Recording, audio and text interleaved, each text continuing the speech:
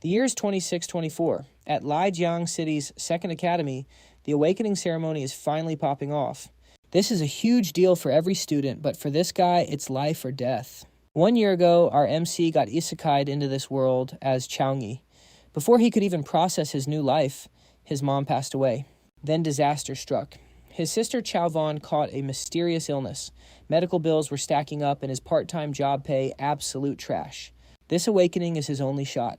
He needs a combat class to grind dungeons, make bank, and find a high-ranked priest to save his sister. Talk about luck. Right during the ceremony, Chau Nghi actually triggered the system. He scores a Newbie Gift Pack with a hidden class. We're talking a straight-up OP class in this world. After the goddess's blessing. Chau Nghi has 3 choices: Light Mage, Holy Priest, or Holy Knight. Light Mage is pure DPS. Huge damage but 0 defense. In a world overrun by monsters, 1 mistake and you're toast. Holy Priest has insane buffs and even a broken resurrection skill. But the combat power is mid. He'd be too dependent on others. Not for him. Now the Holy Knight. That's the real deal. Absolute power. He can tank and spank. Even if the skills aren't super flashy at first. With his divine light and talents, it's the perfect fit. Decision made. Chau Nghi chooses the Holy Knight class. System. Congrats, you've become a level 10 Holy Knight. Once the ceremony wrapped up, his classmates started thirsting immediately. Yo, class rep. Let me join your college entrance exam team. I want to carry. I'm a summoner. We'd be cracked together. I'm a mage. Take me with you. Stop crowding him. Get lost. An upperclassman shoves them aside, looking at Chau Nghi with total respect. Not bad at all. Go home and rest up today. Tomorrow, meet me in the principal's office. Back in his room, Chau Nghi finally had time to check his stats. Strength 20, Constitution 18, Agility 17, and Intelligence 15. He's got 10 unassigned stat points. Post-awakening. His stats didn't just jump, he got bonus points to play with too. Strength first, then Constitution. You need that raw power to wreck monsters efficiently. Chau Nghi works the system. Boom. Strength up by 6 points. He dumps the rest into Constitution and Agility 2 points each. He can literally feel the power coursing through his veins. That's that stat point diff. Then the system pings. First time stat allocation complete. Holy Knight quest triggered. Daily quest, pick 2 rewards from the list below. Reward 1, 10 extra stat points. Reward 2, random Holy Knight gear. Accept or decline. With rewards like that, obviously he hits accept. The system starts matchmaking a trial instance for his rank. Match found. Goal, slay the E-rank monster Gulabi. Take this trial seriously. Die in the trial, and you die in real life. It's over. Just like that. Chau Nghi gets teleported to a different dimension. He looks around, staying sharp. A mine. Right, the textbook said. Gulabi monsters usually lurk in mines. They aren't carnivores, but just like every other monster, they go feral the moment they see a human. Sensing danger behind him, Chau Nghi leaps into the air. He dodges the Gulabi's sneak attack with ease. Since it's his first real fight, Chau Nghi decides to hold back on skills. He wants to see if his basic attacks are enough to solo this thing. His body feels way more fluid. That jump power, insane. This is the power of those buffed stats. But while he's feeling himself for dodging, the monster's blade-like tail stabs him right in the gut. Time to stop flexing. He immediately pops his skill, Slow Heal Level 1, C rank. For 30 seconds, it heals allies within range for a set amount of HP. Can't sleep on even low-rank monsters. As the beast charges again, Chau Nghi chains 2 skills together. Pure White Blade and Tiger Strike to counterattack. Pure White Blade Level 1, C rank. Power condenses. He slashes a cross shape with his arms, unleashing a cross blade attack on everyone nearby. It deals holy attribute magic damage and leaves the enemy stunned. Tiger Strike Level 4, D rank. This skill lets him grab a target and charge forward. Then throwing it deals massive damage to any enemies caught in its path. Finally, after Chau Nghi lands a flurry of punches, the Gulabi beast is gone. Gulabi defeated. Trial cleared. Rank A. Choose your reward. Reward 110 extra attribute points. Reward 2. Paladin skill. Reward 3. Random paladin gear. Attribute points and skill points are the source of power. For a class user, I don't need to level up skills just yet. Free attribute points are the best choice. A solid weapon will also carry me through my future trials. Lucky the system dropped a weapon. With my broke self, I could never afford one. Choosing attribute points and random gear. Received 10 free attribute points. Received crude one-handed sword. Trial over. Chau Nghi heads back to his familiar room. Just then, his phone rings. A reminder pops up, 1700 hours hospital visit. Meanwhile, at another location, Chau Van is watching the news in her hospital bed when the TV snaps off. It's the head nurse remote in hand. She holds up a bill and demands payment for the meds. Come on, 10,000. 10,000. Chau Van takes the bill with trembling hands. Why is it so expensive? Wasn't it 5,000 before? Is there a mistake? My brother works 3 jobs and only makes 5,000 a month. Where am I going to get the rest? The nurse snaps back. You took a lot of meds this month. Suppressants, stabilizers, and we had to call a priest. You had 3 episodes in the middle of the night. The whole staff had to run around taking care of you. Why are you so difficult? If you have a problem, check it yourself. Chau Van tries to explain. I didn't mean that. Please don't misunderstand. Look, if you're not born rich, don't catch a rich person's disease. Poor people should just accept it. If you can't afford treatment, then don't. Before the nurse can finish, a heavy hand lands on her shoulder. She spins around in shock. Nurse, I believe I heard you insulting a patient. I wonder if you'll be this mouthy in the director's office, a middle-aged man says. Beside him is a massive, scary-looking bodyguard. The nurse gets nervous. These guys don't look like good news. She decides to back off. But before leaving, she barks at Chau Van, you better pay those medical fees today. Who are you? Chau Van asks, guarded. Are they debt collectors? The man pulls out a business card and smiles. You must be Miss Chau Van. I'm a friend of your brother's. A moment later, Chau Nghi walks in with a receipt. Van, I just paid the bills. The system says there's 100,000 in the account. Do you know what's going on? Chau Nghi looks up from the bill. He sees the 2 strangers and asks, who are you? The middle-aged man introduces himself. Hello, Mr. Chau Nghi. My name is Zhao Wenbin, secretary to the mayor. I'd like to discuss something with you. He reaches out for a handshake. The mayor is the biggest player in Guangxi City, and a secretary sometimes acts as the mayor himself. Why is someone like this looking for me? Chau Nghi politely shakes Zhao Wenbin's hand. It's not ideal to talk here in the ward. Let's go somewhere else. Zhao Wenbin happily agrees. Before leaving, he tells the guard to stay with Chau Van. News of Chau Nghi's hidden class is all over the media. Everyone's talking about him. For example, 3 girls at a nearby cafe table. Did you see the trending news? Second Academy just produced a hidden class. I think his name is Chau Nghi. Look, here's a leaked photo. He's actually pretty hot. Zhao Wenbin smiles and says, Mr. Chau, congrats on your S rank. Talent, Divine Angel's Protection. A paladin class. It was just luck, Chau Nghi replies. But getting an S rank talent in a normal ceremony is definitely more than just luck. The mayor is very impressed. He even told the media to back off so they wouldn't bother you. Then he pulls out a box. Inside is a key. He continues. We've also prepared some cultivation resources for you. To help you prep for the college entrance exams, they're in a Citibank vault, and this is the only key. If you need anything else, just ask. It seems the mayor thinks I'm going to be a powerhouse. That's why he's investing so much in me. There's no downside, but hey, there's no such thing as a free lunch. The mayor clearly expects a favor in return someday. Seeing Chau Nghi remain silent, Trio Van Bon finally played his trump card. Starting today, a professional medical team will be on call for Miss Chu Van 24/7. That is round-the-clock care. On top of that, the mayor has already contacted a level 36 second-turn priest. In 1 month, that priest is traveling specifically to Quang Tay City just to treat her. Hearing this, Chau Nghi immediately accepted the mayor's support. After finishing the talk with Trio Van Bon, he headed straight back to Chu Van. He filled her in on everything that happened. Chu Van was totally shook and gasped. Whoa, so you basically just leveled up to the moon, brother. Can I just ride your coattails forever? Then Chau Nghi playfully flicked her forehead. Stop talking nonsense. Right now, you just need to focus on getting better. Chu Van looked at him curiously. Every class has its own unique skills, right? So what are yours? Chau Nghi thought back to what happened right after his awakening. 3 unique skills for the Saint Knight had appeared. Pure White Blade for offense and Slow Heal for recovery, plus Weapon Blessing for support. Since Slow Heal could restore HP, he decided to test it out on his sister. Chau Nghi placed his hand on Chu Van's head and activated the skill. She let out a soft breath. Whoa, that feels so good. It's like soaking in a hot spring. He then gave her a gentle massage. Do you feel any better, Van? She was totally blissed out. She snapped out of it, her face lighting up with pure hype. The pain is gone and my hands, they are actually warm now. You are so OP, brother. Chau Nghi looked at her with a smile, feeling relieved that he chose the Saint Knight class. Aside from the raw power, a big reason he chose it was because of her mysterious illness. After all, the Saint Knight is a top-tier healer class. Even if it couldn't fully cure her, just taking away her pain made it all worth it. The next morning, Principal La Hong personally escorted Chau Nghi to the office. On the way, the principal was beaming. Yesterday, dozens of universities called me wanting to recruit you instantly. My phone was literally about to explode. And just this morning, 4 scouts from the top 10 universities already called. Make sure you show off and grab those prime resources. These recruiters are all level 35 plus second-turn experts. If you get recruited by them, your future is set with top-tier training. Principal, which schools are we talking about?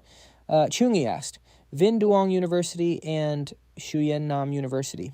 Also NCAT and Hanthon. Wait, did the top 3 universities not call? The big 3 always rely on the national exam scores. They don't care about talent or class for early recruitment, so no invites from them. Just as they reached the door, Chau Nghi heard a heated argument coming from inside. Old trio. Tin Shuyen is over 4,000 kilometers away. Don't tell me you used a specialized fighter jet to get here. A jet. Please, I used a long-distance teleportation array. That cost me a whole level 30 monocore for one trip. You actually wasted that much. For a legendary genius, it's worth it. Chau Nghi is definitely joining Xuyen Nam University. Then let's see who has the better offer. La Hong pushed the door open, looking incredibly proud. Listen up, recruiters. Our genius student Chau Nghi is here. He then introduced everyone to Chau Nghi. This is Professor Trio Thien Fu from Vinh Duong and Professor Lai Bang from Xuyen Nam, Ms. Chun Ngok from Hanthon and Professor Ngok Uyen from Ankat. Chau Nghi immediately gave them a respectful bow. This made them very happy. He had a hidden class but wasn't acting like a cocky brat at all. Not arrogant and totally chill, what a good kid. Trio Thien Fu got straight to the point. Let me tell you Vinh Duong's offer. Join us, and you get 2 million credits up front, plus 3 holy class skill books. Chau Nghi was stunned. For a normal family, making 6,000 a month was the norm. Vinh Duong just dropped 2 million plus rare Saint Knight skill books. These were things normal people could never even touch. Even the mayor didn't offer resources on this level. Ha, that's it, Vinh Duong is being stingy as always. Lai Bang laughed mockingly. He stepped up with his own deal. Chau Nghi joined Xuyen Nam, and we will give you 3 million a year plus those 3 skill books. And you'll be personally mentored by a level 56 third-turn Saint Knight. Level 56 is basically a god-tier existence. On this planet, becoming his disciple meant a legendary future. La Hang was speechless. But what Ms. Chun Ngok said next was even more of a plot twist. You guys are barely trying. Join Han Than. The cash isn't much, just 2 million. But the moment you enroll, I will give you a full set of B-rank cultivation resources. B-rank resources. La Hang couldn't help but shout. He stared at Chau Nghi as if to say, bro, accept it right now. B-rank cultivation resources aren't something you can just buy with money. 1 drop of those treasures could turn a literal pig into a top-tier magic beast. Despite those insane offers, Chau Nghi just brushed them off. He's aiming for the big 3. In the top 10, the big 3 reign supreme, Su Hongthon Kin and Ma Do University. They are the goats of the great Central Empire, only taking 1,000 students a year. And it's not just humans. Elves and giants are also fighting for a spot. Other races are naturally OP, plus our country is packed with geniuses. Getting into the big 3 is basically impossible. Hearing Chau Nghi's refusal, Trio Thien Fu snapped. He thought he found a gem, but it turns out the kid is just delusional. I've seen your file. You've been lagging for 18 years. No resources and trash stats. With your current ability, forget the top schools. Even if you get in, you'll be at the bottom. Without elite training, you're nothing. Chau Nghi tried to stay upright. The pressure was heavy. If this were the old me, I would have hit the floor already. Suddenly, Principal Law stepped in. He unleashed his own power to counter Trio Thien Fu. What's the meaning of this? Bullying my student on my turf, not happening. Chau Ngok watched from the side, curious. To last 3 breaths under that pressure. This kid is different. Realizing he went too far, Trio Thien Fu pulled back and turned to leave. Character matters as much as potential. With that ego, he'll never make it. I'm out. The other recruiters followed him out while La Hang rushed to smooth things over. Only Chun Ngok and Chau Nghi were left. You've got guts, but he's right. The competition is insane and other races are born broken. Getting in is harder than climbing to heaven. Chau Nghi didn't flinch. I'll let my exam scores do the talking. 1 month left. With my system activated, everything changes. I'll reach a level they can't even imagine. The big 3 will be begging for me. It's been a while since I've seen that look in someone's eyes. Reminds me of the war days. I've stayed in the safe zone too long. My mindset has gotten stale. Chun Ngok stared at him, then walked away with a smile. Fine then. Show me what you can do at the exams. See you around. Time flew by in a flash. 1 month later, the national exams finally arrived. The hall was buzzing with nervous students. The examiner is Devil Yang were cooked. Last time he set the test, the average scores hit rock bottom. It was a massacre. Yo, did you hear Chau Nghi rejected the free pass to aim for the big three? No way is he for real, that's pure arrogance. Even the city geniuses are scared. Just because he has a hidden class, he thinks he's him. He's going to fail so hard, a $1 million signing bonus, and he said no, what a clown. Just as they were talking trash, Chau Nghi walked in. The guy who was talking smack froze. He looked at Chau Nghi and felt a chill. Wait, something's different. He has the aura of a total beast. Dungeon unlocked. The notification popped up for everyone. Secret Realm, the Deep Dark Forest. Level 10 to 13. Difficulty Nightmare. Warning. Packed with cat demons and minotaurs. They love human meat. Hell no, not the forest. Isn't there a swamp in there too? Fast cats and tanky bulls were dead. Devil Yang really wants us to suffer. Usually the party limit is 3, but this time it's 5. Everyone started panicking. Lai Huang Duong stepped up to the front and shouted at everyone, "Listen up, know your limits out there. If you face a lethal threat inside the dungeon, pop your teleport scroll and get out immediately. Die in the dungeon and you die in the real world. Better to fail the exam than to lose your life. It is go time, all candidates prepare to enter the dungeon." As soon as Lai Huang Duong finished speaking, every candidate turned into a flash of light and was teleported inside. At that moment, the giant screens flickered to life. The live broadcast began showing every student's movement inside the dungeon for everyone to see. Class 1 Tun Quang, Warrior, Hard Mode, Solo. Class 1 Mocam, Assassin, Hard Mode, Solo. Class 1 Long, 5 Wong Fuang and Ton Kian, Elementalist, Archer, and Necromancer, Hard Mode. Team of 3, wait, look at Class 5 Chau Nghi, Paladin, Difficulty Nightmare, Solo no way. Class 2, a team of 5, Archer, Fire, Mage, Swordsman, and Pharmacist. Difficulty level hard, as expected of the elite rocket class, aside from a few duos. Most of them are soloing the dungeon to soak up all the experience points. Higher scores mean higher risk of death. Only the beasts from the elite class would dare to pull this off. While everyone was gossiping, a girl suddenly screamed and pointed at Chau Nghi's screen. Look, Chau Nghi is soloing Nightmare difficulty. In the VIP section, Director Jia Tao of the Education Bureau was shook. He slammed his hand on the table. He turned to Principal Lahang and yelled, "A Paladin's support skills are top tier. He would be OP in any team. Why on earth is Chau Nghi going solo? He chose Nightmare mode. The death rate there is over 40%. Principal Lai. The city poured so many resources into Chau Nghi this month so he could get the best results. If he dies in there, the reputation of the entire Lijiang city government is cooked. He is completely disrespecting the government's investment." La Hong quickly tried to calm him down. "Relax, Director Jia. Chau Nghi isn't reckless. He must have some insane trump cards up his sleeve." Back to Chau Nghi. While moving through the brush, he caught a shadow flickering through the trees. Chau Nghi got serious and pulled out his weapon, a bronze single-blade axe, after equipping it. Strength +7, agility -2. Suddenly a monster lunged from the high branches with sharp claws. Aiming right for Chau Nghi, he roared. Perfect timing. Catch this L. With a massive swing, he split the monster clean in 2. Strength 45, stamina 51, agility 43. Intelligence 52. Chau Nghi checked his stats and smiled. Even though I am only level 10, my average stats are already at 47 points. That is the same as a level 13 player.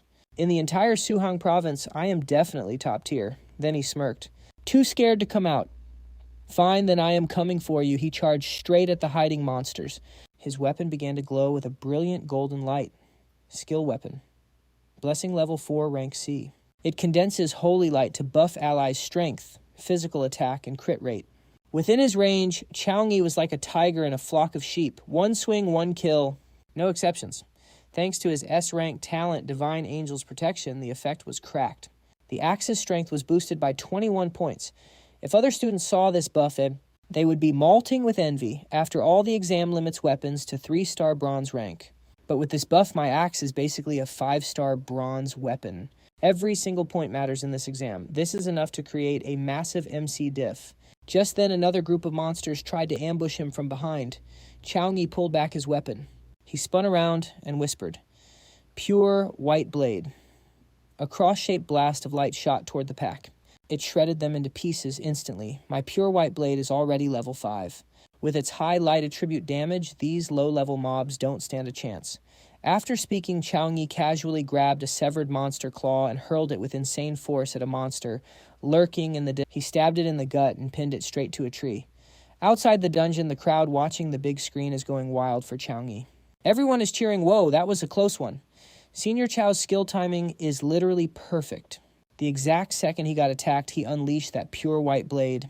He's cracked one hit in their crush that was so fire. Senior Chau is a total beast. I saw this axe at the mall before. It's heavy as hell, so why does he swing it like a toy? Did he put every single free stat point into strength? Hearing that Duong Tien Quan frowns. As a teacher, his eyes are sharper than these students, and he sees something is off. Look closely, Chau Nghi's speed is even higher than a ghost cat. Not just speed, his skill activation is instant. His mana is insane. Looking at his stats, his intelligence is definitely not low. The axe angles, the distance, control, the power, it's all perfect. This kid is a literal combat genius.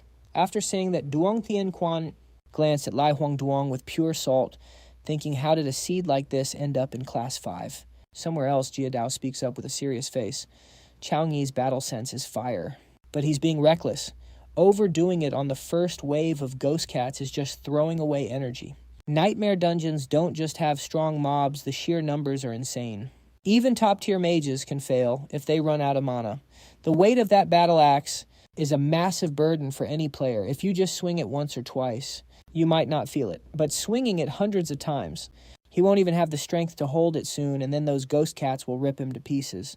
On screen, a fresh wave of monsters lunges at Chau Nghi, and the crowd goes wild again. So fast. The next wave is already here. He doesn't even have time to breathe. This is brutal. There's at least 100 ghost cats. Can Senior Chau Nghi handle it? Everyone is locked in, expecting Chau Nghi to pop off. Inside the dungeon, Chau Nghi doesn't disappoint. He's chaining his weapons and skills like a pro, clearing them instantly. When the last one drops him, a small portal appears in front of him and grows. This is the next stage. Chau Nghi mutters something and steps straight into the portal. On the other side, a massive horde of monsters is already waiting for him. Outside, the host, Keika, points at the screen reporting live to the viewers. Welcome to the AVA livestream. I'm your favorite MC Keika. Right now we're watching the performance of the Academy's biggest star. The S+ talent, the legendary paladin Chau Nghi. He's using some insane speed to clear stage 1 of the Nightmare Dungeon. 3 minutes, 17 seconds. Guys, do you realize how crazy that is? 3 minutes, 17 seconds. That's 29 seconds faster than last year's provincial champ. Kaka is so hyped, he's practically eating the camera, making the cameraman yell, "Bro, stop blocking the shot." A fangirl nearby says he's just running and slashing the whole way. He only took one breath at the very end. How high is Senior Chau's constitution stat? Tuong Fifi adds, Director Jia said. Wasting energy early was a bad move, but now, who knows? In the front row, Lai Huang Duong snaps, Tuong Fifi zip it and watch the race. Director Jia could be capping. Tuong Fifi teases him, Teacher Lai, I see you grinning over there though. Don't talk trash. But Lai Huang Duong is actually unsure. Touching his face and thinking, is my smile really that obvious? Senior Chau is through the portal. Someone screams, and everyone stops talking to focus on the big screen. Inside with appraisal active. Monster info appears to Chau Nghi. Minotaur level 14 silver rank. Skills Berserk, Savage Charge, War, Stomp, Super Armor. Glowing, Cat Demon level 12. Bronze rank. Skills Light Mastery. Healing. Flame Cat Demon level 13. Bronze rank. Skills Fire Mastery. Fireball. Cursed Cat Demon level 11. Bronze rank. Skills Dark Mastery Curse. Chau Nghi's thinking. We've got Catkin Warriors, a glowing Catkin Priest, plus Flame and Curse Catkin Mages, and a silver rank Minotaur with insane damage. Talk about a classic tank healer DPS squad. If the first stage was just clearing fodder, then the second stage is a literal elite army. The death threat level just jumped 100 times over in a heartbeat. No time for Chau Nghi to think. The monsters are already making their move. The melee units rush in instantly, while the mages hang back to cast spells. Suddenly, black shadow hands sprout from the ground, grabbing onto him. He's rooted. Chau Nghi can't move, forced to take their attacks head-on. Fireballs are flying his way. The audience is freaking out. No way Chau Nghi's been cursed by the Catkin. Oh man, this dungeon is no joke. But faced with certain death, Chau Nghi just smiles. Warriors charging priests, buffing mages, supporting. Nice teamwork, guys. Chau Nghi waits until those claws are inches from his face before raising his hands. Holy cross boom. A massive golden cross erupts with blinding light. The entire mob gets swallowed whole. That's a level 4 B rank skill Summon Holy. The golden light condenses into a cross behind him, burning everything in range with holy energy for several seconds. Just straight up screams of agony. Once the golden light fades from Chau Nghi's sight, those terrifying monsters are gone. Now it's just a graveyard of corpses. Outside, Jia Dao's jaw is on the floor. So OP, he just one-shot every single low-level mob. Seriously, who told me paladins were just support? That B-rank AoE skill is basically a cheat code. Skills are ranked from 1 to 7. The higher the rank, the more powerful and rare they get. Jia Dao is suspicious. The government only gives out C-rank skills at best. Where did he get a B-rank one? This kid, Chau Nghi, is definitely not simple. Back in the dungeon, the trash mobs are cleared. Only the Minotaur is left standing. Chau Nghi points his weapon at it, taunting, "Just you left, big guy. Bring it." The Minotaur loses it, instantly popping berserk and super armor on itself. It hits a war stomp, cracking the ground all the way to Chau Nghi's feet. Chau Nghi's got crazy reflexes. He jumps high to dodge, but the Minotaur times its move perfectly. Savage charge. It lunges at him midair. With super armor active, it's basically an unstoppable train. It's a head-on collision, but Chau Nghi doesn't flinch. He triggers aerial slash. Clash. He actually knocks the beast back. Then Chau Nghi crosses his arms. Pure white blade. He carves a cross of light right into the Minotaur. He closes the gap instantly. The blade bites deep, making the beast howl in pain. The massive beast collapses. Chau Nghi appears right in its face, weapon raised. Tanky or we? Without a second thought, he cleaves that Minotaur right in half. But the beast is still clinging to life. Bleeding out, it glares at him. Chau Nghi's face goes cold. He steps up and crushes its head with his boot. That's a wrap. Chau Nghi confirms the kill as the familiar vortex appears. Chau Nghi mutters to himself. Next up, the boss room. The crowd outside is going wild.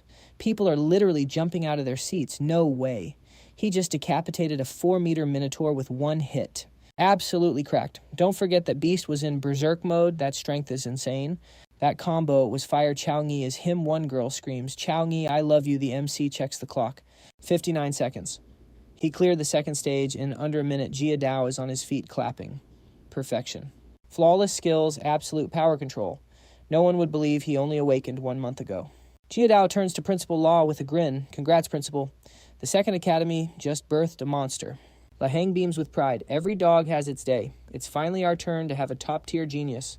He's got high hopes. Since the school started, their best student. Only ranked 72nd in the whole province. But this time, Chau Nghi. He might just take the second academy to the peak. Suddenly, someone points at the screen. Look, why isn't he resting? He's going straight into the boss room already? Everyone's eyes are glued to the screen. Seeing that Chau Nghi didn't even rest before diving back into the portal, Jia Dao started fuming. He is tripping. If he's not at 100%, he is going to get wrecked by the boss. Laheng quickly tried to calm him down, saying Chau Nghi definitely has his reasons. We just need to be patient. Laheng figured that since Tuheng province is packed with geniuses, the competition is insane. Anyone trying to break into the top 100 in this province basically has to go solo. Soloing Nightmare Dungeons is the only way to get the fastest clear time and take the top spot. Back in the dungeon, Chau Nghi reached the third stage and spotted the boss sitting just ahead. He immediately used his appraisal skill. Minotaur King level 16 golden rank. Skills are unknown because the level gap is too wide. Note, he is the king of the Bullhead tribe. Any human who dares enter my palace must prepare to die. The Minotaur King roared and charged. He swung his massive weapon right at Chau Nghi. Dawn's blessing. Courage, God's grace, protection. Chau Nghi popped all his skills at once. Suddenly he appeared right behind the boss in full armor. He waved his hand and taunted him. Hey little cow, I am over here. Full buffs, active, junior, paladin form. The boss turned around in a rage as Chau Nghi launched his attack. But the Minotaur King just blocked it effortlessly. Even with 4 buffs, he couldn't even scratch his skin. Chau Nghi dashed in front of him and struck again, but it felt like hitting solid metal. Sparks flew everywhere. The Minotaur King let out a massive roar and slammed his weapon down. It created a huge shockwave and sent dust flying everywhere. Chau Nghi barely dodged the hit. As he escaped the dust cloud, a flash of purple light appeared. Suddenly, the boss was right in his face. Chau Nghi couldn't react in time. He got sent flying, crashing through 5 massive pillars before stopping. Thank God for that paladin armor, or his bones would have been literal dust. Nice, that first round told me everything I need to know, he muttered. Chau Nghi slowly raised his hand and shouted, "Victory spear." In an instant, golden swirls appeared around him. Sharp golden spearheads emerged from the portals and launched straight at the Minotaur King. Level 3, C-rank skill Victory Spear. It fires spears made of pure divine energy at the enemy. If they hit, the damage is insane, but the Minotaur King just swatted them away. No matter how many spears he threw, he couldn't leave a single mark. Then a notification popped up. Warning, mana levels are low, please recover immediately. Chau Nghi just ignored it. He kept the skill active while thinking fast. This boss is too strong, I cannot win with pure power. Most people would try to kite him, but that's a losing game. The examiners wouldn't make this impossible. There has to be a way to beat him. While fighting, I noticed his agility is trash. If I attack from multiple angles at once, he won't be able to keep up. Chau Nghi started controlling the spears to strike from every direction. It worked instantly. A few spears managed to pierce the Minotaur's knees. Warning, mana levels are low, please recover immediately. Chau Nghi clenched his fist and detonated the spears, forcing the boss down to one knee. Besides being slow, this guy has another weakness. He has high health, but he is weak to burst damage and debuffs. I have to land a massive chain of high damage skills in a very short window. The timing and the number of spears have to be perfect. If not, I will run out of mana and fail the entire exam. Everything was calculated. Chau Nghi knew his chance had come. While the boss was still down, he sent every single spear in for a massive explosion. Warning, mana levels are low. I wanted to use a finisher, but there is no time left. Chau Nghi rushed in and delivered the final blow, splitting the boss clean in two. Congratulations on clearing the Nightmare Forest dungeon. Clear time 9 minutes and 24 seconds. Your record has been saved. Your dungeon clear score is SSS. Congratulations, you've been confirmed as the top ranker for this run. This dungeon. Hearing the announcement, Chau Nghi was stunned for a second, whispering, top ranker. Does this mean I'm officially the valedictorian for the Suhong District exam? But Chau Nghi snapped out of it fast. He pumped his fist, hyped as hell, and whispered, yes, I actually did it. In his head, he was reeling. It's been a year since he ISEKAI'd here.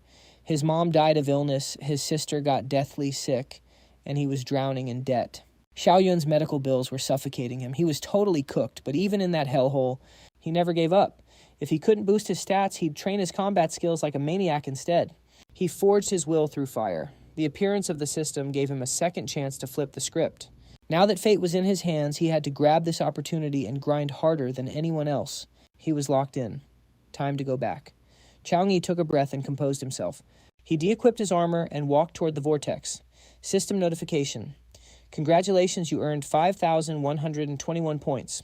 Massive EXP, 20 free stat points and 20 skill points. Level up to 11. Level 12. Level 13. Boom. You received the Tropical Forest Belt. Plus 10 stamina, plus 7 strength. Requirement level 10. Check out the set effect. Fighting in the forest gives you a constant buff based on your stats. Triple revival speed and triple stamina recovery. Plus triple mana recovery. Nice. You also got the Tropical Forest Ring, level 10 required. Set effect. While fighting in the forest, you get a continuous buff. It scales with your stamina, triple revival, triple stamina, and triple mana recovery. This is OP. You got 10 night berries. Note, using these will restore a chunk of your mana. 1 gold rank Bull King card. Heads up, this is an enchanting material. If it succeeds, your gear gets a plus 20 strength boost. As soon as Chau Nghi stepped out of the vortex, the crowd went wild. Welcome back, Senior. Chau, I love you, Senior. You're literally a god. He's so cracked. Brothering he is way too strong. Godding he, Chau Nghi was totally caught off guard. Before he could even process it, he heard the clicking of cameras everywhere. Chau Nghi turned and saw a mob of reporters pointing their lenses right at him. Flashes were going off like crazy. Then, Principal Laheng and Education Director Jia Dao walked up. Jia Dao and La Hong were all smiles, soloing a nightmare dungeon in 10 minutes. The Academy hasn't seen anything like this in 100 years. With my experience, Chau Nghi is definitely going to be the top student in Suhong. His future is looking bright. Chau Nghi just smiled. You're too kind, sir. Suddenly a luxury car pulled up, causing a scene. Whose car is that? Why is it here? Is that an S-400 Magic Craft? The one that can switch to flight mode. Wait, is that the S-Class?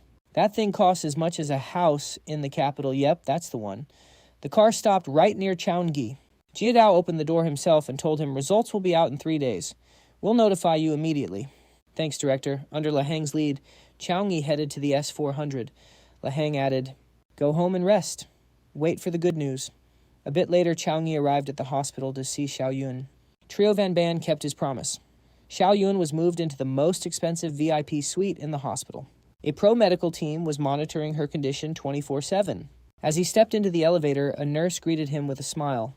"Mr. Chau, you're here." Chau Nghi nodded. "Yeah, here to see Xiao Yun. I've got some great news for her. Exam went well, right?" She pressed the button for the 26th floor. As the elevator went up, the temperature suddenly plummeted. The nurse started shivering. "That's weird. Why is it so cold? Is the AC too low?" Chau Nghi noticed frost creeping in from the door. His face went dead serious. The doors opened on the 26th floor. The nurse screamed in terror. What happened? The entire hallway was covered in a layer of ice. Even the people there were frozen solid ice statues with looks of pure horror on their faces. "Xiao Yun," he yelled. Chau Nghi panicked and sprinted toward Tu Van, leaving the nurse in the dust. She tried to call out to him, but before she could finish, she was turned into an ice statue by the frost. Meanwhile, Chau Nghi smashed through the ice wall in Tu Van's room and roared, "Tu Van." A second later, he froze. Tu Van was writhing in pain on the bed. Pure frost energy was leaking from her body, coiling into a massive frost dragon in midair. Beside the bed, someone was casting a spell, trying to treat her. Seeing Chau Nghi about to attack the dragon, the girl shouted, "Nghi, stop, don't hit it." Chau Nghi hesitated and stood down. He walked toward her. "Sister Tin." She explained that if the dragon gets hurt, Tu Van's heart might literally shatter. Chau Nghi asked, "Why the hell is there a dragon?" Tin replied, "Her frost illness flared up out of nowhere. Everyone else is frozen solid. I can only suppress the energy on this floor. You need to get out now." Chau Nghi cried out, "What about her?" Tin cut him off. "Look, without a high-rank priest, there's only so much I can do." Chau Nghi locked in. "I got it." He mentally commanded the system upgrade all skill points into slow heal. Slow heal level 4. Enhanced slow heal level 10. It heals allies in range. It also boosts stamina and mana for a set time, without wasting a second. He dropped the skill on Tu Van. Tin gasped. The mana behind this paladin's healing skill.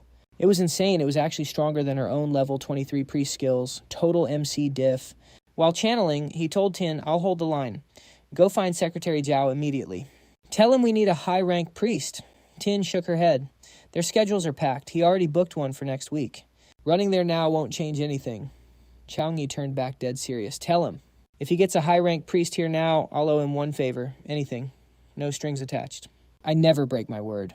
Tin stared at him for a moment, then nodded and ran to find Secretary Zhao. Chau Nghi went back to work. These frost flare-ups were a nightly nightmare for her. For a year, the icy energy had put her through pure hell, a fate worse than death. It had been getting worse lately, but he didn't think it would manifest outside like this. He gritted his teeth and kept healing even as the frost started creeping up his own hands. Night fell. Just as his mana was hitting 0, a green orb flew into the room. It bounced around like a rubber ball, slamming into the frost dragon and cracking its body. Seeing Tu Van's face contort in pain, Chau Nghi yelled, "Wait, don't touch her." Suddenly the orb slammed into him, sending him flying back. Then a girl, carrying a massive pen staff, stepped into the room. She gave a cocky wave. "Come on, then." The frost dragon roared and lunged at her. She swung that pen like a club, smashing it against the dragon's head. Then she started frantically drawing strange symbols all over its body. Her eyes glowed with green light as she slammed the pen down once more. A magic circle erupted. The dragon was slammed back into Tu Van, shrinking as it went. Finally, it turned into an ice orb and merged into her body. Tu Van's face relaxed. The pain was gone. Chau Nghi whispered, "She's okay." That's when the healer looked at him. She spoke up. "You're Chau Nghi, right? I've heard the hype. I'm Thoi Leet Na, a level 35 second-tier priest from Con Van City." Chau Nghi nodded. "Miss Thoi." She told him Chairman Jia begged her to prioritize his sister. She thought to herself, if Jia hadn't mentioned this guy could be the provincial top scholar, I wouldn't have broken the rules. But holding out against that frost for so long, he's the real deal. Chau Nghi asked Miss Thoi what's actually wrong with her. "Can she be cured?" She replied, "Frost energy manifesting like that, it's a sign of a bloodline awakening." Chau Nghi's eyes widened. Bloodline awakening. He knew that back when the game Eternal first appeared, many players chose races like elves, giants, or demons. When the game and reality merged, those players started showing the traits of their chosen races, like elven bloodlines getting green eyes and pointed ears. Those with giant blood can reach a height of 34 meters within 200 years. When different races intermarry with humans over generations, the bloodline thins out, and their unique traits and abilities slowly fade away. Except for one special case, Awakening. Thoi Liat Na explains that awakening is both a blessing and a curse. If you succeed, you gain the power of another race, and your skill leveling becomes super easy.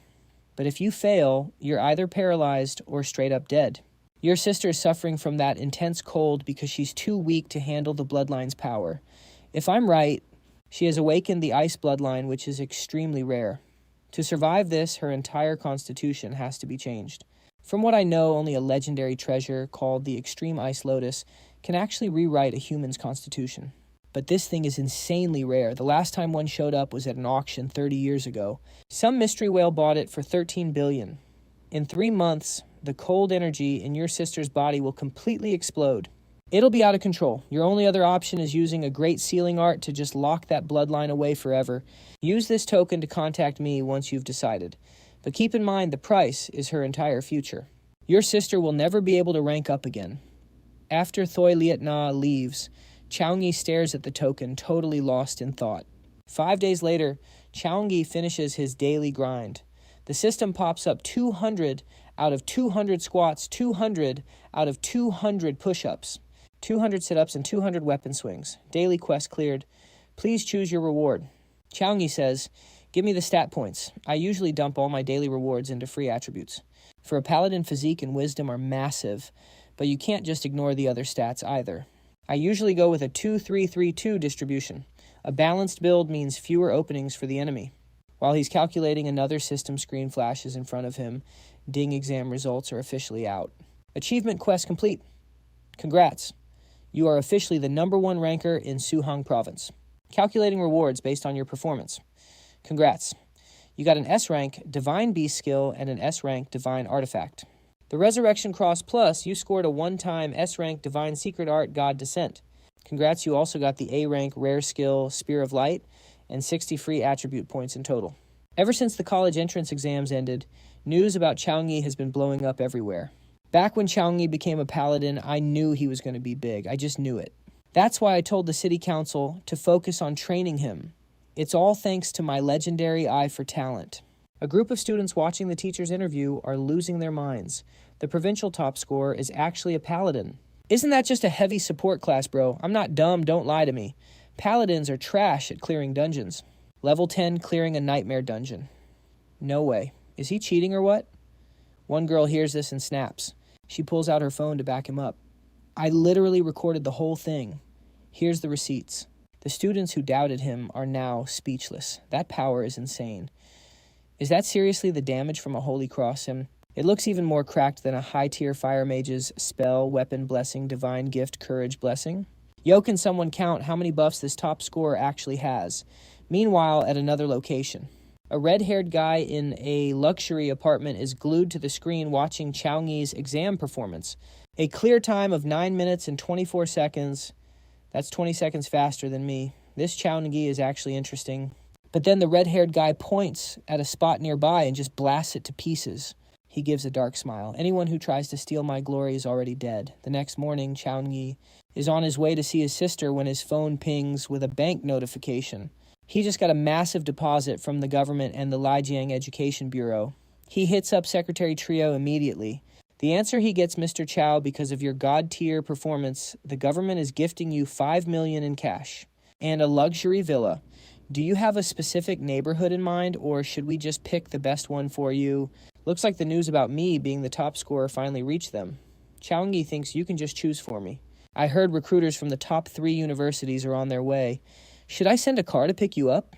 No need, they're already here, Chau Nghi says as he looks at the man in front of him, who's smiling politely. He hands over a business card and introduces himself. I'm the recruiter for Vinh Duong University. Vinh Duong. Chau Nghi is surprised, but then a total stranger's voice cuts in. I remember Vinh Duong University used to be, they called Zhou Yi arrogant and said he didn't know his place. Look who's crawling back now. The recruiter from Vinh Duong University looked up at a jacked dude hanging from a helicopter's rope ladder. Chow Tianfu really messed up. He couldn't recognize a legend if he saw one. He's already been fired and kicked out of the school. The Vinh Duong recruiter looked at Zhou Yi awkwardly.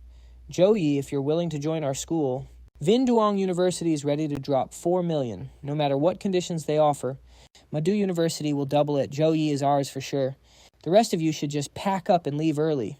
The buff guy landed and spoke with pure confidence. The Vin Duong teacher was fuming. Right then, a girl's voice whispered in Zhou Yi's ear, "Did you forget about Thankin University?"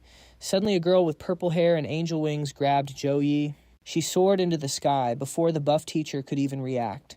Having Zhou Yi all to herself, the purple-haired teacher whispered in his ear, "Listen, Zhou Yi, Thankin University might not have everything, but we have all the cultivation resources you could ever need. 4 years of college, and we'll give you A-rank resources every single year." Just as she finished, a magic circle suddenly appeared behind her and sucked her in. Now a female teacher dressed in all black stood in front of Zhou Yi. She let out a cold threat. "To recruit a top-tier student, you need to put up real resources, money, and fame. Whatever Thankin offers, Tahang University can match it. But snatching him like that, really. Put him down now or things are going to get ugly." The buff teacher flew up to join the chaos. "Exactly. You can't force these things. Zhou Yi Ma Du University won't just give you A-rank resources every year. We'll also give you a full set of gold-rank gear." The purple-haired teacher was fuming, but she knew when to back off and slowly let him down. She gave a friendly smile. "Hey, I wasn't kidnapping him. I just wanted some private one-on-one time with Zhou Yi." "Zhou Yi, the choice is yours. I'm Sumir, the recruiter for Tahang University." At Tahang University, strength is king. If you can make it onto the Earth or Heaven rankings, then forget A rank. We're talking S rank resources. Plus, Tahang University has held on to the #1 spot. For the last 4 years, we've crushed the freshman exchange competitions. Our training program is officially the best of the best. The purple-haired teacher snapped back. "Sumi, what's that supposed to mean?" You win a few competitions and suddenly you're all high and mighty. Tahang winning is an undeniable fact. Miss Sun, maybe you should focus on making your students and teachers at Thankin work. While the two teachers were going at it, Zhou Yi was seriously weighing his options. The special offers from all 3 schools were pretty much the same. Picking any of them would basically guarantee a legendary future. But if I want to maximize my combat skills, Tahang University is definitely the best fit for me. After thinking it over, Zhou Yi finally chose Tahang University. Hearing this, Sumier immediately pulled out a scroll. "This is Tahang's special recruitment contract. Take a look, and if everything's good, sign right here." The buff teacher felt the sting of losing such a talent. Tahang had beat them to the punch. Miss Sun wasn't ready to give up yet. "If things don't work out at Tahang, you're always welcome to transfer to Thankin University." Sumir shot a death glare at Miss Sun. This woman just wouldn't quit. Wait, staffless casting. That's a high-level mage skill. Zhou Yi gasped while reading the contract. He looked at Sumi confused. "If you don't mind me asking, what level are you?" "Level 42, Second Awakening Mage." Zhou Yi was even more shocked. "But you look like you're not even 30 yet, kid. The world is much bigger than you think. Once you're at Tahang, you'll see plenty of young powerhouses even stronger than me." "That's awesome," Zhou Yi replied, pumped up. Lately, he hadn't found anyone his own age who could even challenge him. If he could find a real rival at Tahang, then he could actually start leveling up faster. Once the contract was signed, Sumir tucked it away and gave him instructions. "All right, you got 1 week to pack your bags. I'll be back in 7 days to take you to school." "Wait, what, does Tahang University always start this early?" Sumir gave him a wink. "Of course. Special recruits like you need to start early for some high-level training. It'll help you get stronger even faster. That way you'll absolutely crush it in the National Freshman Exchange Competition." 1 week flew by. After Zhou Yi and Zhou Yun moved into their new villa, it was finally time for him to head off to school. Before heading out, he asked for a favor. Zhou Yi asked Zhao to watch over his sister while he was away, giving her a ton of advice before finally hopping into Tumini's ride. Zhou Yi kept looking back at his sister, feeling the feels. Tumini smiled and asked, "First time away from home." "Yeah, then you better buckle up." Before Zhou Yi could even process what she meant, the car warped straight through a space portal. Boom, and Nin University was right there. "Wait, we're not in a rush. Why'd we use a warp gate?" Zhou Yi looked around and saw cars flying out of portals everywhere. He was shook. Usually only the military holds down the warp gates. Even small ones for healers need government approval. But this university and the military are tight, so they built a massive portal right near the campus. It's super fast and safe for everyone. Tumini explained as she pointed ahead. "We're here." Zhou Yi saw the view and couldn't help it. "Whoa, this is way too OP. Let's go, time to get you registered," she said. While Zhou Yi was geeking out, something zoomed past him. A guy just got sent flying by a kick from a girl. The white-haired girl had fire in her eyes. "I told you I am not interested." That kick was a warning. Next time I'm not holding back. Then she just walked off. Cold. The crowd gathered around the guy who just got wrecked and started laughing. Deng Xiao finally met his match. He tries to rizz up the freshman every year, but he's finally cooked. Karma is real. Zhou Yi watched the white-haired girl and thought, magic seals. She has demon blood. Tamini saw his expression and decided to give him a heads up. Plenty of students and teachers here have non-human blood. Don't go making weird faces when you see them. Don't worry, even if they're all non-humans. As long as they're on our side, we're cool. I'm not so petty that I'd hate every demon just because of what happened to my dad. Good to hear. Here's your student ID. She summoned a card and handed it over. Zhou Yi scanned it. Let's talk ranks and credits. Every year has rankings. Stronger you are, higher you go. Your rank is based on the exam. You're number 1, so you're the strongest freshman. But that's just temporary. The freshman tournament is in 1 month. That's when the real leaderboard starts. From today on, you've got a target on your back. Everyone wants that top spot. If I'm already number 1, I'm not letting it go. Zhou Yi said pure confidence. Tamini smiled and kept the tour going. Next credits. You start with a base amount. You use them for food gear, meds, skill books, you name it. If you have enough credits, you can buy anything, even S-rank gear and skills. There are 2 other ways to earn more. 1, credit quests. Use your ID to find jobs on the site. Finish the quest, get paid. 2, the monthly Earth and Heaven leaderboards. There are thousands of students here aiming for those spots. Don't get cocky. We also have 3 dungeon zones. First is the Goblin Underground level, 17 to 21. Second is the Twisted Forest level, 23 to 26. Third is Purgatory, level 28 to 31. You need the right level and enough credits to enter. If you're not ready, hit the training zone to fight robots or spar with people. The strong get all the say and all the resources. That's the only rule for survival here. A group of students walked past them. The leader greeted Tomini, but the others kept staring at Zhou Yi as they walked by.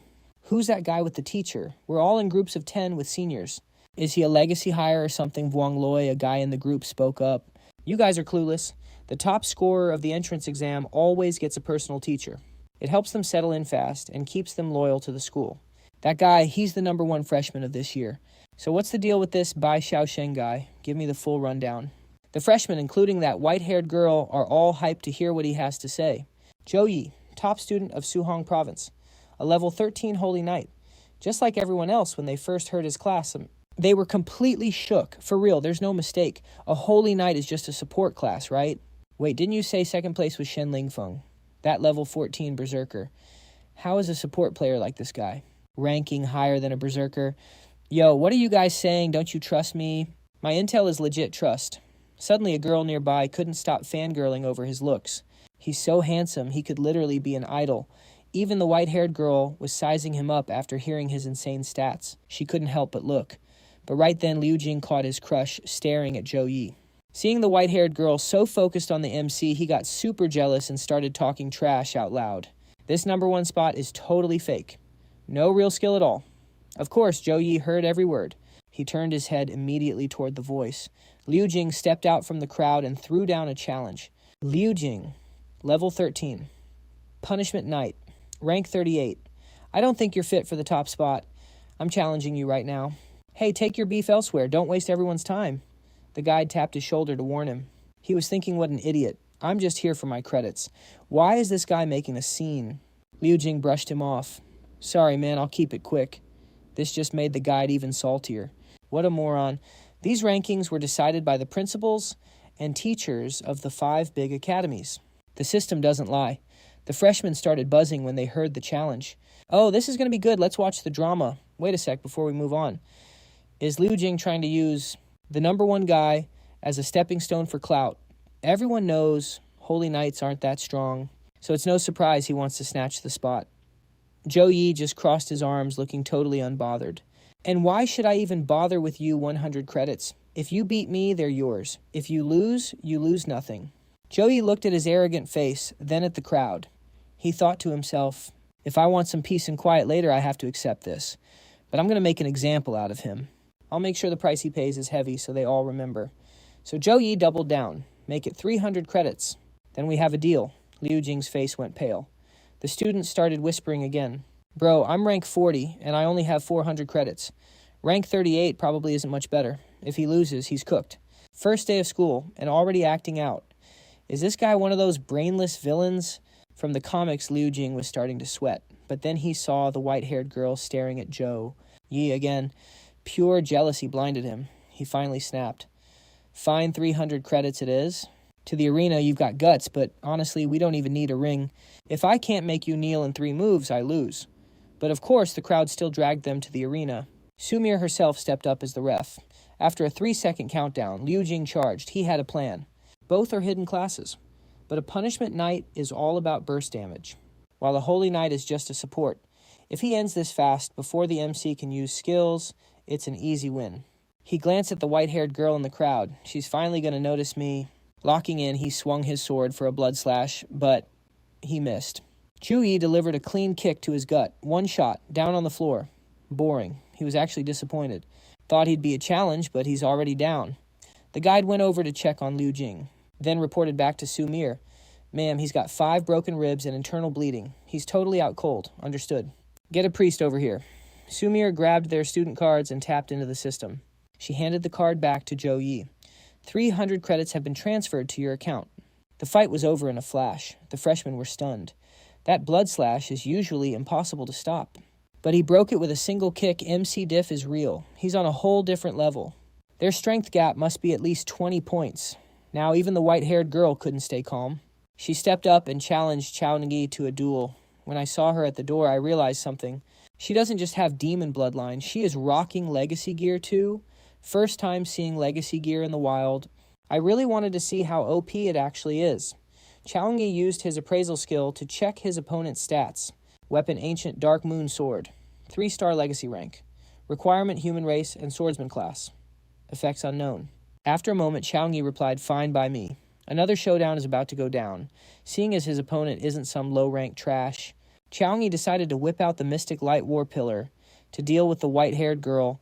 Weapon Mystic Light War Pillar. 3-star gold rank. Stats physical, plus 18 intelligence, plus 24. Effect.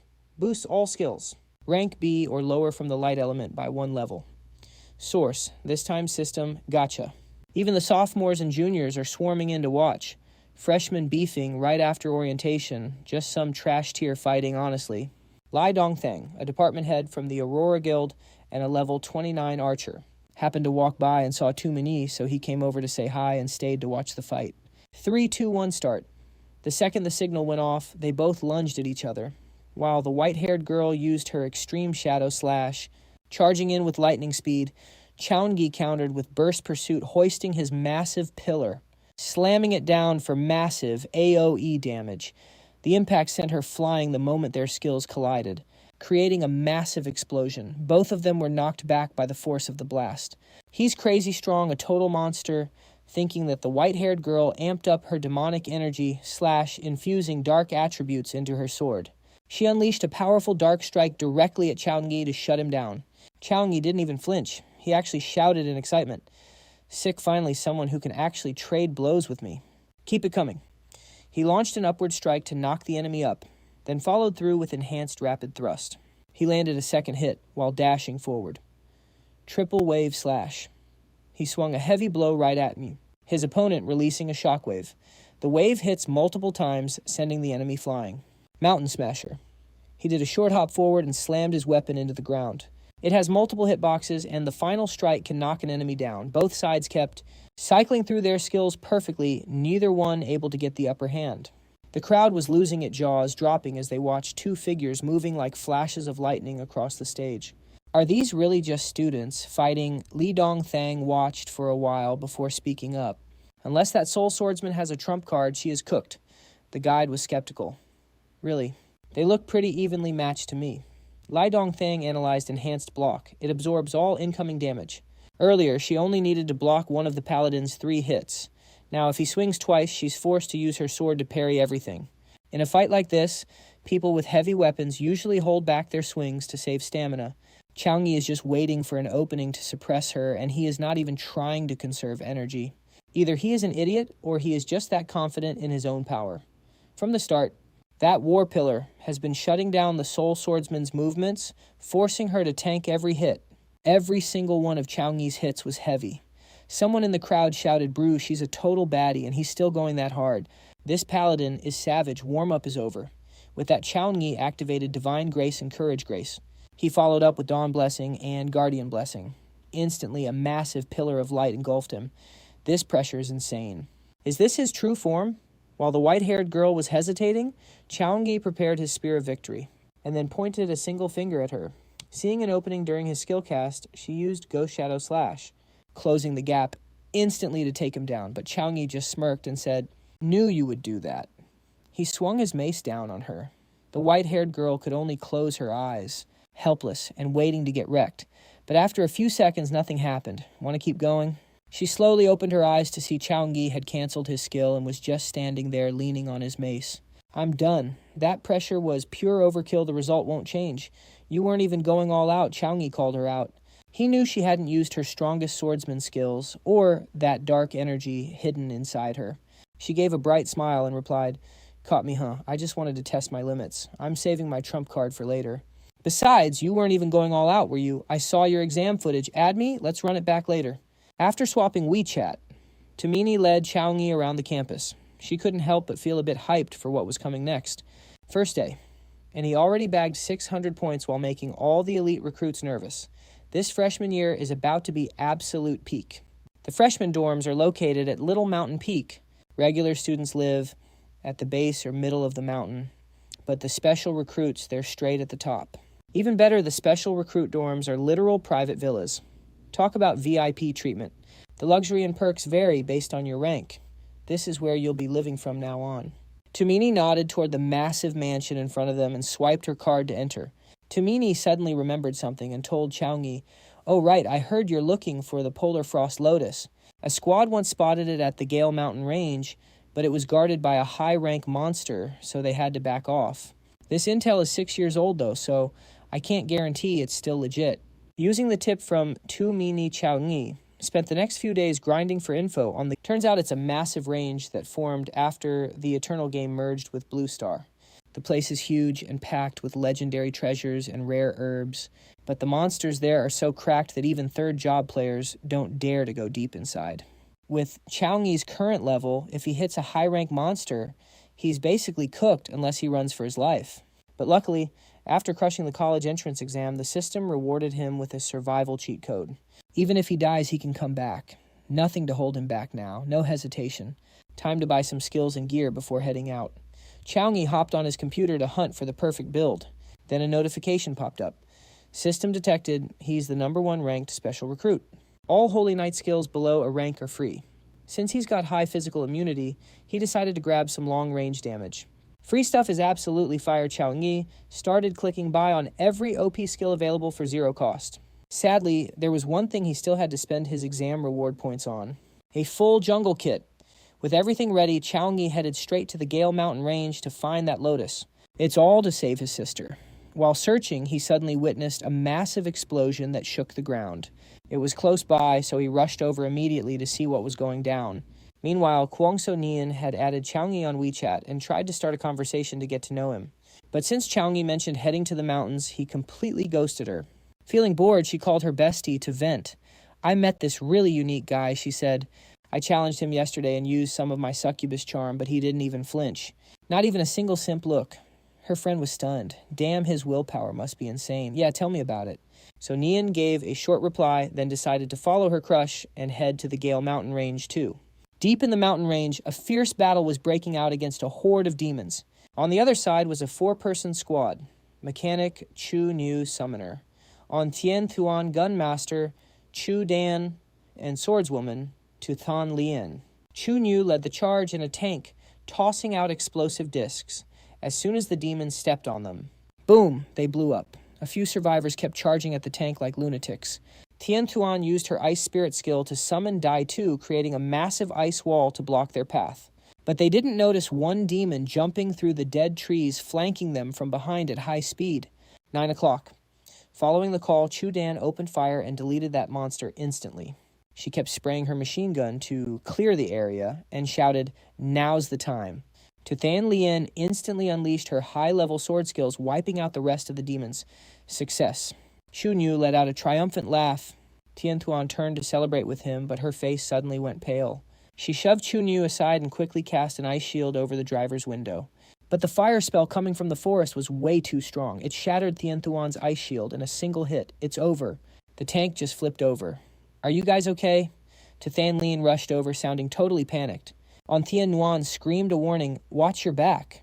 Everyone's eyes snapped to what was behind Than Lien. A mob of demons charged in like monsters from hell. They were ready to roast them alive with fire magic. We used every trump card just to take down 4 demons. Is it really over for us, just as the 4 girls were about to give up? They left it to fate. But then, boom, Chau Nghi burst from the woods on a white wolf. He triggered Holy Storm, dragging those demons into one big pile. Light gathers, the storm descends. The light has come, Chau Nghi shouted. Right then, a massive sword slammed down from the sky. It pierced the heart of the vortex and absolutely wrecked those demons. The whole place was a sea of fire. Chau Nghi patted his pet, and the white wolf knew exactly what to do. It opened its mouth wide. One breath, and the fire was gone. Chau Nghi finally walked over to the girls who were still standing there in shock. He used his magic to heal them up. Than Lien held the unconscious. On Thien Nguyen in her arms looked up at him and smiled. Thanks, Junior Chau. I didn't think you'd know me. The Than Lone Squad is ranked 2 in the whole school. Obviously, I know you. Now I'm even more embarrassed, she said with an awkward laugh. But then she got serious. Listen, Chau, your light attribute skills are fire against demons, but they're still insanely dangerous.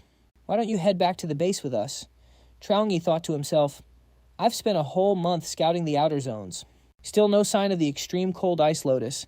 The freshman competition is in 3 days. I'll have to wait until it's over. Then come back to find the lotus later.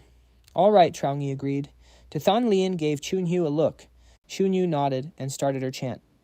Screaming, metal, speed, soul, ghostly roar, rise, fierce spider. Assemble now. As the chant ended, a massive mechanical spider robot emerged from her magic circle. Chau Nghi and the wolf were totally stunned. This thing was badass. No time to explain. Get in now, Chunyu shouted. Than Lien just rolled her eyes at her teammate flexing so hard. She's such a drama queen. On the way back, Chau Nghi asked Senior is this Gale Mountain range normally filled with demons? Than Lien was honest with him. Our squad has been in the Gale Mountains for over 2 months now. This is the first time we've seen them. Chau Nghi started thinking, that means these demons came from the deep zones. Or there's a dimensional rift nearby. They're leaking out from somewhere. Exactly. We need to get back to base and alert the military ASAP. Chau Nghi was caught off guard by that. Wait, doesn't the military have mages monitoring everything? To explain, the Gale Mountains are packed with monsters. There's a military supply base right at the entrance of the mountains. They've got mages on 24/7 watch tracking every single monster movement in the range. Than Lien frowned. They do. But these monsters are too low rank. Now Chau Nghi was really confused. I mean, level 30 silver rank beast, that's not exactly low rank. She could tell what he was thinking. Than Lien explained, the mages mostly focus on the deep zones of the Gale Mountains. They track high-rank epic and legendary threats, but the energy from these demons is too low for their sensors. So they probably slipped under the radar, but as she said that even Than Lien started to wonder, if it really is a rift, why only send low-rank demons as soon as the base finds out? They'll get wiped out instantly. If a rift can fit level 30 monsters, then level 50 monsters could definitely pass through too. Sending these weaklings is just a suicide mission. It's basically just exposing the rift's location. Whatever. It's not our problem. Let's just get the info back. Suddenly they heard a bunch of demons screaming, "Food, food." A flash of light streaked across the sky and slammed into the ground. There was a massive explosion right near their vehicle. Demons, someone's getting swarmed over there. That energy. Guys, go on without me. I'll catch up later. Everyone tried to stop him, but he didn't listen.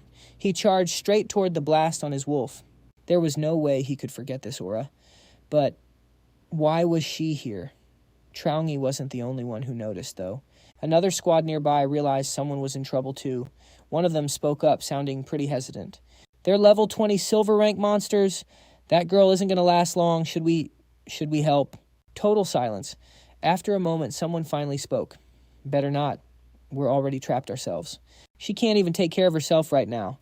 If she actually manages to escape this on her own strength, she'll definitely be a legendary prodigy in the future. But sadly, everyone's eyes are glued to the explosion with worry.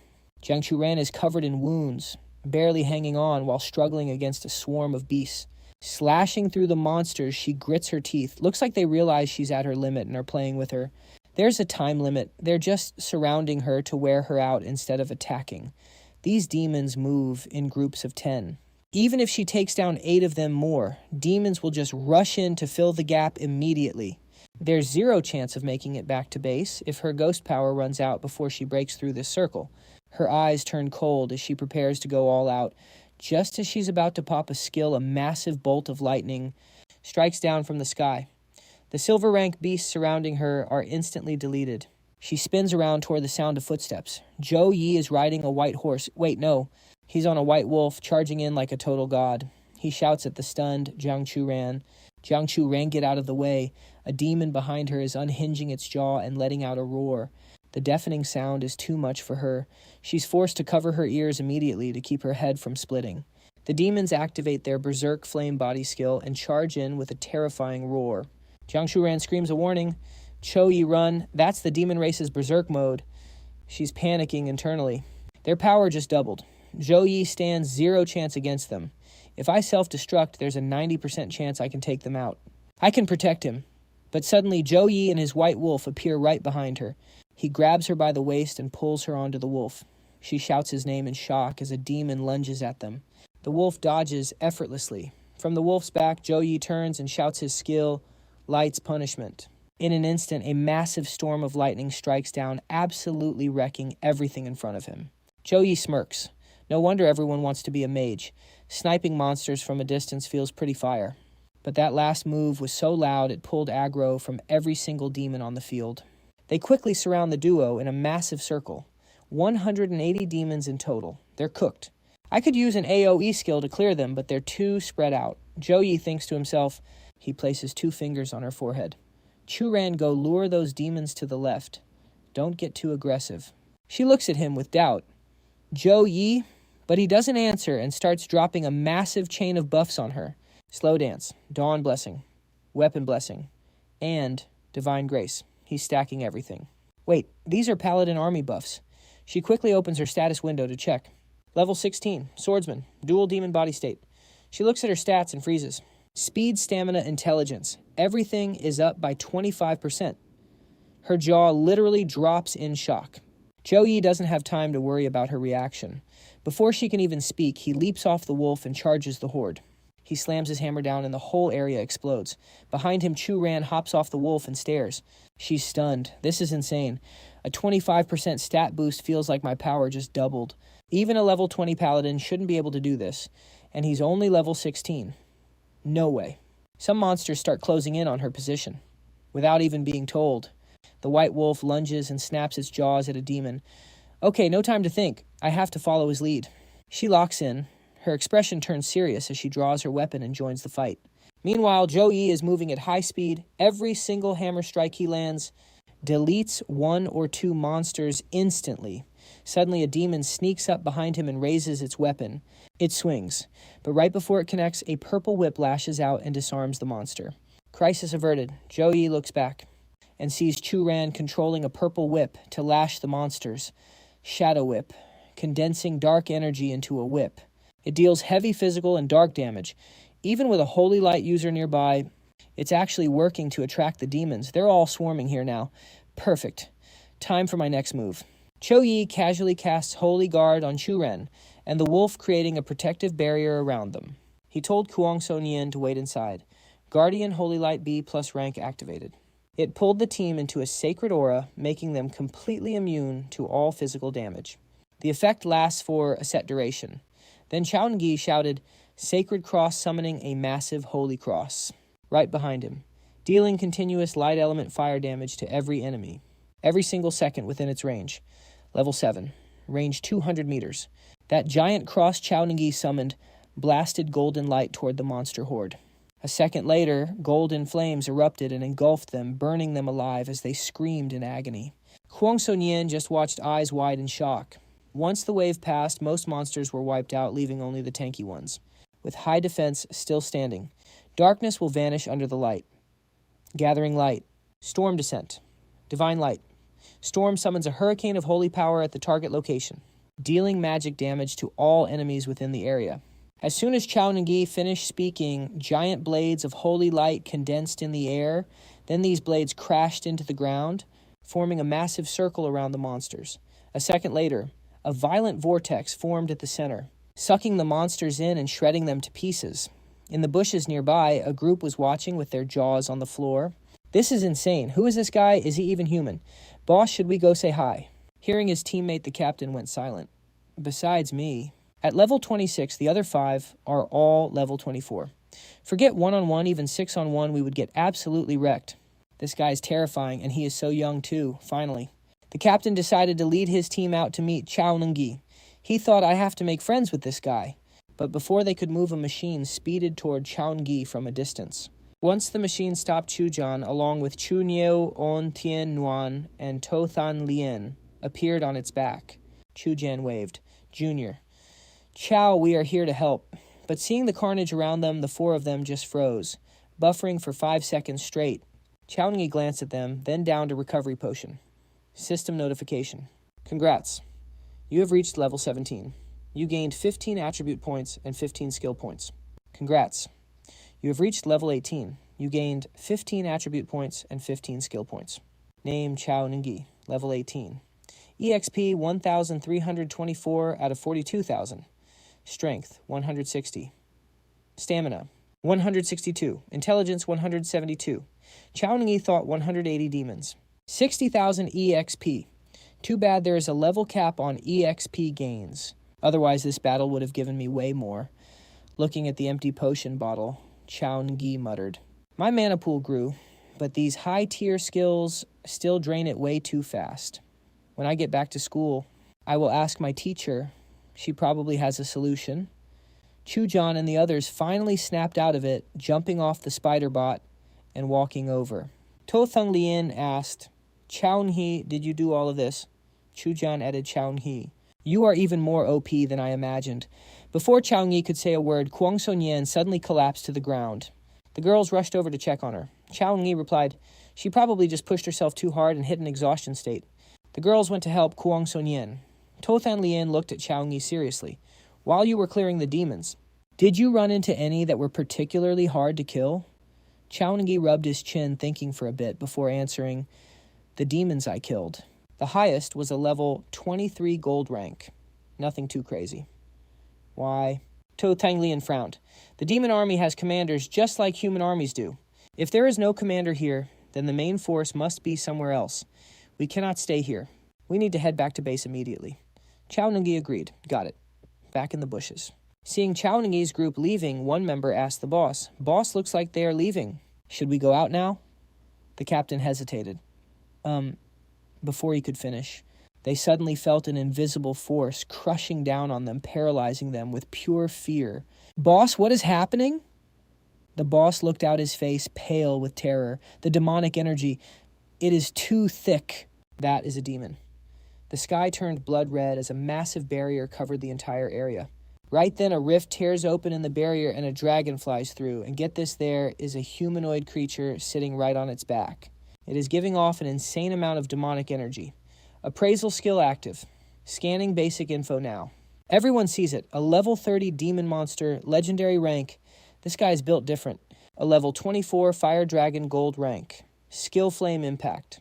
Meanwhile, back at the military base, every monitor has turned bright red. Warning. Warning emergency.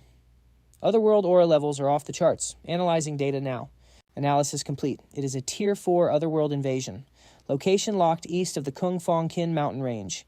Longitude 11,454. Latitude 15,305. The monitoring staff is moving fast. They are on the radio to the whole district. Confirmed Tier 4 invasion. All Legion members assemble immediately. Prepare for battle. Confirmed Tier 4 invasion. All Legion members assemble immediately. Prepare for battle. Snow Dragon Knights, end your training right now. Move to the assembly square. Snow Dragon Priests, get ready for medical support. Make sure your mana is topped off. Snow Dragon Logistics, start distributing resources. Monocores, mana crystals, get them ready. Snow Dragon Mages, lock onto the coordinates. longitude 111,454, latitude 15,305, setting up a massive transport circle now. In no time, the entire legion is lined up perfectly inside giant golden magic circles on the ground. A soldier runs up to the Snow Dragon Legion commander, Commander Tu Vu Chu, reporting for duty. All units are assembled and waiting for your orders. Tu Vu Chu draws his sword and points it forward. He roars a sword to break through a shield to protect. The soldiers shout it right back. A sword to break through a shield to protect. Satisfied, Tu Vu Chu gives the order to move out. A few minutes earlier, back at the demon lair, the demon commander sits on his throne, looking down at the massive horde. Every demon in this legion is a kin I hand-picked and screened myself. In the 6 months since we arrived on Blue Star, we haven't even lost 10 of our kind. But now, at the very end, right before we returned to the Holy Realm, 100 of our brothers were hunted down. We only have 12 hours left. Before we leave, let's go wild one last time. The demons go crazy, thank you, Your Highness. Glory to the Prince. Back to the present. The demon commander stands on the fire dragon's head, glaring at Chau Nghi. I'm not letting this slide. I'm going to rip out your souls and burn them in hellfire forever, and then... The demon commander starts summoning his army. Olympus. The son of the devil uses his summoning skill. Silver rank demons summoned. Gold rank demons summoned to Finalizing immediately scans the horde with her appraisal skill. We've got a legendary rank demon, gold rank knights, and silver rank casters. Her face goes pale. She grabs her weapon steps in front of Chau Nghi and looks back. Chau Nghi, the Than Lone squad will cover you. If you see a gap, you run. Get out of here immediately. Exactly. Chau Nghi, you have to survive Chudan, and the others join the front line. They are all thinking the same thing. Chau Nghi is the craziest genius they've ever met. He is worth protecting with their lives. Right then, a massive golden magic circle appears in the sky. It catches everyone's eye. It's the Snow Dragon Legion. The big guns are here. Every single one of them is level 30 or higher. And the commander, he is a level 51 warrior. We're saved. But while the others are cheering, Chau Nghi is just frowning. Something is wrong. If they are teleporting, why land so far away? He gets his answer real quick. The demon commander starts laughing. Don't get your hopes up, humans. This magic circle is blocking everything. Your legion isn't getting in here. Than is shook. What? No way. She looks up and sees the army standing on the golden circles, but they are trapped outside a red barrier. Outside the barrier, Tu Vu Chu turns to Vuong Long. What's the deal? Why did we drop so far out? Vuong Long touches the red barrier, sensing the energy. He looks dead serious. This is forbidden rank demon magic, the dark flame wall. Now that it's active, space is locked down inside. Nothing gets in, and outside, attacks are blocked. We're going to need at least 2 more legions to even dent this thing. That is the only way to break it. Otherwise, we just have to wait for the timer to run out and let it fade away. Tu Vu Chu frowned and asked, how long until the magic circle dissipates? Vuong Long replied, 5 minutes. Hearing that, Tu Vu Chu closed his eyes and let out a heavy sigh before giving the order, go tally up the information on those people. Keep the records. Once the battle is over, notify their families to come and collect the bodies. Vuong Luong replied, understood. At the same time, inside the dark flame wall barrier, system alert legendary grade demon detected. A new quest has been issued. Achievement quest, eliminate the demon. Failure penalty, none. Reward S plus rank talent. Felix Felicis potion. Looking at the system panel, Chau Nghi smirked. Finally, a new achievement quest. Chau Nghi's body began to glow with golden light as he pushed past Chudan's group to step forward. Tuthan Lien grabbed his hand and cried out, Chau Nghi. On the opposite side, the demon commander locked his eyes on him. With such thick holy aura, you must be the one who slaughtered my kin. To show my respect, I will carve you into 100 pieces myself. You will die in endless agony. With that, the demon commander charged forward on his fire dragon. Chau Nghi brushed off Tuthan Lien's hand and drew his weapon to prepare for battle. Suddenly, the fire dragon opened its maw. It blasted a wave of magic at Chau Nghi below. Tuthan Lien screamed his name in panic, but Chau Nghi stayed stone-cold calm. He swung his hammer, sending a golden arc soaring into the sky. The 2 attacks collided midair instantly. Chau Nghi's strike shredded the dragon's attack and kept going, slicing one of its wings clean off.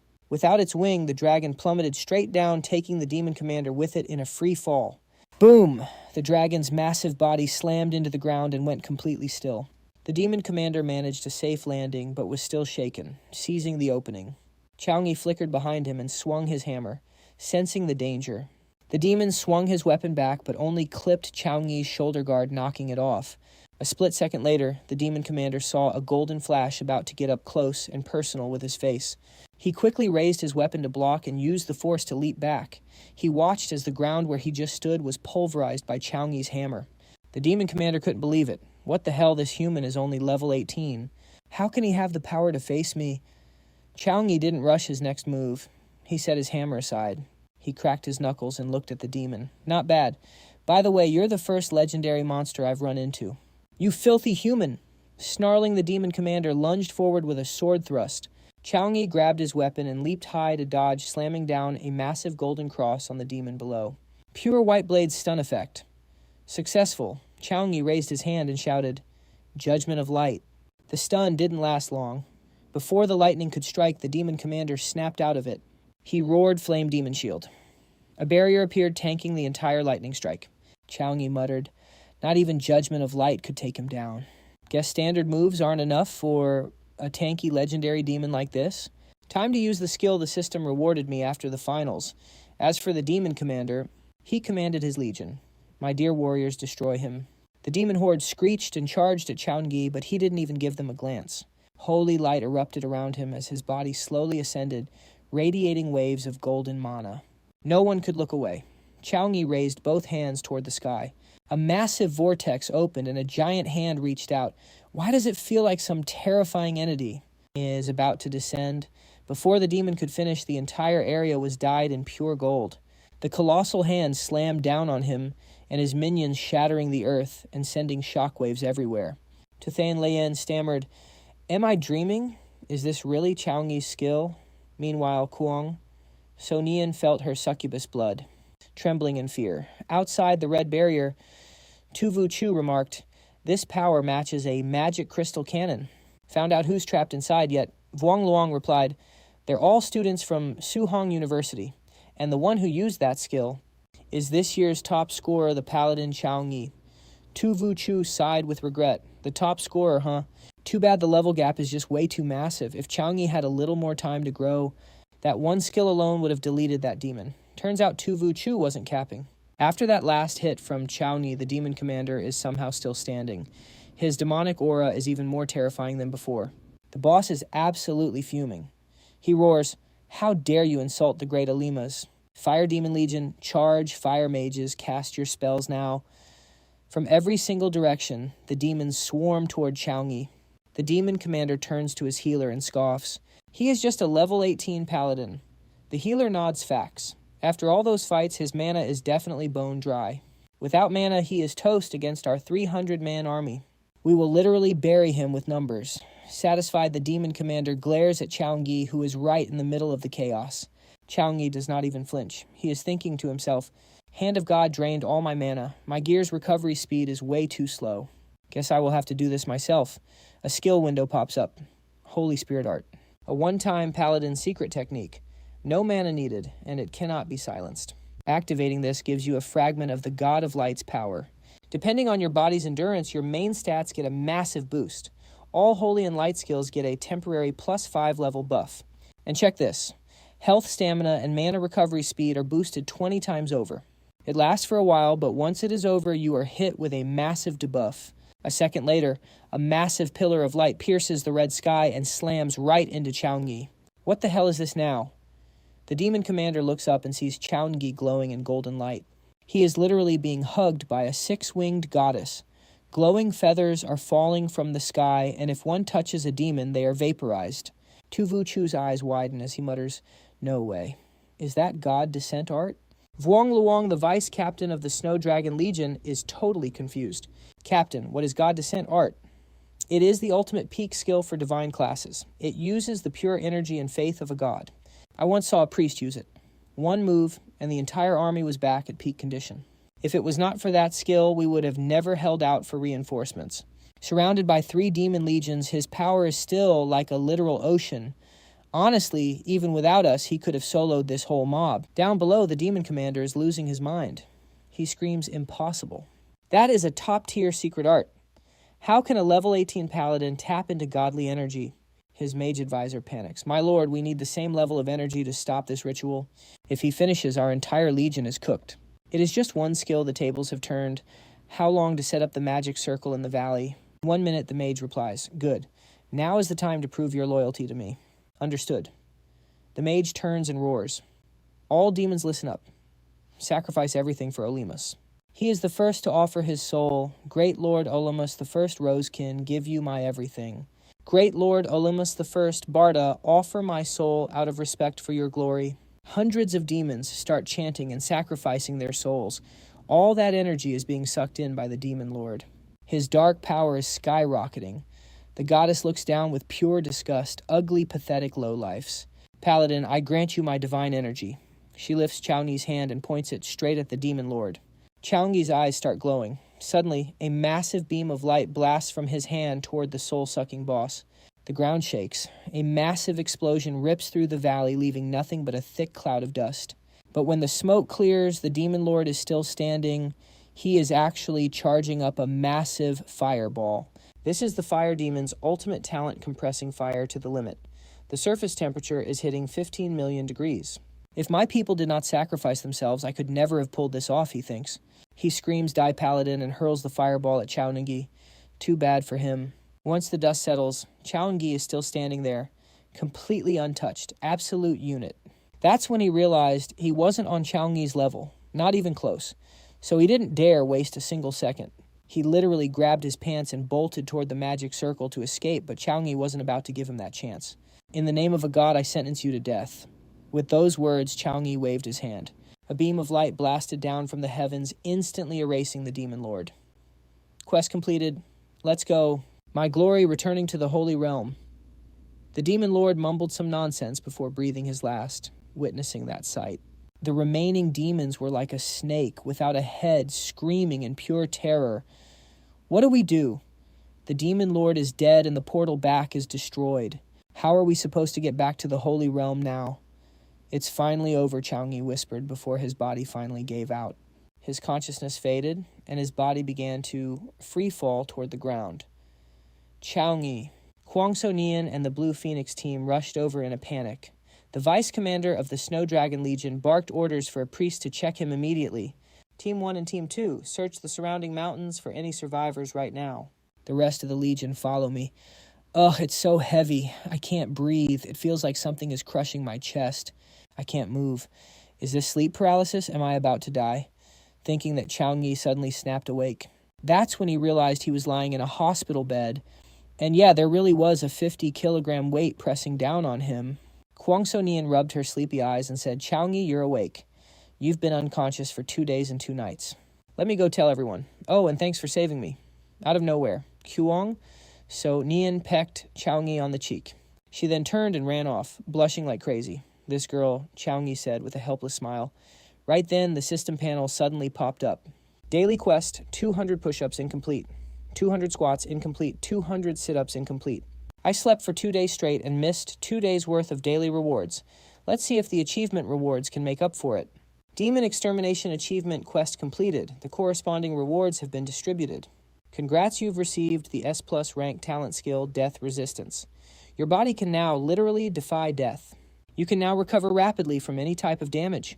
Received S rank magic potion, Liquid Luck. After drinking, your luck will be boosted for 12 hours. A recovery talent.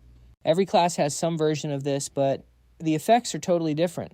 Since it's S+ rank and called Death Resistance, it's got to be something special. Thinking this, Chau Nghi hyped himself up, summoned a knife, and straight up stabbed himself in the chest. He pulled the knife out and waited for the results. Seeing the wound heal at the speed of light, Chau Nghi was stunned. Healed in just 2 seconds. This is fire with this. I won't even take normal damage during a fight. My survival stats just peaked. But what if it's a massive injury? Chau Nghi then summoned an axe. But after thinking it over, he decided not to do something that stupid. He put the axe away and kept researching. The reward is Liquid Luck to boost my RNG. Luck, huh? How much of a boost am I going to find a legendary weapon just by walking outside? Or will I help an old lady across the street and find out she's a rank 3 awakener? Or maybe I'll just find god tier gear on the side of the road. One bottle of this stuff could open up infinite possibilities. I'll save it for later. Just as Chau Nghi was about to close the system, A notification caught his eye, a rank holy flame. Halo conjures a ring of sacred fire around the body, grants the user fire element manipulation, and boosts both fire and light damage for yourself and nearby allies. Damage increased by 20% for a set duration. Holy Flame Halo. What even is this? A divine scripture skill. Chau Nghi remembered getting it right when he was battling the Demon Lord. S+ rank, Divine Angel's Protection. The Divine Angel bonds with the user, massively boosting your light element. All light and divine type skill effects are multiplied. A rank, Holy Flame Halo. Conjures a ring of sacred fire around the user, granting fire manipulation and boosting damage. Fire and light damage for the user and nearby allies increased by 20%. The effect lasts for a set duration.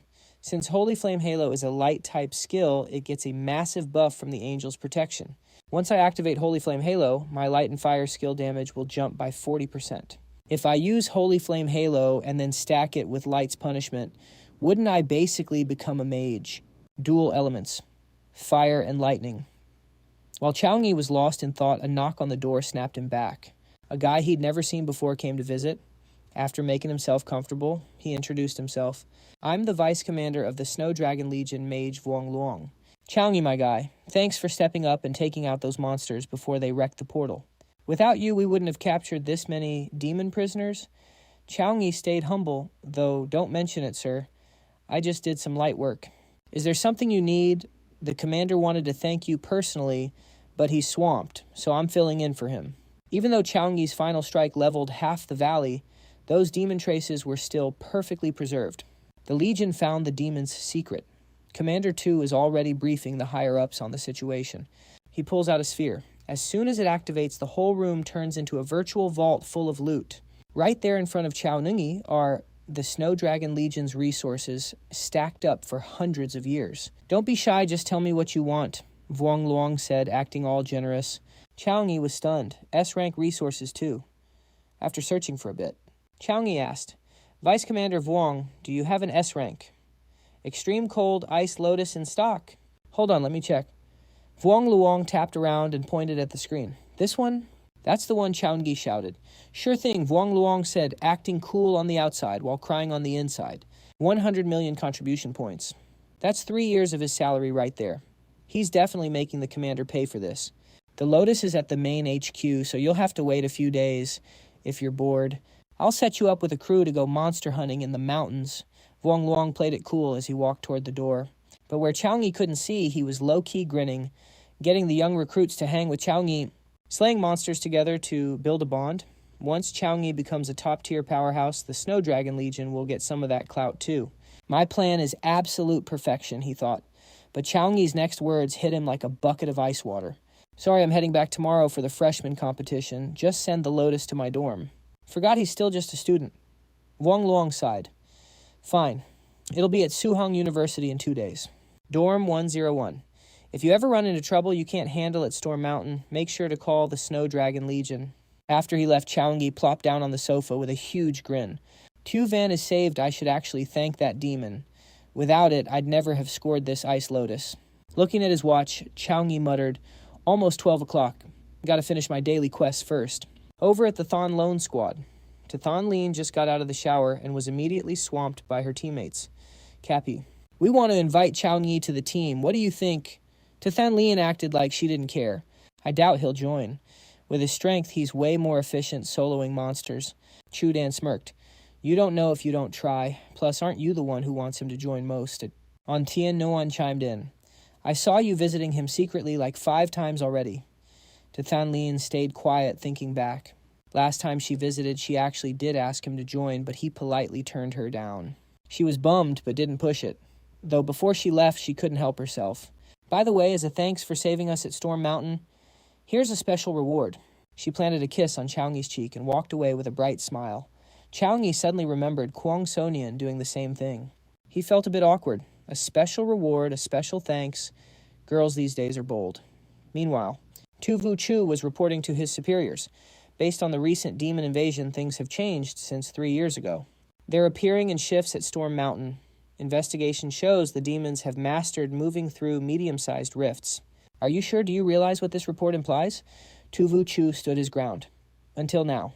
Otherworldly creatures could only invade Blue Star through large-scale space rifts. Since those are rare, the risk of a full-scale invasion was low. But there are countless medium-sized rifts on Blue Star. If they can get through those, we're looking at a literal extinction-level crisis.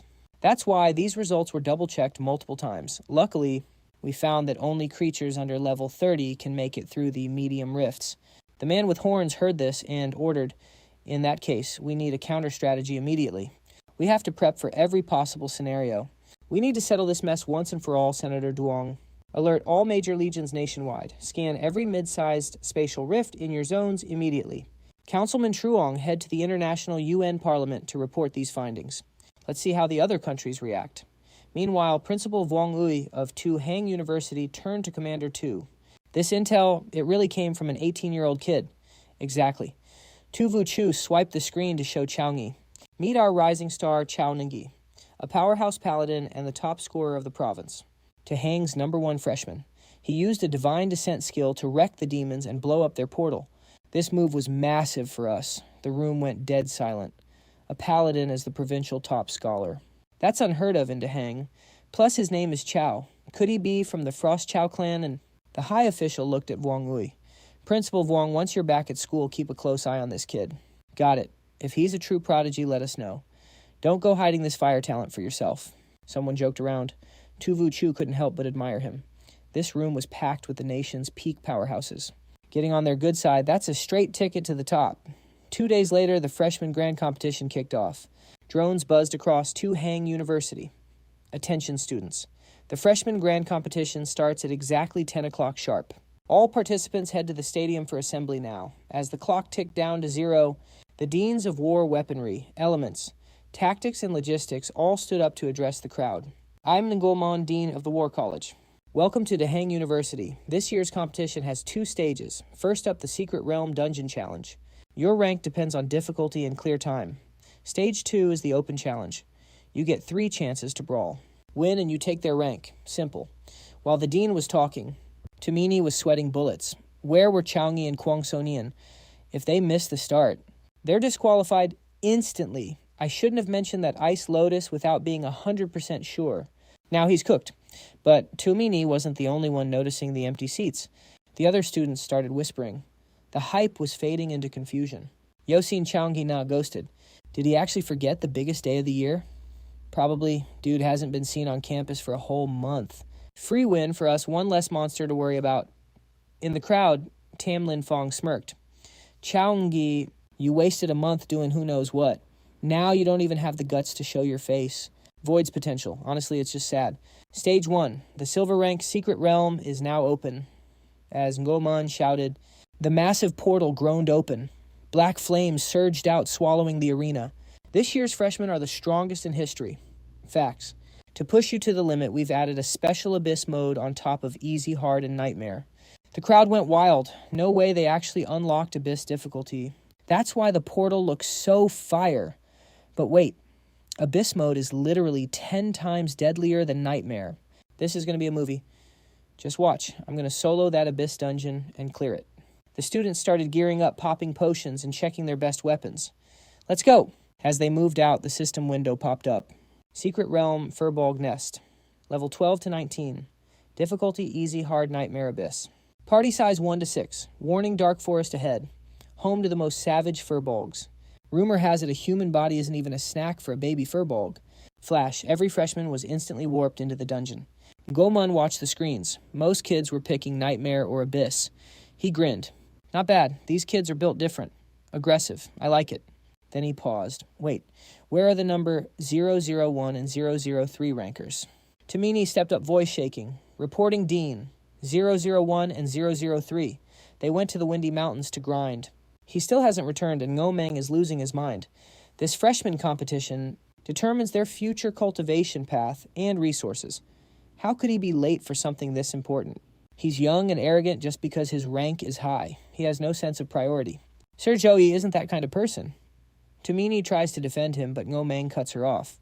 With a wave of his hand, a student like that needs a reality check. If he's not here, he's out. Rank him last. Just then, Zhou Yi comes charging in while carrying Kwang So-nian. Sorry, we're late. Without missing a beat, he and Kwang So-nian choose the Abyss difficulty immediately.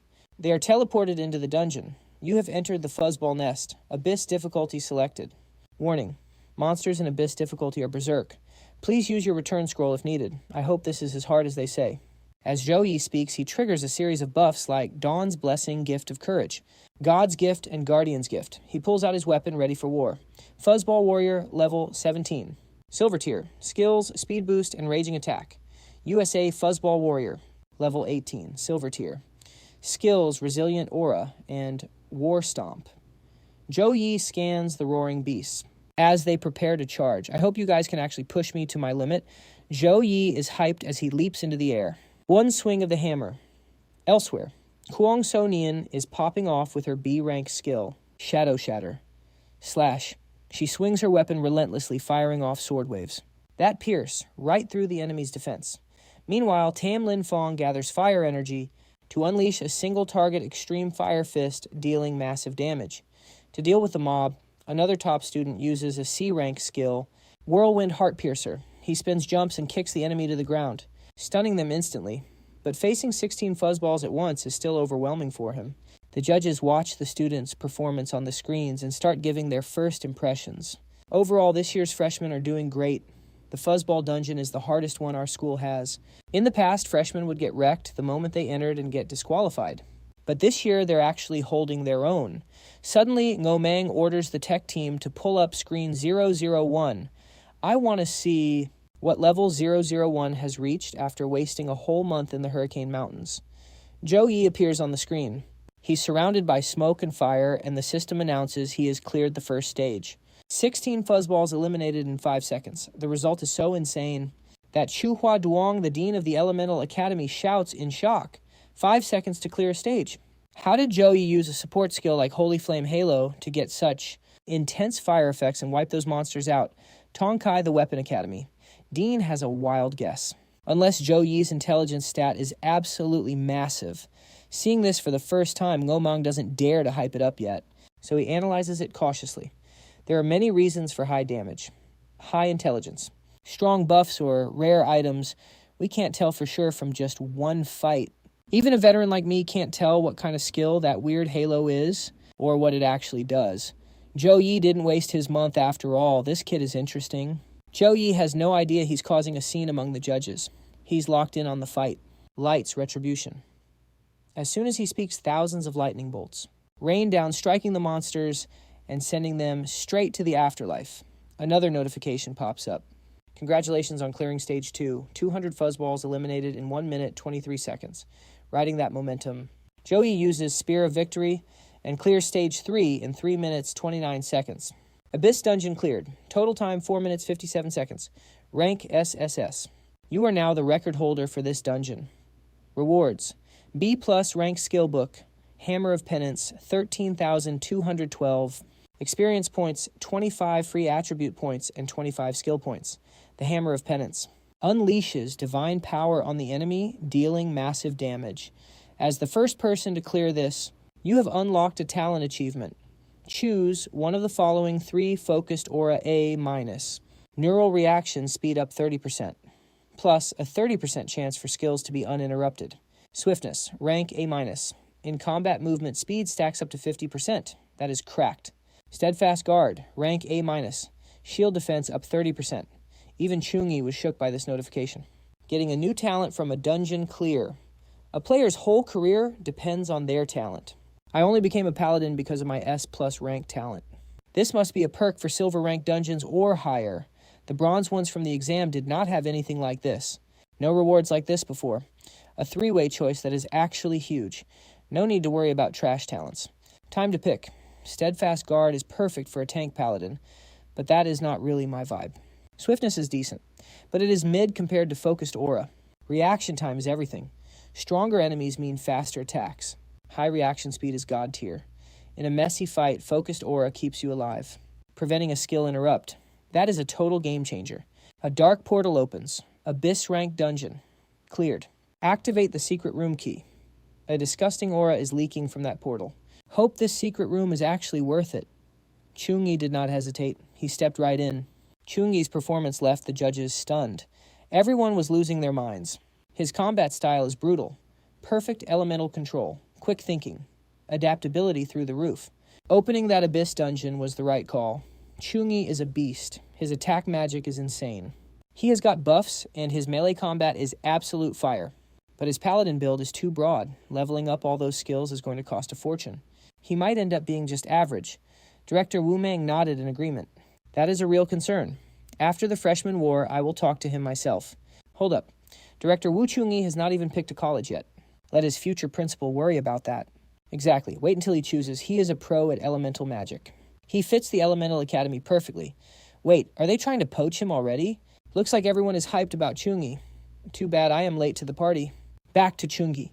He stepped into the secret room and saw a wasteland of death. Mountains of bones everywhere. Was there some kind of dark ritual here? He stared at the skeleton sitting on the throne. Where there is a god of light, there is always an evil god. Evil gods are not just dark gods. They are the literal embodiment of chaos and madness. Worshipping light or dark gods is about loyalty.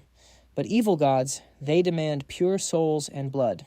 Remember the Blood Abyss incident that was caused by a psycho who worshipped an evil god. He sacrificed an entire city. Millions died in one night. He jumped from level 54 to 89 instantly. He was taken down, but those millions of souls gone forever. Now worshipping evil gods is a death sentence, no questions asked. But these cults are still growing, and it is not just humans. Beasts, elves, even angels. Anyone can fall for it. As he stepped onto the red magic circle, purple smoke swirled around the skeleton throne. The monster woke up. Forbong Ghost, level 19. Warning, he is the Forbong Chieftain, an evolved ghost from an evil god ritual.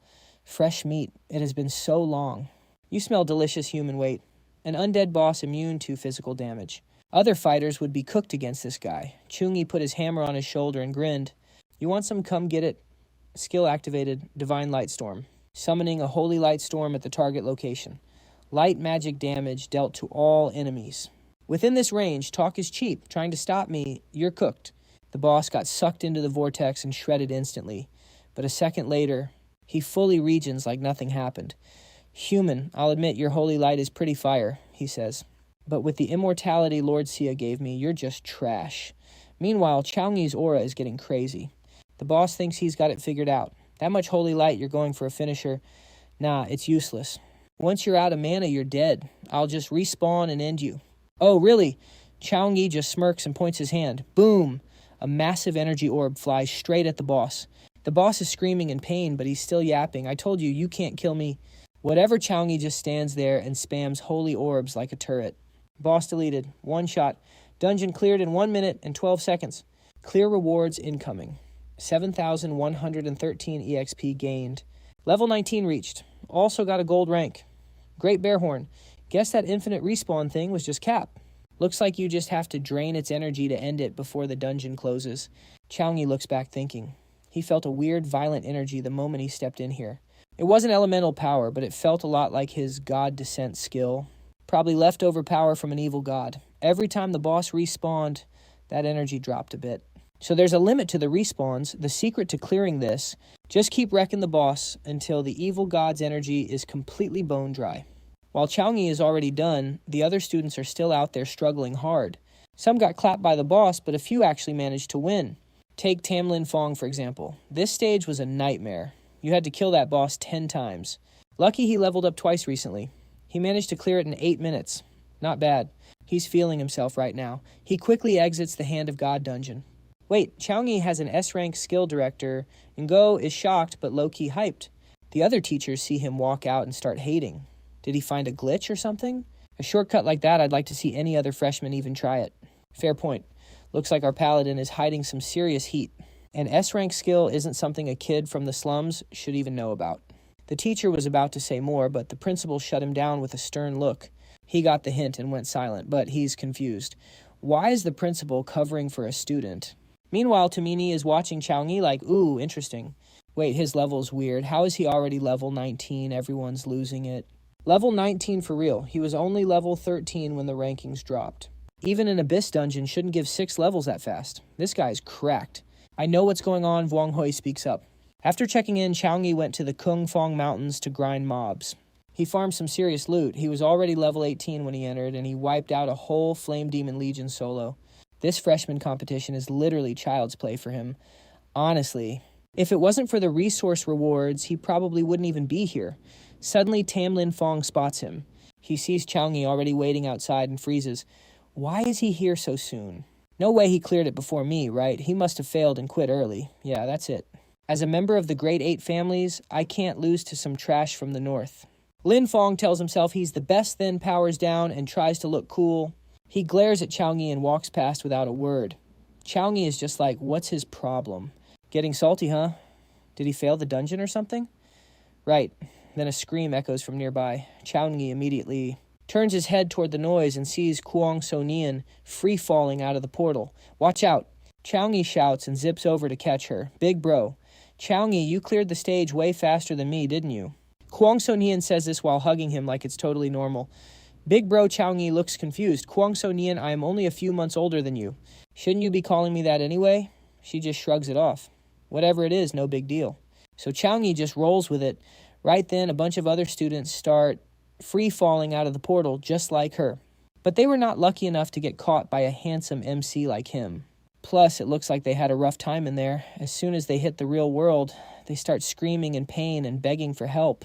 Medical team hurry to Mini, barks out orders while rushing to heal a student who is critically injured. 1 hour later, every single student was finally out and safe.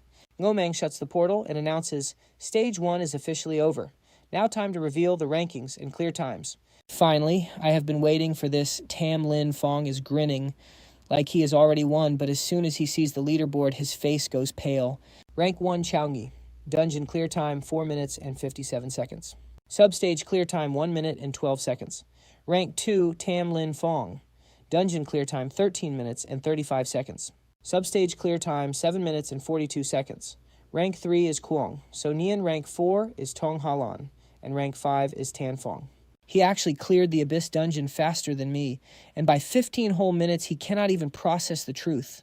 Tam Lin Fong looks like he is losing his mind as he climbs up a carved dragon pillar. He is cursing Chau Nghi in his head. You stole my top spot in the entrance exams, and now you are taking the freshman title, too. I don't care how you did it. But in the next stage, Tam Lin Fong glares at Chau Nghi with absolute hatred. I am definitely going to crush you under my feet. Chau Nghi has no idea what he is thinking. He is just watching this guy act totally extra. Why is he even climbing that high?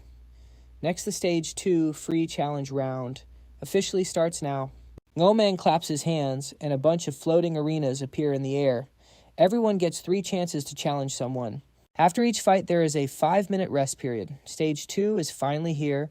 I want to challenge rank 754. My class isn't meant for killing monsters. It is built for PvP. I am challenging rank 86 I want. Chau Nghi Tam Lin Fong screams as he leaps onto the stage.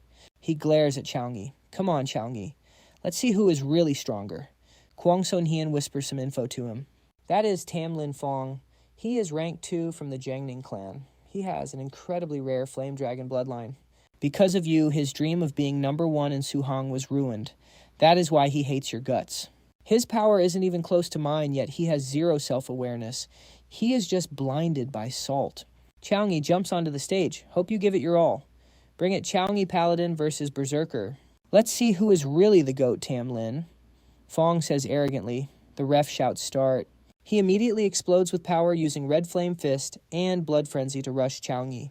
Down in the crowd, Vuong Hui spots his plan instantly. A signature Berserker skill. Tam Lin Fong wants to end this fast. Ngomang agrees. He is using Blood Rage.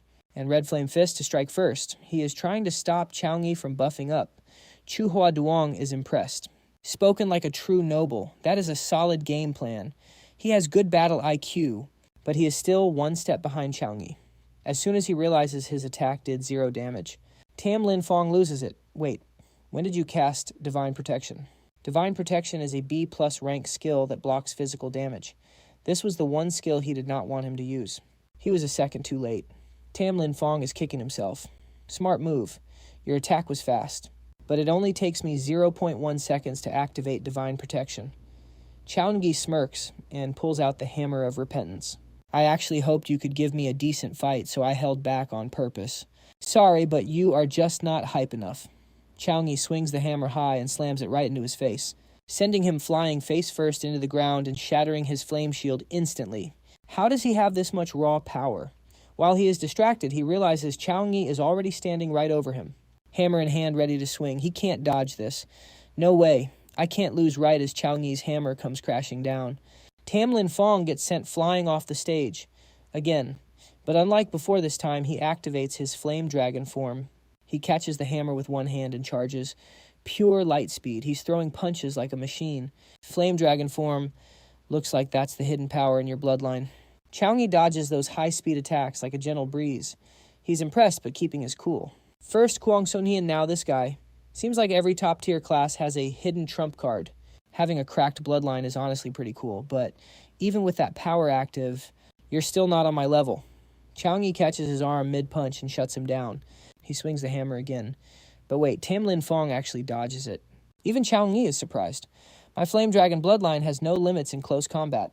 Today you'll see what the Flame Dragon form is really capable of. Dragon Breath. He literally breathes fire at Chau Nghi. No way that's Dragon Breath.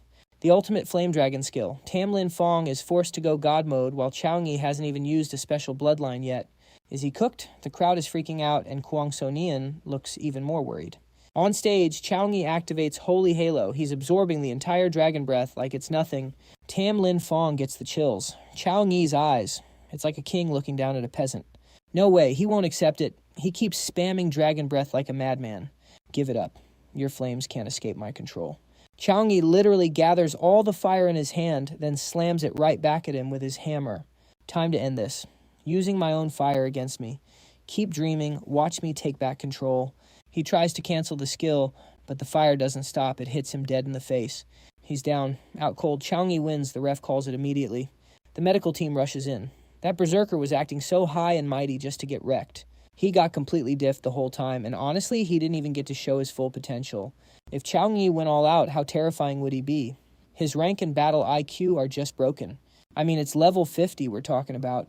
Who would have thought he'd reach level 50 in just 1 month? While everyone's gossiping, Ngo-Man points to the stage with a grin. Check it out. Another top student. A small girl in a Taoist outfit walks up to challenge Chau Nghi. I am Tong Halan, level 17. Spirit Taoist. Please guide me. Spirit Taoist. That's a super rare special class in the Zhu country. They're experts at talismans and sealing techniques, since Tu Van's condition is bloodline related. The priest suggested a sealing spell. This is the perfect chance to see one. Chau Nghi steps up. Chau Nghi, level 19. Paladin. Chau Nghi, you weren't using your full power back there, were you? When we start, can you show me your true peak state? Don't worry, I won't interrupt you while you're charging your buffs. The crowd goes silent. Level 19. Since when? No wonder my appraisal skill didn't work. He's 3 levels higher than me. Seriously, he wrecked Tam Lin Fong without even using buffs. That's actually insane. Isn't she the princess of the Tong family from Kuivan? The only family with a legacy like that? Chau Nghi just smiles. No need to hold back. I'll give you what you want. It's a deal then. She smiles and the fight begins. Chau Nghi starts spamming buffs. Dawn Blessing. Gift of Courage. Gift of Protection.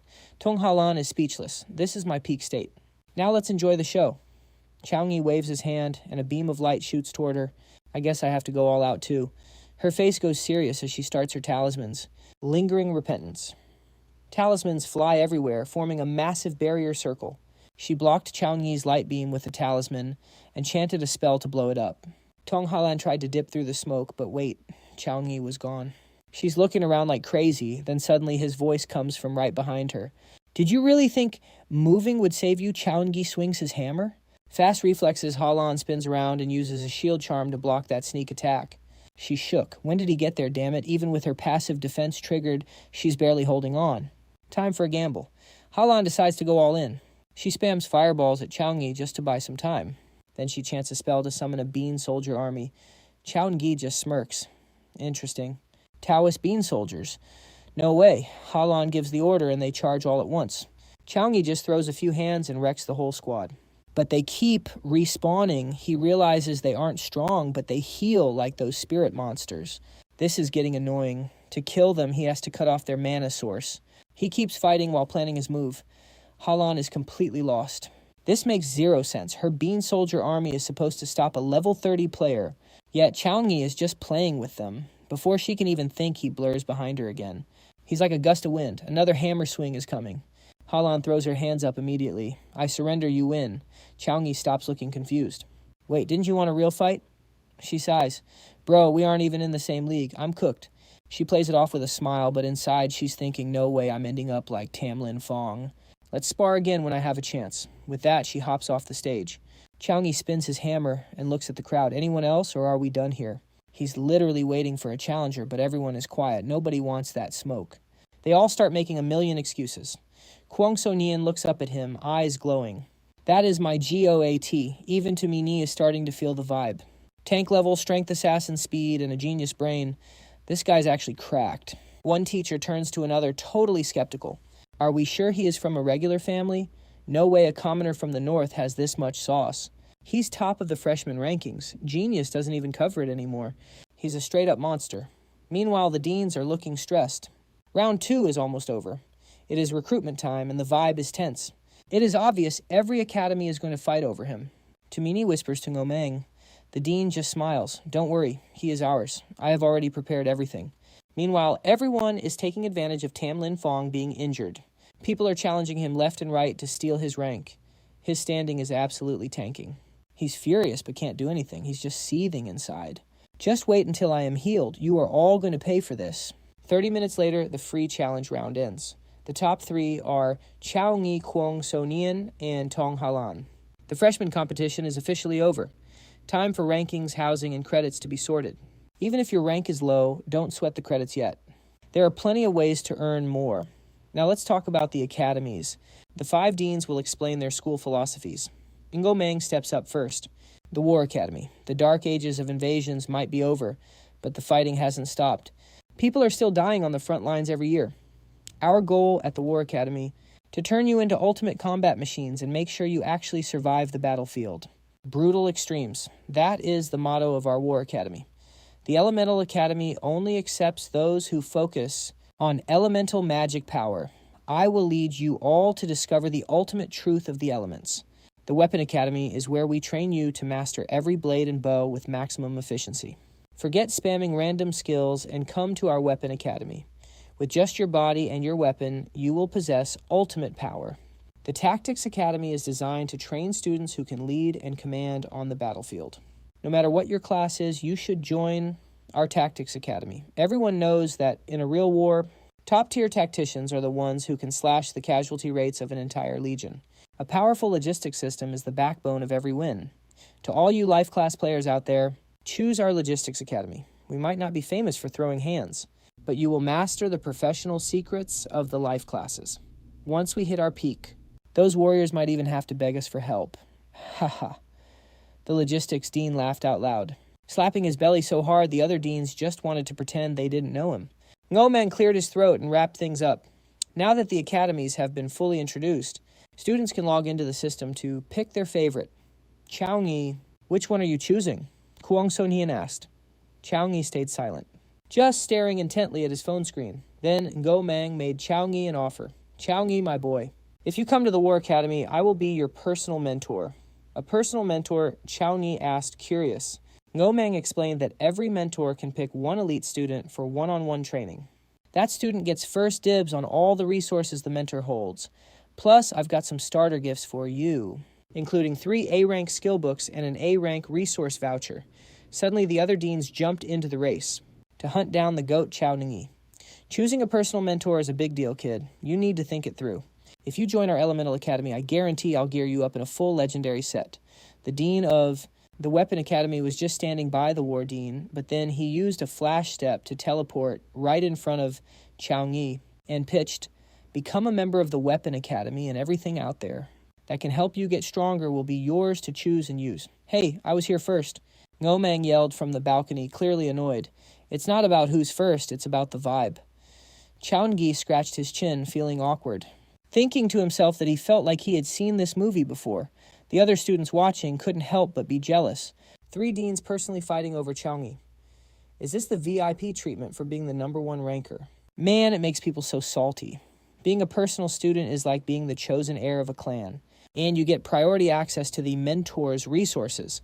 But the offers these 3 deans were making seemed way too generous. A-rank skill books are already super rare, but the Elemental Dean went even harder by offering a full legendary set. Old Chu and Old Tong are really playing for keeps now. The Weapon Academy I get. But why is the Elemental Academy trying to steal a paladin? While Ngomang was low-key judging his friends, the principal dropped a bombshell. Chau Nghi become my direct disciple. The principal. Everyone turned their eyes to Principal Vuong Hui at once. I will perform the Bloodline Refinement Art on you. Wait, what's that? The Bloodline Refinement Art is a forbidden spell that requires mixing the blood of other races. It can grant you a special bloodline. This technique will massively buff your physical stats. Every time you level up, you will receive even more. Free attribute and skill points. The news that Principal Vuong wanted to take Chau Nghi, as his student immediately had the other students shook. Leading with a forbidden spell bro, that's way too cracked. You gotta realize that Principal Vuong's top student is the leader of the Tien Vu Guild, the peak guild of the nation. If Chau Nghi becomes the principal's student, he can use the principal's connections to immediately skyrocket to the top. Tam Lin Fong, standing at the front, felt his heart fill with even more envy. That bastard is so lucky. If not for Chau Nghi, I would be the #1 rookie. I would have been the one with a powerhouse like Principal Vuong backing me. Chu Hua Duong knew he couldn't compete with the principal, so he could only smile bitterly and say, I didn't expect Chau Nghi to be such a magnet that even the principal had to move. Chau Nghi just keeps on delivering surprises. Vuong Hui nodded and handed something to him. This is a reward from the Commander-in-Chief himself. The Snow Dragon Legion specifically sent me to give this to you. Tam Lin Fong recognized it instantly. A golden medal. No way. Even the Tam family, one of the 8 great clans in Ninian, doesn't own a single golden medal. What does Chau Nghi have to deserve such a rare medal? Oh my god, am I seeing things? That is the Medal of Honor, Tong Halan shouted in shock. Kuang So Nian was totally hyped. And it is the Golden Contribution Medal. My dad fought on the front lines for years, and only ever got the silver one. A tribute to the legends who broke through every obstacle to protect the civilization of Trung Ha. Chau Nghi read the description of the medal, feeling totally confused. When exactly did I do something? That big for Trung Ha, like he could read his mind, Vuong Hui started explaining. I know exactly how you performed at the Kung Fong Mountains. You have earned this Golden Contribution Medal. The Kung Fong Mountains. But even wiping out a demon army shouldn't be enough to get a contribution medal. Is there some secret plot behind this? Chau Nghi thought to himself as he took the gift, making sure to thank the principal. Chu Hua Duong laughed and teased him. Why so distant you are still calling him Principal? Chau Nghi got the hint immediately. He bowed to Vuong Hui. Teacher, I am truly honored to be your student. No time to waste, let me take you there. Vuong Hui used his mana to warp Chau Nghi away. Kuang Ngomang walked up to Kuang So Nian with a smile. But before he could say a word, Tong Ki cut him off. Kuang So Nian, if you agree to be my personal disciple, I promise to treat you as well as I treated Chau Nghi before. Old Tong, are you trying to block me on purpose? Since the principal already claimed Chau Nghi, there is no way I am letting you take Kuang So Nian too. Back to our MC. Chau Nghi was taken to Vuong Hui's private villa, a place he mainly uses to store some extremely rare and precious loot. If anything happens in the future, you can come here to find me first. I will take you to pick the materials you need for the Bloodline smelting technique. Chau Nghi thought to himself, this villa must be Principal Vuong's private warehouse. We had to teleport just to get in. It might even be outside Daheng province. Maybe even outside of Trung Ha. Right then, a magic circle appeared in front of Chau Nghi. Vuong Hui gathered his elemental power and warned him. After performing the Bloodline smelting technique, your bloodline will undergo a fundamental evolution. Most people are distracted by forbidden spells, but they ignore the real key, the core essence that evolves the bloodline. The bloodline potential of normal people like us is super limited. As you level up, the stat boosts from each level will get weaker. That is why many pros who can no longer level up choose to smelt alien blood to boost their strength. Chau Nghi was shocked. What? Even at your rank? Teacher, are you still worried about the difficulty of leveling up? Of course, once a user enters their 3rd job change, each level requires a massive amount of experience. Right now I am level 64. Otherworld creatures at the same level are usually Lord rank warriors, and they are definitely not easy to beat. I have prepared 3 types of prime blood for you. They are from the Angel race, the Titan race, and the Great Dragon race. All of them are divine descendants. The Bloodline smelting technique can grant you a god-tier bloodline. So you only need to choose one of these 3 essences. This angel essence was extracted from ancient remains. the angel race, are the divine descendants of the god of light. If you merge with this angel essence, you will gain an insane affinity for the light element. As for the Titan race, it is said the thunder god was born with total mastery over lightning. Merging this will buff any lightning skill every time you use it. The great dragon race are direct descendants of the dragon god with the purest dragon blood. Once merged, you will be able to suppress all beast races. Angel, Titan, Great Dragon. These are all top-tier races. At least level 60, even with the system helping me, I still do not fully understand this world. I cannot just pick randomly. Chau Nghi hesitated and asked Vuong Hui, "Teacher, in your opinion, which one should I choose? Which one fits my current situation the best? Facing these 3 ultra-rare essences, any normal guy would be shaking. They would just follow their gut and pick one, but the fact that he can stay calm and ask for advice at a time like this proves just how chill and stable this kid is." Vuong Hui was impressed and gave his advice. The Titan essence and Great Dragon essence are both fire, but after merging, they mainly just boost your energy. Based on your magic and your link to the God of Light, the Primal Angel Bloodline is your best bet. This could lead to an evolution way beyond your wildest dreams. After thinking it over, Chau Nghi made his choice. He decided to follow Master Vuong Hui's advice and go with the Primal Angel Bloodline. It fits him perfectly. You're my 5th student. You've got 4 seniors ahead of you. I'll introduce you guys when the time is right. Master, I have a question. Why did I get this excellence medal? I only wiped out 1 demon legion. That usually isn't enough for a reward this rare. Vuong Hui turned serious. Fine, no more secrets. That stunt you pulled at the mountains, you exposed their whole plan. The military found out these outworlders are invading through medium-sized rifts. Chau Nghi realized how bad this was. So, there are a ton of these things hiding out there. They're inside the country exactly.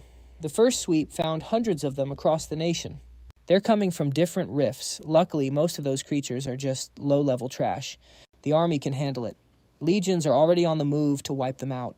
Soon the school system will start dropping quests for this too. As my student, I need you to be just as cracked as your seniors. Give it your all for the country. Chau Nghi clenched his fist full of fire. Yes, Master Vuong Hui handed him a cube. He added the Bloodline fusion needs some prep. Go get some rest first. Take this teleporter. Be at my place at 9 a.m. sharp tomorrow. Next morning, Chau Nghi checked his system rewards. Decisions. What should I pick?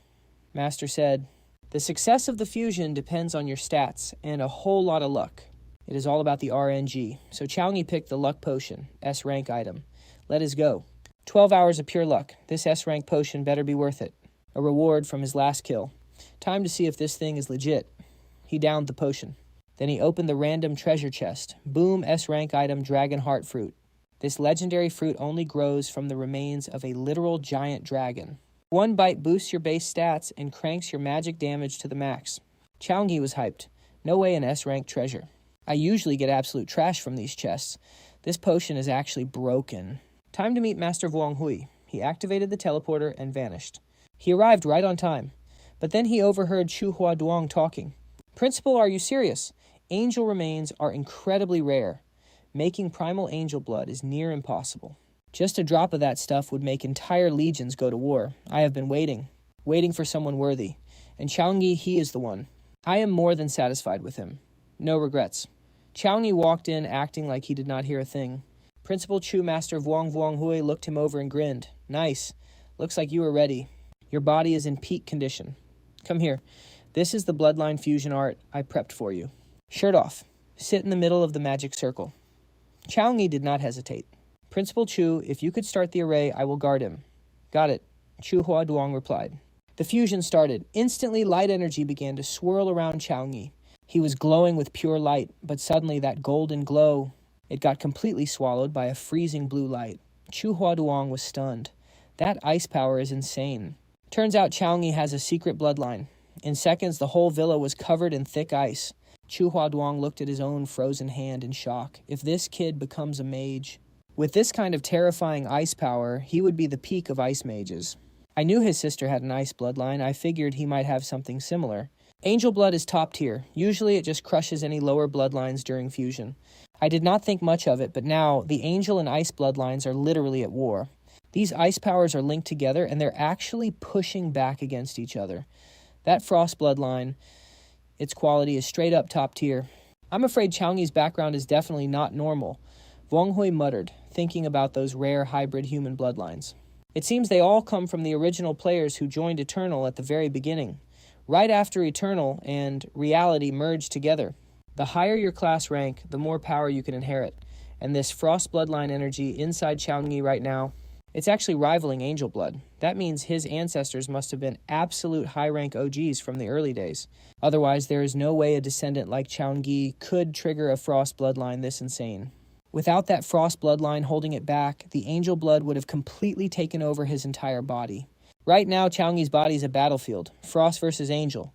They're clashing non-stop. Even if the Frost bloodline eventually fades, the Angel blood will be drained too, losing that much blood essence. It might end up being worse than just using one single A-rank treasure. At this point, we can only leave it up to fate. If we force the ritual to stop now, Chau Nghi will just go berserk and lose his life. He's cooked. I just hope luck is on his side. Chu Huaduong sighed. Meanwhile, deep inside Chau Nghi's mind, after enduring the absolute agony of those two clashing bloodlines, something crazy happened. Gate of Consciousness activated. Do you want to enter the subconscious realm? Chau Nghi suddenly found himself in a strange, empty void. In the distance, an angel smiled at him. My son, you're finally here. Wait, is this my own head? While Chau Nghi was still doubting what he was seeing, the angel kept talking. My child, congrats on receiving the God's blessing. I was sent to give you true power. You won't be held back anymore. Forget about rules or morals. From now on, you only need to follow your own desires and your own will. So, are you willing to accept this power? But behind that hood, that wasn't an angel's face. It was the twisted, cruel smile of a demon. Gross. Why does looking at her make me want to summon the holy light pool and wipe her out instantly? Don't be afraid, child. Just relax and take this gift. You'll get a type of power you've never even dreamed of before. That fake angel reached out her hand toward Chau Nghi, but a split second later, boom, hammer straight to the face. Chau Nghi rested the hammer on his shoulder, feeling a total sense of relief. Much better now. I guess I really should just follow my gut. Meanwhile, the real angel Hang Duo was watching from afar.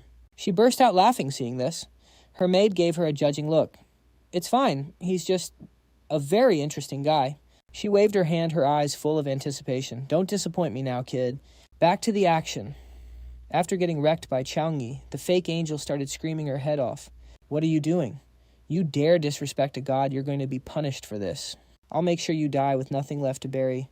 Now kneel immediately and beg for mercy. Maybe then I'll consider forgiving you on behalf of God. No thanks. Chau Nghi pointed his weapon right at her. That fake angel took it as a declaration of war. You little brat, you really don't know what's good for you. That cruel smile returned. The fake angel reached out with her sharp claws and clenched her fist shut. Instantly, thousands of chains locked Chau Nghi down. Red eyes appeared everywhere, and she started laughing like a maniac. Tell me, isn't that a lovely sound? This is what happens when you disrespect Lady Alexia. You're just a puppet for an evil god. As soon as he said that, he got slapped hard. Insolent. You've actually managed to get my master's attention, brat. Consider yourself blessed. Lady Alexia will show you the right path. And right after that, evil energy started rotting away Chau Nghi's consciousness. Back in the real world, a dark aura was swirling around him. Chau Nghi realized this was the power of an evil god. Vuong Hui immediately used his strength to keep the formation from shattering. He was confused how could evil god energy show up inside angel blood, unless those angel remains were actually murdered by an evil god. He watched as the formation spat out the energy he tried to add. Chu Huaduong went pale. This is bad. Chau Nghi is in danger. That evil god energy will do anything to destroy him. Suddenly the angel power surged. Vuong Hui looked relieved. Wait, look at the angel energy on him. Chau Nghi isn't getting weaker. He's getting way stronger, the frost and angel. Bloodlines are starting to take over. That dark aura is toast inside his mind. Those two bloodlines just shattered that fake angel's chains. She was absolutely stunned. She clearly wanted to devour this brat's soul, so how did such massive divine power suddenly appear? Chau Nghi had transformed into a warrior of light with wings of pure ice. He drew his weapon and stabbed that fake angel right in the chest. Poof! Gone. In its place was the true form of the evil god's minion. He let out a chilling laugh and sneered, Brat, is that supposed to hurt? You're just scratching an itch. Your struggle is nothing more than a tiny hiccup in my master plan. With those words, the minion lashed out with iron chains, but only smashed through a wall of ice. Before he could even process what happened, a magic circle appeared right beneath his feet. Sharp ice spikes erupted from the ground, piercing right through his body. Haha, I'll acknowledge this little gift, but your so-called human energy is just a tiny speck of light granted by the gods. As the most loyal follower of Lord Asia, what I call true power is something a mere mortal like you could never comprehend. His body began to swell, growing massive. Thousands of eyes opened across his skin, firing beams of pure destruction, but Chau Nghi dodged every single one like it was nothing. He avoided those deadly rays with ease. Typical, just a bug that only knows how to run. The minion used his chains to bind Chau Nghi, trapping him for a final blow, but he didn't expect the kid to shatter those chains like glass. He summoned a shield and completely blocked the ultimate attack. What the minion was losing his mind. He quickly regained his cool and unleashed another barrage of beams from his 1,000 eyes. Chau Nghi danced through the attacks, closing the gap instantly. He landed a perfect strike right on the minion's core, and the enemy was absolutely wrecked, deleted. An orb of light descended from the sky as Chau Nghi powered down. He reached out and caught the orb. Suddenly, a massive pillar of light blasted down right on top of him. Chu Hua Duong and Vuong Hui were losing it with excitement. This was angel power. It was completely wiping out the evil energy. The darkness vanished. The angel bloodline was merging with his frost bloodline, and it was a perfect match. An angelic figure appeared, embracing Chau Nghi from behind before slowly fading away. The fusion was officially complete. Chu Hua Duong stroked his long beard and grinned. This kid's luck is absolutely insane. To get the blessing of the God of Light at the final moment, he turned a certain death into a massive win. Vuong Hui couldn't hide his pride. He checked on his star student Chau Nghi. How are you feeling? Your power just took a massive leap. Before he could answer, a series of system notifications popped up. Special 6-winged angel bloodline, A-rank divine light mark. With this mark, you have a peak affinity for light and ice elements. As your bloodline evolves further, your connection to other elemental magic will also grow. B+ rank innate trait magic immunity. This gives you a high chance to ignore enemy spells and skills, including dispels, purifications, and other non-damaging skills. Not only is it a 6-winged angel bloodline, but it also inherited 2 innate traits. Chau Nghi gasped. Chu Hua Duong's eyes nearly popped out. A 6-winged angel. Your fusion was a total success. That's the highest tier bloodline in the entire angel race. And those inherited traits, once your rank goes up, they can even evolve to S+ rank. Teacher, I also got an S+ rank secret art called Angelic Divine Body. Chau Nghi stammered as he read the screen. S+ rank. Bloodline secret art, Angelic Divine Body. It releases the stored bloodline power in your body and transforms you into a 6-winged angel scion. The higher your level, the more power you can unleash. Note, before level 50, the angelic power isn't fully refined yet. After using the secret art, you will enter a weakened state. Try using it now. Let me see just how far your power can actually go. Following Vuong Hui's lead, Chau Nghi immediately activated the Angelic Divine Body secret art. An insane amount of angelic power exploded outward, leaving Chu Hua Duong jaw-dropped. The elemental energy is off the charts. Vuong Hui flared his spirit power, scanning Chau Nghi carefully. Amazing. With this secret art active, his power is over 5 times higher. Chau Nghi, how do you feel? I can't even describe it. I've never felt this much energy in my life. Light and ice elements are like my loyal partners now. I can control them however I want. That massive surge of power was so insane it set off the security alarms in Vuong Hui's villa. Warning. Warning. High-level elemental energy detected. Activating level 3 defense mode. The 6-winged angel really is the goat of elemental energy. Quick, deactivate that secret art right now. If you keep this up, the room's defense system is going to blast you. Chau Nghi, pull back your power fast. The villa's system finally chilled out, but right then Chau Nghi suddenly felt like trash. He popped a healing skill, making Chu Hua Duong super worried. Yo, you okay? Anything feeling off? That secret art is a major buff, but you haven't been in a long fight yet. His whole body was aching. Vuong Hui explained bloodline secret arts can skyrocket your combat power for sure. But that 6-winged angel energy is way too much for you right now. It's draining you dry. Keep it as your final trump card. Chu Hua Duong watched Vuong Hui and Chau Nghi go back and forth. He was low-key stunned by that 6-winged angel bloodline. Dual evolution talents plus an S+ rank bloodline secret art. With that angelic divine body, other rookies trying to catch Chau Nghi, nah, that's just a pipe dream now. Based on how your bloodline reacted, I bet your sister's ice bloodline is just as cracked, right? If you want her to awaken properly, you need to refine that ultimate ice lotus into an ultimate ice pill. Sioux University has a pill-making department. You can just place an order through the school system. Now go get some rest, Vuong Hui said, patting his shoulder. As soon as Chau Nghi left, Chu Hua Duong's smile vanished. He asked dead seriously, Principal, why did the evil god's energy lock onto Chau Nghi? If anything happens to him, it's a massive L for our university and the whole Trung Ha nation. Chau Nghi only survived because the god of light was watching over him. I'm launching a full investigation. I won't miss a single lead. Back at the dorm, Chau Nghi couldn't stop thinking about his sister's case. To make that ultimate ice pill, he needed the Ice Lotus plus an A-rank treasure called Ice Frost Grass. The Snow Dragon Legion would be sending the Ice Lotus soon. As for the Ice Frost Grass, Chau Nghi started doing the math. Bronze medals get 500 credits, silver gets 1,000, and gold 2,000 credits. I've got enough credits. I should be able to snag it easily from the campus shop. Just then, Tumini showed up on Dean Ngo's orders, bringing the resources the War Academy promised. She couldn't believe how much stronger he got in just one day. That pressure wasn't from a level up, though. It was the aura of a royal bloodline. Tumini was low-key shook. Chau Nghi was pretty surprised to see her. Wait, didn't I choose teacher Vuong Hui? Why is Dean Ngo sending me resources? Tumini explained. Principal Vuong Hui is your personal mentor, but you still gotta attend regular classes at our academy. Plus, these are War Academy resources. Every top-ranked freshman gets a piece of the pie. Oh, I see. But why our War Academy Ms? Aren't you a mage? What, you think mages aren't allowed to teach at the War Academy? She joked, then handed over his loot. A-rank treasure, 1,000 mountain dragon root. A-rank treasure, ice frost grass. A-rank weapon, chaos dagger. B-rank gear, white bear armor. B-rank materials, wind chasing sinew and earth dragon blood. C-rank skills, ice accumulation, ice beast guard, and blade of light.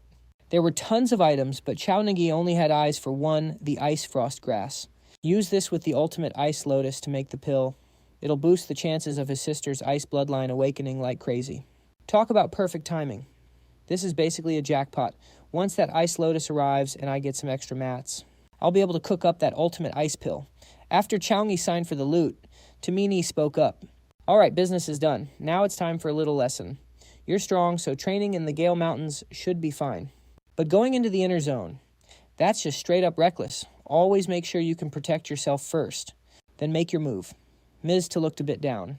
Every year, Sioux University pumps out tons of talents, but very few actually become legends. Too many geniuses get wiped out by the unexpected. Don't put yourself in unnecessary danger. I want you to be the one who makes it to the end of this road. Keep grinding. The future of Trung Ha and this school depends on geniuses like you. You could literally die out there. Don't think I'm just nagging you. Being careful is always better. I can't let Miss to know I have a system protecting me. Besides, the danger level in that Demon Palace Canyon is well within my control. Chau Nghi thought for a second and chose his words carefully. I appreciate the concern, Miss To. I'll keep that in mind. Actually, there is one more thing I wanted to ask. My power level just jumped again. Could you recommend a safe spot where I can do some real combat training? You really are a monster. Tumini sighed in amazement and led him to a room packed with robots. You can use these training bots for live combat practice. You can even set different difficulty levels to challenge yourself. These training bots have combat modes ranging from rank 1 all the way to rank 10. The more robots there are, the more their power multiplies. At rank 10 combat mode, a bot can take down a level 20 expert, plus your entire challenge will be recorded with detailed photos taken by the bots. The sensors all around will also track your stats during the fight. They will generate a full report once the challenge is over, even though you can hit pause whenever you want. I still suggest you start with the easy levels. I have a class to get to now, so take it one step at a time. Know your limits and don't push yourself too hard. All you have to do now is give your orders to the Vision Orb to start. As soon as Tumini walked out, Chau Nghi immediately gave the command. Vision Orb, let's go. Boot them up to rank 7 combat mode. Command received. Execution program online. Combat monitoring has started. 50 training bots have been deployed. Warning. Rank 7 combat mode is officially starting. The second the announcement finished, a literal storm of bullets rained down on Chau Nghi. But for our dodging goat, this kind of stuff was light work. Absolute mid. After styling on their attacks, Chau Nghi counterattacked with his frost power. He just got this after merging his frost bloodline. One punch and that giant robot was total scrap metal. This frost power is actually fire. Chau Nghi felt himself then switched it up to frost storm. One shot. The whole robot army deleted. Congrats, Chau Nghi. You cleared the trial. Rank 7 combat mode. Results. Total of 50 rank 7 bots defeated. Time taken 3 minutes and 40 seconds. All targets neutralized. Rank excellent. Frost power is honestly broken for crowd control. If rank 7 is this easy, I wonder if the max difficulty can actually make me go all out. After thinking it over, Chau Nghi decided to risk it. Vision Orb. Skip straight to rank 10 combat mode. Since the bots took too much damage, rank 10 mode is activating the backup protocol. Initiating upgrades. Rank 10 combat mode. Superhuman rank bots are taking over. Superhuman bot stats are equal to a level 25 average player. Max AI mode activated. If your life is in danger, please call for a ceasefire immediately. Chau Nghi smirked. This was exactly what he wanted. Finally, I can go full power. After a 3-second countdown, a robot actually used frost power to attack him. He was shook for a second, but he quickly jumped high to dodge the hit. Then he used Ice Light Body, using the properties of light and ice, to create crystal clones of himself. It made it impossible to find the real him. He used Holy Light Dash to wreck the bot's weapon, but it literally copied his move and countered. Chau Nghi's weapon was sent flying. No way. How is it copying my skills? Did the Vision Orb sync my combat data with them? Attack system synced. Combat efficiency boosted. Weapon module optimization complete. Back online. Wait, what's that? Chau Nghi watched in shock as a cannon barrel transformed into a mechanical wolf. It can even copy my Gale Wolf. Looks like I just have to throw hands. Chau Nghi shifted gears and sent that robot wolf flying with one punch. Angel body activated. Let's see you try to copy this one. Meanwhile, since I became Dean Tong's top disciple, I've been getting a ton of rare resources. My cultivation's moving fast. Last time I couldn't even clear rank 7 combat mode.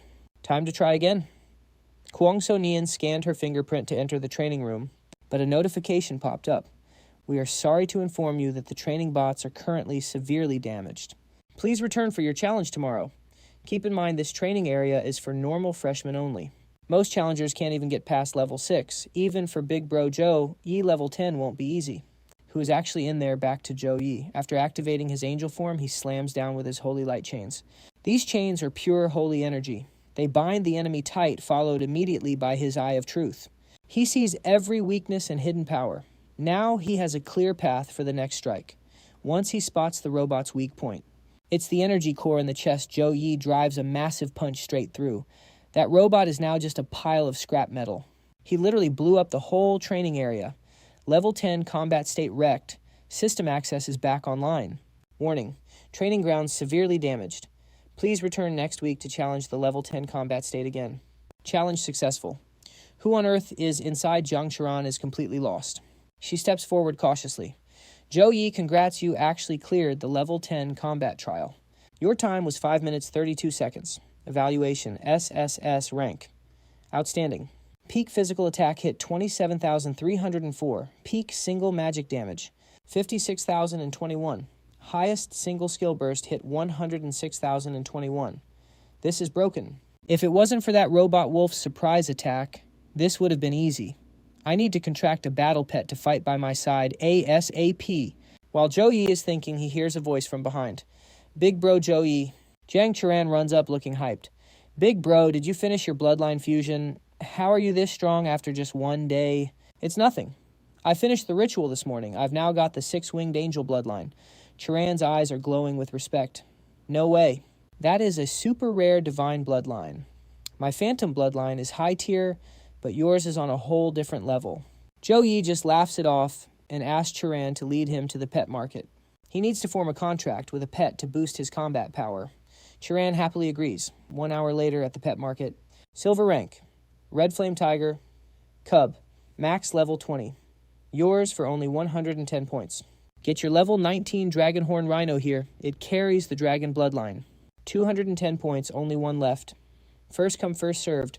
Charan walks Joe Yi around and asks, Big Bro Joe Yi, do you see any pets you like? Joe Yi looks thoughtful. I almost tamed a Gale Wolf back at Gale Mountain, but after beating the Demon Sun, I passed out and missed the window to contract it. I'm hoping to find a Gale Wolf pup with natural wind magic talent for a contract. As soon as he says it, someone shouts, I've got a Gale Wolf pup right here. A guy in glasses slides over with a fake smile. Hey there, I'm Liu Jiksui, a third-year student from the logistics department. I'm also a level 22 breeder. I've got a Gale Wolf pup here that I raised myself. Want to take a look? Churan whispers, breeders are a specialized life skill class. This guy's a student at our university too. His pets should be much higher quality than the random stuff from street vendors. Chewy no DS. Fine. Jikshu holds up a pup with different colored eyes and starts hyping it up. This little guy is only 10 days old. The mother was a silver rank Gale Wolf. I appraised it personally. Its potential is confirmed silver rank. If you want it 60 points, Zhou Yi looks a bit disappointed. Just silver rank. You got any gold ranks? Gold rank. Bro, even in this whole market, you won't find many of those. If you're serious, I'll let you know if a gold rank Gale Wolf pops up. But the price will be insane. Whatever, let's look at this one first. Zhou Yi picks up the little pup. The baby wolf seems to like him, let out a soft whimper, like it's acting cute. But Zhou Yi feels something is wrong. He's way too small. He looks underdeveloped. Jikshui starts getting nervous. Gale wolves are naturally smaller than other beasts. This size is totally normal for a pup. Zhou Yi lifts the pup high and laughs. No problem. I'll take him. There are no trash pets, only trash owners. I can see his future. Transaction complete. Jikshui grins from ear to ear and hands over a scroll. This pet contract scroll is on the house. 60 points total. You can form the contract right now. Once he's your pet, you can keep him in your contract space. Super convenient. Jikshui is celebrating inside. This was the runt of the litter, the absolute worst one. He was worried he'd never sell it, then this sucker showed up. Good thing he got the points first. If this little guy stays this week, a rank down during the contract would be a total nightmare to deal with. I know you can get stronger, Zhou Yi says, before starting the contract ritual with the Gale Wolf cub. Shout out to the fortune potion. 1 sip and you're lucky for 12 whole hours. The buff is still active. This Gale Wolf went from a total reject to a straight-up OP beast. Everyone's losing their minds. That purple glow, is that an epic rank pet being born? Snagging an epic rank at a flea market. Talk about luck. Yo, bro, you selling that Gale Wolf cub. I'll give you 1,000 points for it. Zhou Yi's got those hawk eyes. He knew this cub was epic rank all along. It was just regressed. The moment it absorbed his mana, it went right back to its true form. Zhou Yi's just standing there like, whoops. He's thinking epic rank, damn, I totally underestimated how cracked that fortune potion is. The crowd's hype is making Liu Treehawk seethe. Damn it, I just sold an epic rank pet at a bargain price to a newbie. Oh, Zhou Yi, you haven't named him yet. So Nian reminds him. He thinks for a bit. Let's go with Little Gray. But while they're vibing with Little Gray, Liu Treehawk decides to be a total snake. Sorry, student, that was my mistake. I accidentally sold this at silver rank price. If you want to keep it, cough up another 1,500 points. Or just break the contract, and I'll give you a 300-point refund. Decide fast. Don't make me get nasty, kid. The crowd starts whispering. Obviously, this clown didn't check the rank properly. But the Liu family has his back, and they're big-time partners with the school. These two are in deep trouble. He just scored an epic rank, but there's no way he's keeping it now. Seriously. Selling something then trying to take it back. Total trash move.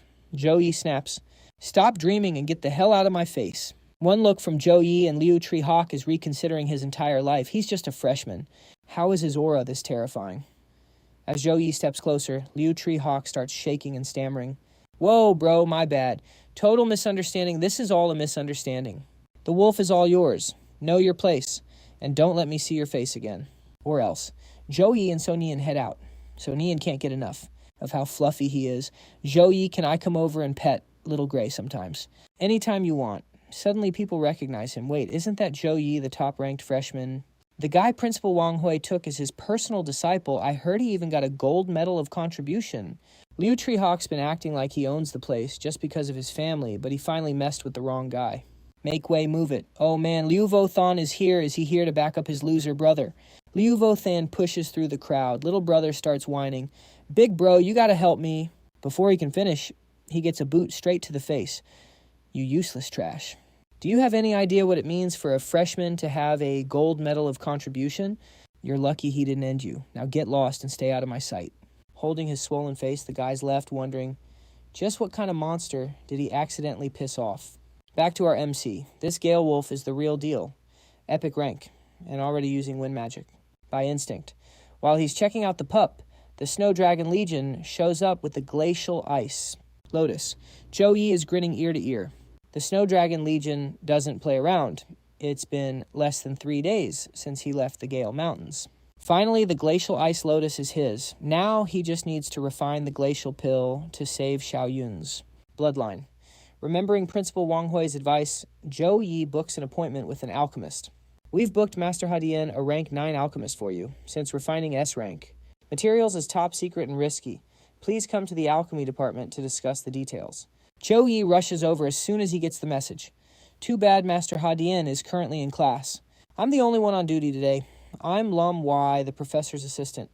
What kind of pill are you trying to craft? I can help you with the basics. An S-rank extreme frost pill. As he spoke, Chau Nghi pulled out all the crafting materials. Lum Y couldn't hide her shock and gasped. No way an S-rank. Extreme frost ice lotus and even A-rank ice wolf grass. You're just a freshman, right? How did you get your hands on such rare S-tier treasures? Chau Nghi just gave a humble smile. Just got lucky, I guess. Well, since you have the Extreme Frost Ice Lotus and the Ice Wolf Grass ready, you just need to pay an extra 800 credits for the S-rank crafting fee. Leave your contact info with me. Once the teacher finishes the Extreme Frost pill, I'll notify you to come pick it up immediately. After swapping info, Chau Nghi headed straight to class. He happened to overhear 2 students gossiping. Yo, did you hear? Otherworld creatures are popping up everywhere lately.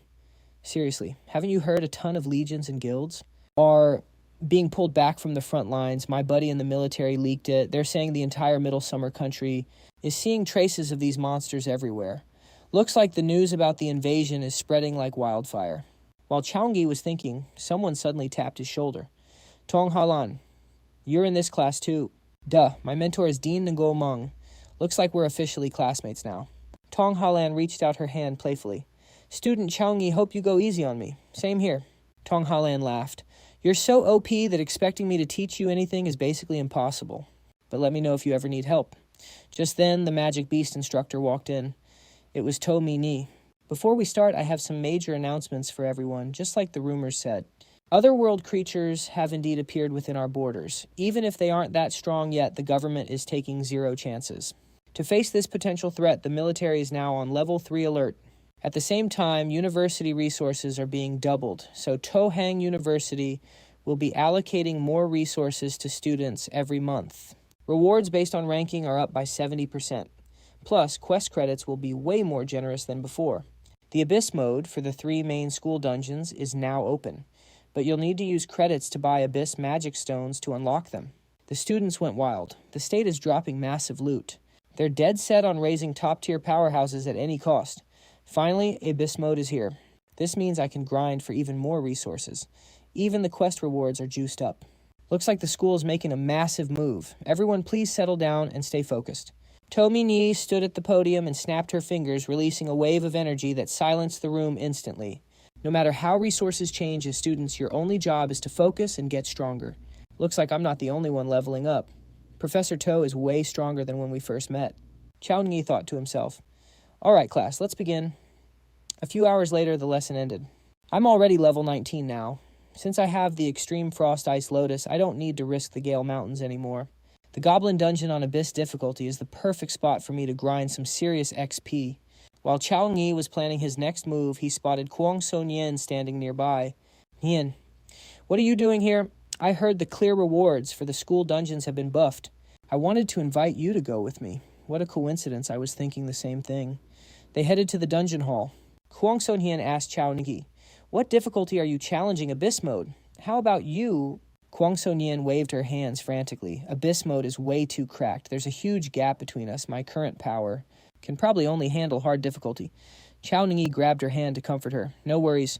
Once I clear Abyss mode, I'll party up and run it with you again. It's a deal then. I'll try hard difficulty first. Good luck out there. Kwang So Nien replied shyly and turned to leave. Suddenly the hall went into an absolute frenzy when a certain someone appeared. Is that Chi Min Hien? What's he doing here? It's been a while since a top-tier pro challenged a dungeon. You don't know. Breaking an abyss? Mode record can net you a talent achievement reward. Without a special encounter, it's impossible to get one. No wonder he's in such a rush. Chi Min Hien, a level 23 mage, rank 86 on the Earth leaderboard. Boring. I need to hurry and challenge the Abyss mode myself. Chau Nghi checked his stats and brushed it off. He then selected the Goblin Dungeon on Abyss difficulty and walked in, leaving the whole hall in total shock. Isn't that Zhou Yi, the top freshman, LOL, a level 19 paladin, actually dared to challenge the Abyss difficulty? Kid doesn't know his place. Total lack of self-awareness. His 400 credits are basically going down the drain. Sister Min Hien stood nearby, looking down on him.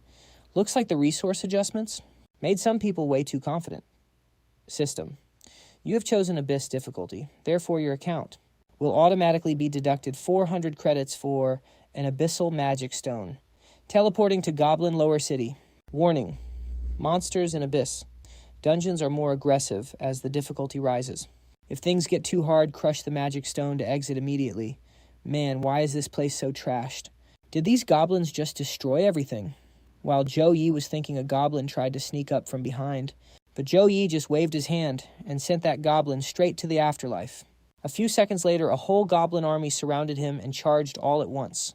Monster level 22, Goblin Soldier, Silver Grade, Skills Raid, and Slash. There's a lot of them this time, but the stronger the enemy, the better the challenge. With that, Zhou Yi swung his mace.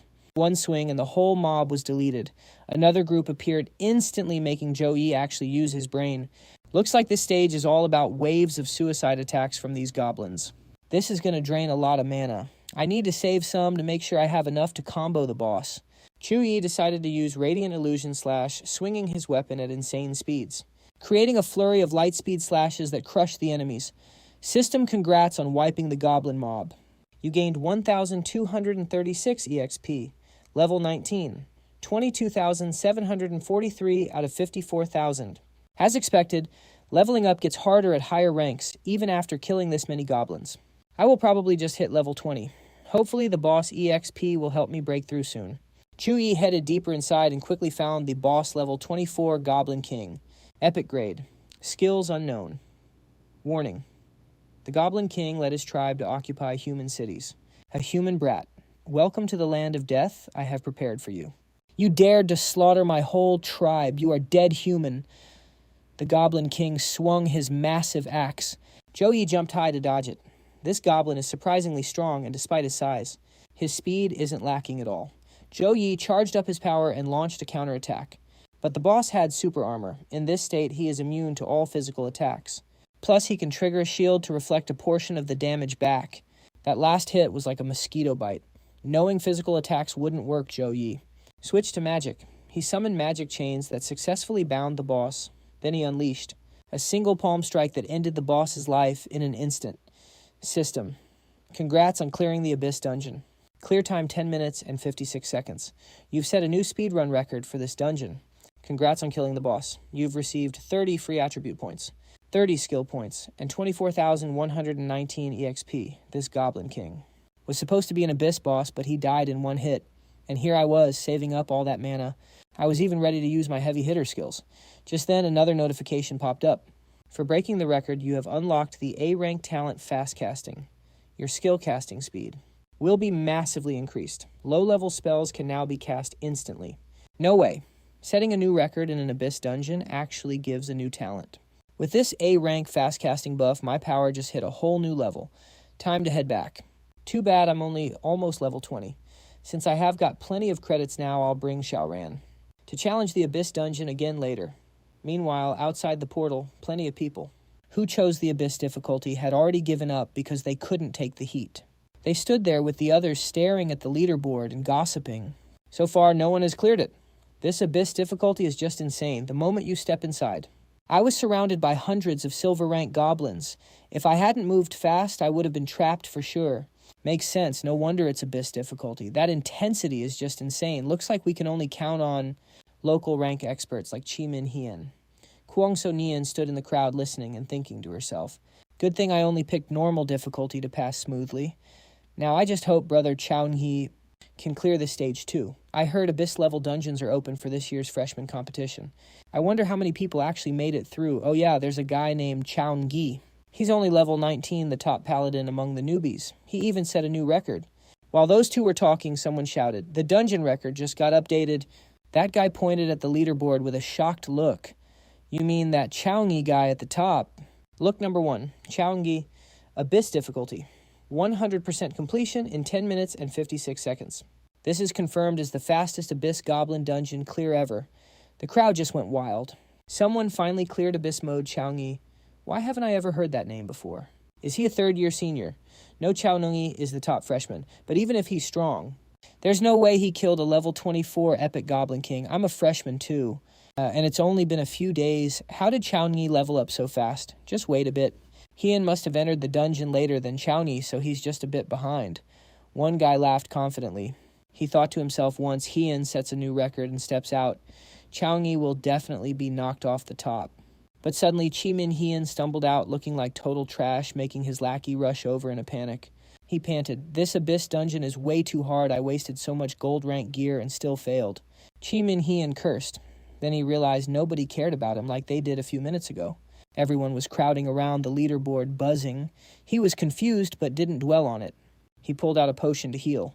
It wasn't until his lackey told him about Chau Nghi clearing the Abyss dungeon with a god-tier time that he choked on his potion. "Look, Chau Nghi is out." "No way. He's just a level 19 freshman. How the hell did he clear an Abyss dungeon? How can I be worse than him? I have to get answers." He's finally showing his face. He's probably cheating. Chimin Hien slammed his potion bottle down and forced a fake smile. He tried to talk to Chau Nghi, but before he could even finish, Chau Nghi completely curved him. He walked straight to Kwang So Nien. "Congrats on clearing it," she said. "I barely finished hard mode. I feel like you're leaving me in the dust." Chau Nghi patted her head to comfort her. "Don't worry. The Goblin King is a piece of cake. I'll show you all the tricks to beat this stage. Plus, I've got plenty of credits now to carry you through a few more runs. Once you get the hang of it, you can challenge Abyss difficulty too." While they were acting all lovey-dovey, the crowd kept hyping him up. Chau Nghi was the man, while Chimin Hien sat in a corner facing reality. Under Chau Nghi's shadow, he had become a washed-up star. Keeping his word, Chau Nghi took Kwang So Nien to conquer the dungeon. In the Abyss run, he buffed her strength while pointing out the goblin's weaknesses, so she could take them down easily. Everything was smooth until they hit the boss. An Abyss boss is no joke. Brother Chau Nghi, how did you clear this? It looks powerful, but honestly, its magic resistance is trash. You can wreck it with strong magic skills. Hearing that, So Nien stepped up. Since it had low magic resist, she decided to test her mana first. Using her succubus bloodline and the demon blade skill, she unleashed a massive shockwave. The demonic power inside the strike would explode on impact, dealing extra dark attribute damage to the enemy. But instead of killing the boss, the move buffed its mana, making it even stronger. Plot twist. The boss slammed its foot down, creating a massive earthquake that pushed them back. It could even cause a stun. Chau Nghi unleashed his power to block the attack and shouted anxiously, "Nien, are you okay?" "Don't worry, big bro Chau Nghi. It's all on me. I messed up my mana control, and now that boss just sucked it all up and got a massive buff. Stop beating yourself up. Let me cook for a sec and see if my tricks still work on this thing." After saying that, Chau Nghi drops a divine judgment of light on the boss, but it gets tanked by its shield. "Crap, my skills aren't hitting the same. Its magic resist just shot through the roof." He thinks to himself, "This is getting sweaty. Let me try one more time." If things go south, just smash that Abyss crystal. Remember, it's just a trial run. Don't go getting yourself hurt. With that, Chau Nghi summons magic chains to lock the boss down, but the boss just shreds those magic chains like they're nothing in a split second. Seeing this, So Nien feels even worse. "It's all my fault. I made everything way too complicated. What do I do? What do I do?" Her negative vibes are literally waking up the demoness inside her. Yeah, you're pathetic. If you could actually handle the succubus blood in your veins, you wouldn't be just standing there watching Chau Nghi struggle. You need to be OP to actually help him. It's time. Let your true power out. Level up. So Nien mumbles like she's under a spell, and her eyes turn a deadly shade of red. Chau Nghi is about to pop his angel form to tank the damage. Suddenly, a blast of dark energy flies past Chau Nghi and clean slices the boss's arm right off. So Nien Chau Nghi stares, shocked. "Big bro let me take out the trash." So Nien is in full succubus mode, smiling like a baddie. "Why can't I absorb this? It's taking over my energy." The boss screams, panicking. "Chill out. This is just the appetizer." So Nien waves her hand, pumping even more mana into the boss. "Give it to me. I need more mana." "You look absolutely hideous right now." So Nien says, looking down at the boss like it's literal trash. Then she deletes the boss in one shot. System notification. Student Kwang. So Nien has slain the Goblin King boss. Reward 15 free attribute points, 15 skill points, and 23,200 EXP. Finally, that annoying monster's gone. She pulls back her power and starts getting all flirty and touchy with Chau Nghi, which gives him total culture shock. He realizes something's off and asks coldly, "Is that really you?" So Nian succubus mode. So Nian freezes, then slowly morphs back into her usual self. She gets all shy and tries to explain herself. Big bro Chau Nghi about that. It was just the succubus blood in me acting crazy. Chau Nghi tilts her chin up to check on her for a bit, then finally lets out a sigh of relief. Thank God. I really thought the demon had fully taken over your mind. No way, how could that happen? By the way, so Nian, let's party up and run this a few more times.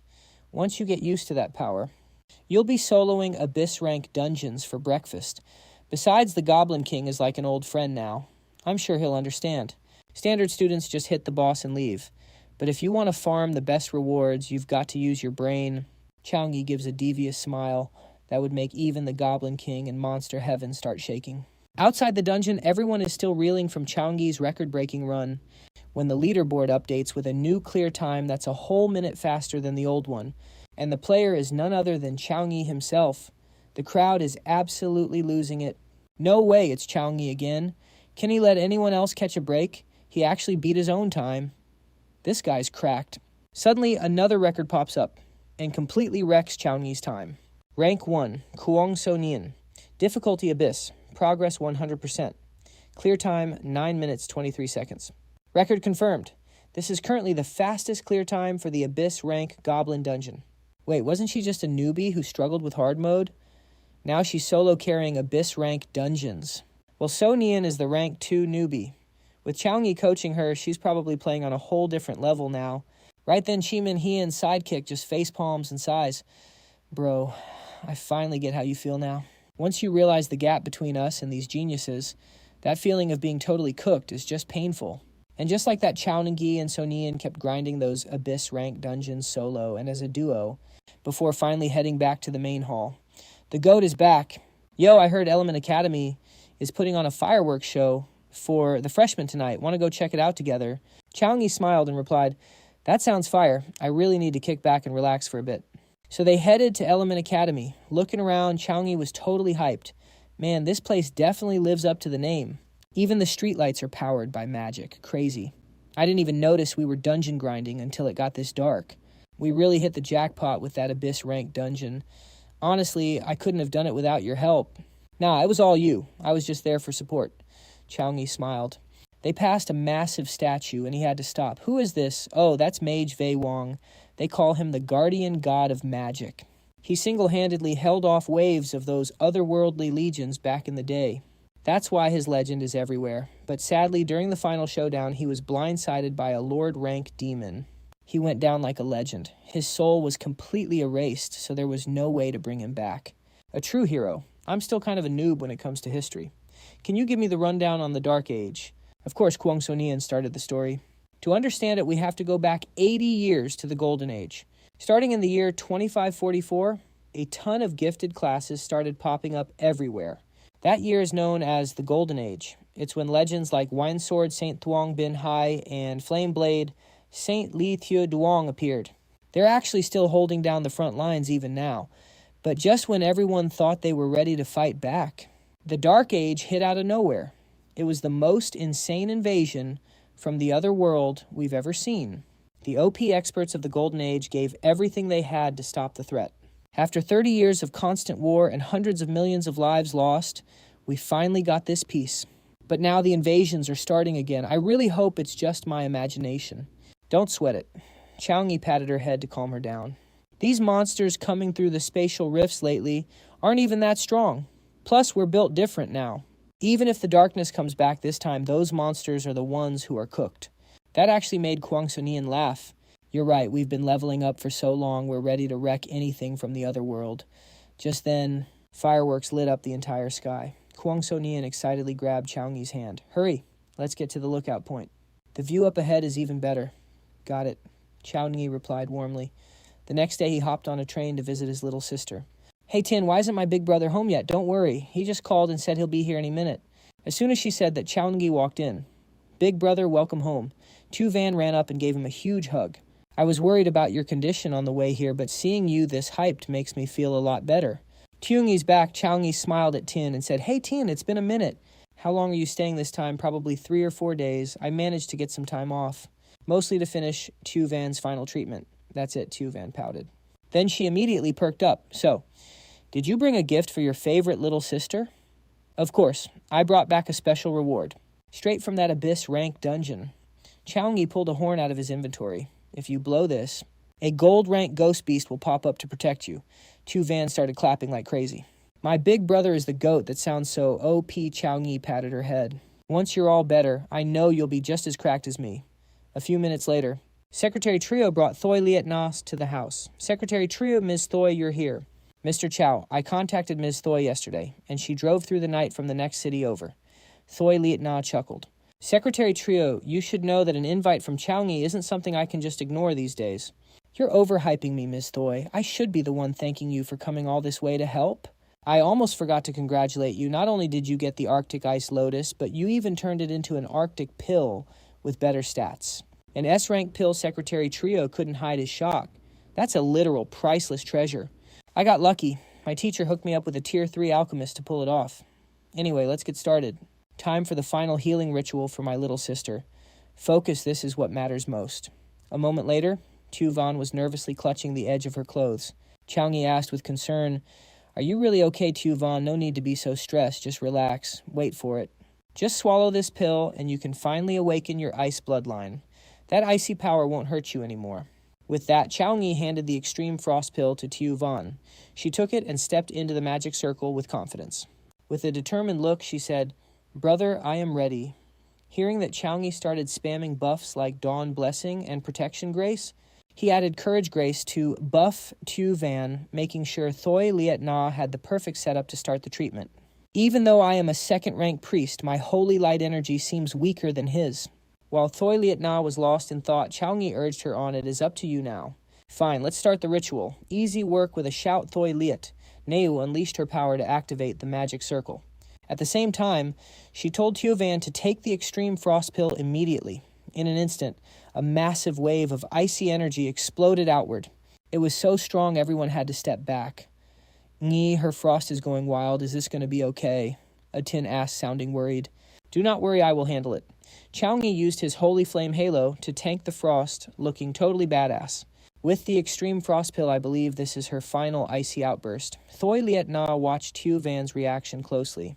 Then she said happily, "The hardest part is finally over. Now we just need to be patient. We just have to wait for her bloodline awakening to finish." A while later, the healing process was finally complete. Chau Nghi rushed over and asked anxiously, "How do you feel now?" "It feels like my illness is completely gone." Tu Van replied playfully, "Tu Van, quick check your personal stats and see if anything changed." Tu Van tested her power and said, "My ice bloodline gave me a frost element control talent. Now the ice and I are one. I can control it and do whatever I want with it." "Wait, can an awakening actually grant a brand new talent? Usually a normal awakening." "There is no way to get a bloodline talent like that. But she is Chau Nghi's sister, and he has that rare ice bloodline too." Chau Nghi thought proudly, "We both gained so much from this ice bloodline. Could our ancestors really have been powerful ice bloodline users? Even if it is true, looking at how we grew up, the family probably fell off a long time ago. Lady Thoy Tu Van's bloodline. Even though she awakened successfully, just to be safe, please give her a full checkup one more time." "No problem at all, Thoy Liet," Na replied happily. Just then, Secretary Trio spoke up. "Mr. Chow, Miss Tu Van, now that she is fully recovered and has awakened her bloodline." The mayor is very hyped about this, so he sent over a massive stash of cultivation resources for you two. Chau Nghi shook hands with Secretary Trio and said gratefully, "Thank you, I will be heading back to school soon. I will have to trouble you to help look after Tu Van. You are too kind, it is my honor." Watching Tu Van laughing with Atin, Chau Nghi suddenly asked, "Have you thought about your future? What class do you want to pursue?" "A mage, obviously?" Chau Nghi nodded in approval. "That class fits you perfectly. Once you reach level 10, I will help you find a hidden class book for mages." "That is awesome. I can already feel the dark power inside me waking up. I believe the day we unleash our true power is not far away. Dark power." Her edgy look and words left everyone stunned. Thoy Liet Na immediately rushed over to check her. "Did I miss something? How could there be dark power?" Suddenly Chau Nghi remembered when they were kids. Back when they had not awakened yet and used to role play as superheroes saving the world, Brother, do not let the darkness tempt you. We must seal it to protect world peace, 3-year-old Chu Van used to say. Back to the present. Seeing his sister about to say more cringe lines, Chau Nghi dragged her out. I should take you to experience some real ice power. Sister Tin, help my brother, is going to end me, looking at Chu Van's energy. I believe she will definitely become a top-tier mage in the future. She is not usually this weird, I swear. While Secretary Trio and A-Tin tried to cover for her Thoi, Light Na had a serious look and thought dark power right after the awakening ended. Chau Nghi challenged Chu Van to a spar. Brother, I will summon frost spirits to wreck everything in my way. After speaking, Zhou Yun blasted her ice element straight at Zhou Yi, but then everything was blocked by Zhou Yi's guardian holy light. Looks like your body's fully recovered. Now I can finally set up your training schedule. Zhou Yun immediately tried to dip. Oh no, brother. I think that icy chill in my body's acting up again. Looks like I can't train with you anymore. But Zhou Yi wasn't having it. Under his strict eye, Zhou Yun was forced to train anyway. After a high-intensity session, Zhou Yun collapsed on the ground, completely drained. Brother, I didn't know training was this exhausting. Let's just leave the saving the world mission to you. You're really something else. Zhou Yi let out a helpless sigh and summoned Xiaokui. This is a soul pet I just contracted. He'll be staying with you to train for the next few days. But don't let me find out you can't even beat Xiaokui. That would be seriously embarrassing. No problem. Now that Xiaokui is here, I'll definitely train hard, Zhou Yun said, while happily petting Xiaokui. Xiaokui, follow me. Let's sign a dark contract and become besties. Zhou Yi laughed, seeing Xiaokui's totally helpless expression. Don't worry, little guy. I'll make it up to you later. A few days later, as Zhou Yi was heading back to the academy with Xiaokui Su Mier, suddenly showed up at his house. It caught him off guard. Teacher Su, what brings you here? The National Freshman Exchange Tournament for all colleges is about to start. The team battle requires a squad of 5 people. I came here mainly to have you confirm the team's roster. You're representing our academy as the rank 1 freshman. Naturally, the heavy responsibility of being captain falls on you. Plus, building the team is up to the captain. No problem, Zhou Yi replied casually. Here is the data on the top 10 students from the freshman rankings. Aside from yourself, you need to pick 4 teammates. Without a second thought, Zhou Yi answered. Teacher Su, I'll just take the 4 highest-ranked freshmen as my teammates. Sumir frowned at his casual attitude. You're being way too reckless. In team battles, it's common for matches to drag into the late game. This tests the team's stamina, so a priest class is vital for keeping everyone's status up. Even though you're a paladin and can cast buffs, your healing isn't on the same level as a priest. For a 5-person team, you really should pick a priest. Zhou Yi replied with total confidence. No need. As long as we crush the enemy fast enough, we don't need to worry about healing. Teacher Su, I'm confident I'll take the individual championship. And in the team battle, once I activate my angel bloodline, I can literally solo their entire team. During the freshman trials, Zhou Yi's power was already leagues above everyone else. With him there, they really don't need a priest. He could just steamroll any other school. Sumir finally gave in. Fine if you're that certain. I'll report this roster to Dean Ngo. By the way, is your sister's bloodline awakening sorted out? It's all handled. I have to thank you for telling me about the Arctic ice lotus. That's good then. Sumir smiled. Suddenly, Zhou Yi remembered something. Teacher Su, do you know where I can find a hidden class change book? A hidden class change book. Is this for your sister? Zhou Yi nodded honestly. Ever since I found out about those monsters coming through the medium-sized rifts, I've felt a lot of pressure. I need to make sure Xiao Yun has the power to protect herself. You really think of everything. The school website has hidden class change books, but buying one isn't easy. Sumir teased before leaving. Her words left Zhou Yi confused, but when he checked the site, he saw the 4 strict requirements for the purchase. Students must be at least level 25, have an A rank evaluation, and complete an A rank school quest. You also need to be in the top 10 of the Earth rankings, or top 100 of the Heaven rankings. So that's how it is. Getting a hidden class change book is actually insane. Even the cheapest one costs 20,000 credits.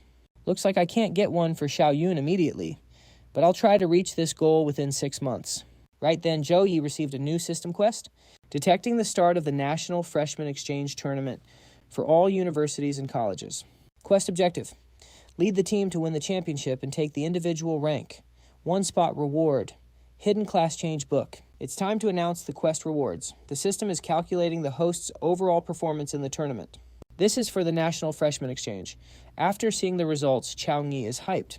The last 2 times, the quest rewards completely leveled up his stats. It's insane. This time, he's got to go all out to secure the best rewards possible. Got to get that top-tier loot. Meanwhile, somewhere else, the deans are meeting to discuss the upcoming National Freshman Tournament. The roster for the team battle is out, and Chau Nghi is officially on the list. Here's the lineup. Our captain is the paladin Chau Nghi. Then we have Spirit Swordsman Kuang So Nian and Taoist Tong Halan, along with Mage Duong Lin Hai and Warrior Vei Thiet Tam. But Dean Ngo Kachkan has some concerns. Why isn't there a priest in the squad? Tong Ki agrees. Yeah, isn't a team without a healer way too risky? Without a priest for support, the margin for error is huge. But while the other deans are stressing over the compy, Chu Hua Duong isn't worried at all. He thinks this lineup's actually fine. He knows Chau Nghi is so cracked that a priest would just be redundant. He's thinking to himself, after seeing him use Bloodline Fusion, I'm the only one here who knows his true power. Even solo Chau Nghi could probably wreck the entire tournament by himself. He's not just a damage dealer. His buffs and defense are top tier. Plus, his attack skills are fire. He basically covers 3 roles at once. He's a swordsman, a tank, and a support. Dean Truong Lang, who's usually quiet, finally speaks up. No objections from me. Chau Nghi is a cheat code. He knows exactly how to carry. Tong Ki thinks it over and agrees. Fine, I'm in. I hope Chau Nghi shows us something special in this tournament. Let's see him shock the world. All right, it's settled then. Ngomong announces the squad is ready. Now on to the training. Dean and Ngo, it's your turn. I'm leaving their training to you. These freshmen are OP, but they still need to sharpen their skills. Say no more. I'll have Tamini inform them. Meet at the War Academy in 3 days. Back to our MC. While Chau Nghi was grinding his daily quests, he gets a text from Master Vuong Hui. It's time for some private one-on-one training. This is his first official lesson. He might finally learn a new broken skill. But for today, skill points are the move. Time to pick the daily reward. Option 1, 15. Attribute points. Option 2, 15. Skill points. Option 3, a random skill book. Option 4, a random chest. Chau Nghi smashes that skill point button immediately. He can already feel the surge of power. Just by finishing these dailies, he's getting free stats and skill points. Having a system is such a cheat. Gapping everyone else is way too easy. The next day, Vuong Hui takes him to the training grounds. Seeing a pack of level 23 forest demon wolves, Chau Nghi asks, Master, you want me to clear these mobs? We're on the outskirts of the Thienvu Guild forest I founded. This is a grinding zone, so don't sweat it. Suddenly, a massive dragon appears in the sky, one roar, and the wolves are absolutely cooked. They bolt in every direction. Chau Nghi is stunned. Vuong Hui just smiles. That's an epic rank, dragon level 62. It belongs to your eldest senior brother. It's basically the forest security guard. If even the pet is this cracked. Just how strong is the owner? Vuong Hui says proudly. Your senior brother actually caught up to me a while ago. He's level 64 now. Honestly, his combat skills might even be better than mine. That's why I trusted him to take over the Thienvu Guild. Chau Nghi is majorly impressed. Level 64 at 30 years old. That talent is insane. I've seen many gifted awakened over the years.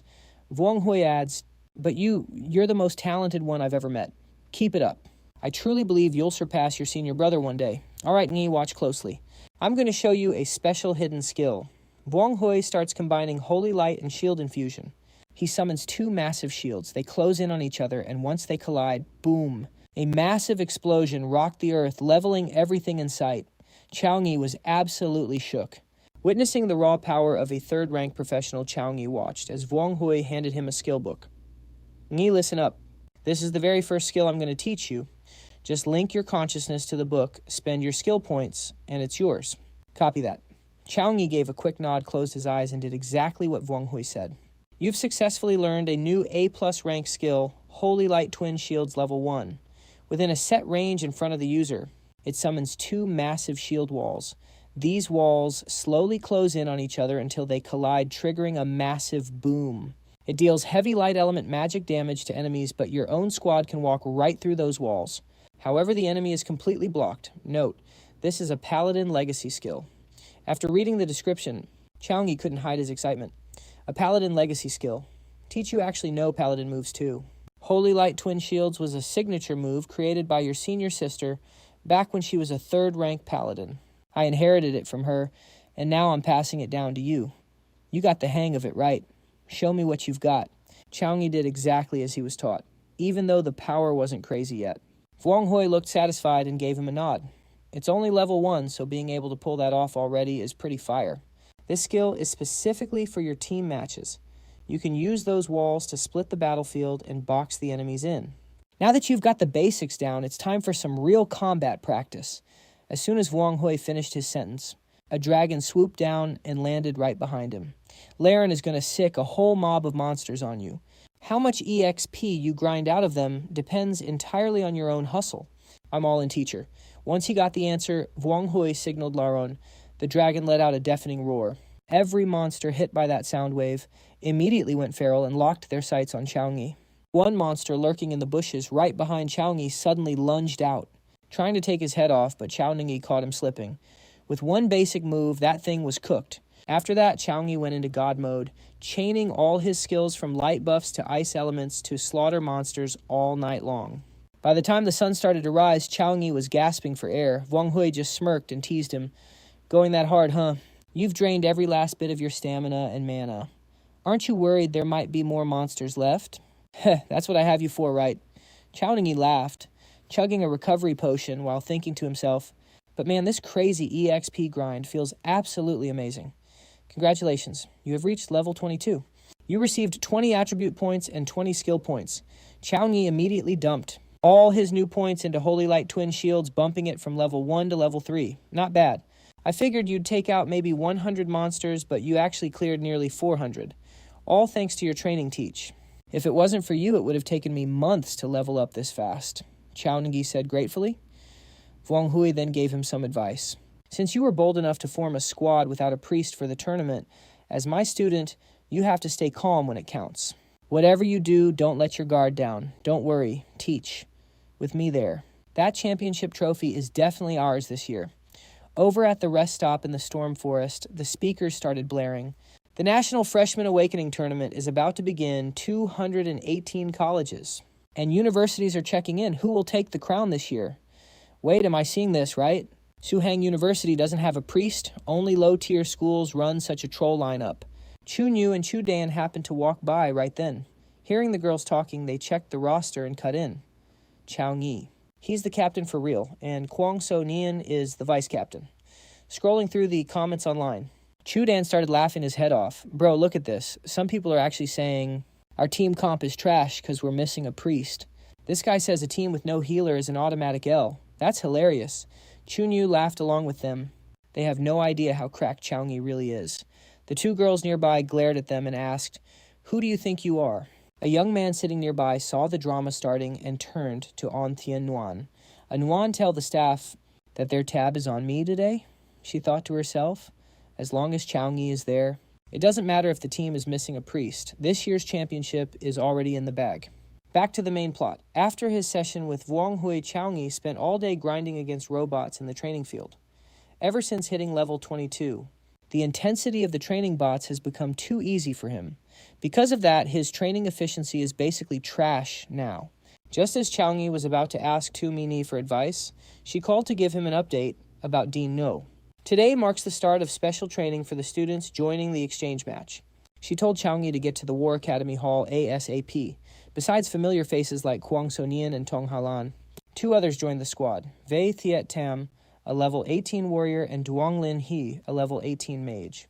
While the students were getting to know each other, Ngo Mong used his appraisal skill on Chau Nghi. He said, "Chau Nghi, under Principal Wang Hui's guidance, I can't believe you've leveled up this fast. Our boy is cracked." So Nian was totally shocked and turned to Chau Nghi. "You leveled up again with a bit of help from the teachers. I was lucky enough to gain a few levels. All right, time is tight, so I'll keep it simple. To prep you for this national freshman exchange match, I'll be the head coach in charge of your training. From now on, I'm leading you guys in team combat. As for the individual and survival matches, we'll do specialized training later. For today's session, I'm mainly checking your teamwork and coordination. First things first, you need to form a party and challenge the Goblin Dungeon on Abyss rank. Don't worry, the school's covering all the credit costs for this Abyss run. No wonder Miss Toe kept pushing me and Thiet Tam to hit level 18 quickly. She was prepping us for this challenge all along. This team's power is fire, and with us working together, even an Abyss-ranked dungeon should be a breeze. Besides, thinking of this, Lin Hai stole a glance at Chau Nghi sitting next to her. Chau Nghi soloed Abyss before, so with the five of us together, there's no way we lose. Noticing Lin Hai staring, Chau Nghi flashed a bright smile, making her so shy she immediately hid behind Thiet Tam. Chau Nghi was confused. Is my smile really that scary? After the briefing, the 5-man squad entered the dungeon. Chau Nghi got serious and said, "This is our first time working together, so I'll be the shot caller and set the tactics." "No problem," everyone answered in unison. "Vaithiat Tam is on tank duty and drawing aggro. So Nian and Lin He will handle magic and physical DPS. Tong Halan will stay back and provide extra firepower. And I'll be your support." As soon as Chau Nghi finished the rolls, the goblins spawned. Vaithiat Tam charged in first, slamming her fist into the ground to blow the mobs back. She was stunned by her own power. Her skill effectiveness had jumped by over 40%. Is this the captain's support ability? Lin Hai watched Chau Nghi use his skills and was totally floored. No way. His casting speed is insane. The captain didn't even need a second to finish. He dropped 3 buffs instantly. Even for a pro mage like me, I can't compete with that speed. Lin Hai didn't dare slack off and unleashed her blue fire magic, slowing the goblins' advance. So Nian seized the opening and dashed in, slicing through the mobs. Nian Thiat Tam watched for an ambush. Right after Chau Nghi spoke, a rain of arrows flew toward them. Thanks to the heads up, Vaithiat Tam raised her shield wall just in time to block the goblin raid. So Nian realized something was off. This isn't like before. Why are there goblin archers here, level 23 goblin archers? Silver rank with an ambush shot skill. Reading the monster's info. Chau Nghi smirked. Looks like since our party size increased, the goblins have upgraded their tactics too. With that, Chau Nghi used Light Smite to delete the archers. I'll take out these annoyances first. The rest is all you. After all, Chau Nghi's goal for this run was to build team chemistry. If he did everything solo, it would ruin the point. No problem. So Nian and Thiat Tam replied. Seeing everyone working so hard, Tong Halan got hyped and started blasting goblins with charms. Meanwhile, Ngomang watched the monitor and nodded in approval. Compared to the freshman match, Chau Nghi's casting speed has evolved. It's not just double, some skills are basically instant now. Tamini speculated, looks like after clearing that Abyss dungeon, he chose a talent for faster casting. Seriously, Zhou Yi's growth speed is straight up insane. He just started school and he's already leading Zhang Shiran to the top of the Abyss dungeon leaderboards. Wu Man grinned and said, that's why I'm testing Zhou Yi further. I cranked up the difficulty a bit just for them. Inside the dungeon, their teamwork was fire in no time. That massive horde of goblins got absolutely wrecked by Zhou Yi's squad. As for the monsters closing in, Zhang Shiran just scoffed. She unleashed Shadow Slash, cutting them down with high-speed strikes. Easy work. The others didn't slack off either. Song Xialan tore up. A talisman blasting the mobs with 5 Thunder Law. Tang Lingxi used her wind magic, Dragon Fist, creating a frost cyclone that swept through the horde. She shouted, Tixin finished them off. With a shout, Wei Tixin leaped into the air using her sky-rending kick to rain down blows on the monsters. By the time she landed, they were all face-planted on the floor. With the buffs active, wiping these goblins was a walk in the park. That felt amazing. Wei Tixin was still hyped. She looked at Tang Lingxi and asked, but seriously, is that all of them? Tang Lingxi replied, yeah, Little White told me there's no sign of goblins nearby. Zhou Yi laughed and said, this was just a warm-up. The next boss is the real deal. Don't drop your guard. Wei Tixin cracked her knuckles, looking confident. What's there to fear? Big bro, your buffs doubled my stats. With your support. Won't we just steamroll this place? Song Xialan chimed in. Exactly. Zhou Yi could probably solo this whole dungeon easily. Tang Lingxi nodded. Yeah, the captain's power is seriously impressive. Zhou Yi sighed. Are you guys trying to jinx me with all these flags? Jiang Shiran stayed silent, just giggling on the side. Soon they reached a massive door. Wei Tixin asked, the final boss is in there, right? Zhou Yi replied, right. But as he got closer, he felt something was off. Whatever, let's just head in. Zhou Yi made up his mind and pushed the door open. As they walked in, a massive boss appeared. It spoke. Finally, you fools have arrived. The Goblin King II. Level 25, epic rank, skills unknown. Note, after the old king died, he took over as the new leader of the goblins. Tang Lingxi gasped. An epic rank level, 25 boss, haha. I heard we had guests, so I prepared some gifts for you. The boss gave a creepy laugh and raised its weapon, conjuring a massive fireball and hurling it at Tang Lingxi. Is that fireball? Why is it so cracked? Tang Lingxi mumbled, paralyzed with fear. She just stood there as the fireball zoomed in. Lingxi move. Wei Tixin screamed, lunging forward to shove Tang Lingxi back. She quickly cast a shield to block the hit, but it was useless. The shield didn't even last a second before it started cracking. I can't hold it. As soon as she said that, the shield shattered, leaving her wide open. Facing the fireball head-on, Wei Tiexin grit her teeth. Damn it, even with the captain's buffs. And my power doubled. I can barely tank a basic attack from this thing. The boss laughed creepily again. Don't be in such a rush. This is your final destination. I've been planning this for a long time. Now burn to ashes. It didn't stop there. It started spamming fireballs at the group. One was already too much for them. But now they were facing a whole barrage. Despair kicked in. But this was exactly when a captain shows his worth. Everyone get back, Chau Nghi commanded as he stepped to the front. Using his ice powers, he built a massive wall way thicker than Wei Tiexin's shield to tank the incoming fireballs. Captain, watch out. This isn't just a regular fireball spell. As Tang Lingxi shouted, the ice wall drained most of the fireball's energy, shrinking them down to the size of ping pong balls. Chau Nghi let out a low shout. He pulled the mini fireballs into his palm and crushed them into nothing. Okay, this guy's actually a bit annoying. This boss is on a whole different level compared to the one I just took down. Hearing that Tong Halan stepped up and said, "Then let me lead the charge this time." Right after Tong Halan quickly formed hand seals, summoning a swarm of talismans that began circling the boss. Destiny revealed spirit as my guide. Divine charms manifest. Obey my command and detonate. As she shouted the command, the talismans exploded instantly, creating a massive inferno that swallowed the boss whole. But a second later, the boss just sucked the flames right into its mouth. It crushed the talismans in its palm like they were nothing, standing there completely unscathed. Tong Halan cried out in disbelief. No way it did 0 damage. Duonglin Hai looked grim and said, "Lan, let me try my magic instead." Next, Duonglin Hai channeled her fire magic, manifesting a barrage of flaming magic arrows and raining them down on the boss. "Let's see how it likes this," Kuang Sonian yelled, activating her demon blade skill. She swung her sword, sending multiple energy slashes toward the boss. Their attacks combined, slamming into the boss and triggering a massive explosion. A shockwave ripped through the area, but the result was the same. The boss wasn't hurt at all. It was now protected by a layer of purple energy. Kind of interesting, but it ends here. The boss roared and a small purple sphere began condensing in front of its mouth. It kept absorbing the surrounding purple energy, growing larger and larger until it finally blasted toward the group. Duonglin Hai spoke in despair. "The level gap is just too huge. I don't think we can fight this thing." Just as everyone was about to give up, Chau Nghi stepped up again. "Don't be scared, I've got you." With that, Chau Nghi created a golden barrier to block the boss's attack. Reflect at his command. The boss's deadly move was neutralized once again. Vaithiet Tam said, "Nghi, let me try a melee attack." Chau Nghi smiled and put a hand on Vaithiet Tam's shoulder. "An epic rank level 25 boss is honestly a bit much for you guys right now. Leave the rest to me." Chau Nghi then activated his Light's True Sight skill on the boss. Light's True Sight reveals the enemy's weaknesses and hidden abilities, providing guidance for the next strike. Actually, this Goblin King is only 1 level higher than the last one, but its attributes have doubled.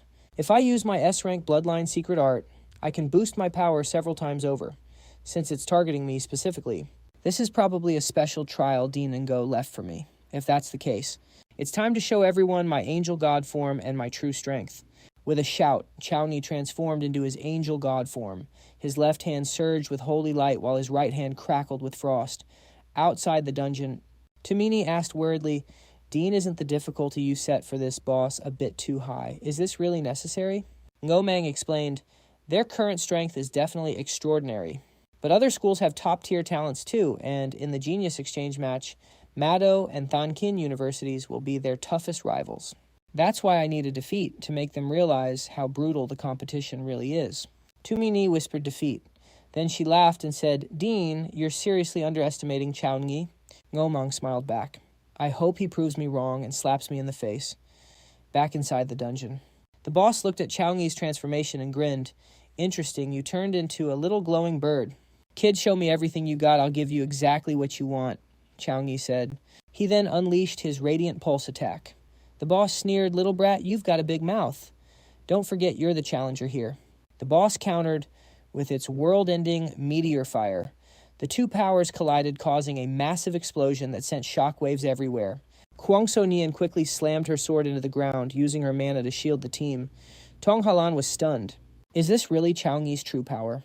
It was only then she realized that their strength and Chau Nghi's were on completely different levels. Tong Halan turned to Kuang Sonian and asked, "Sonian, has he ever used this form before?"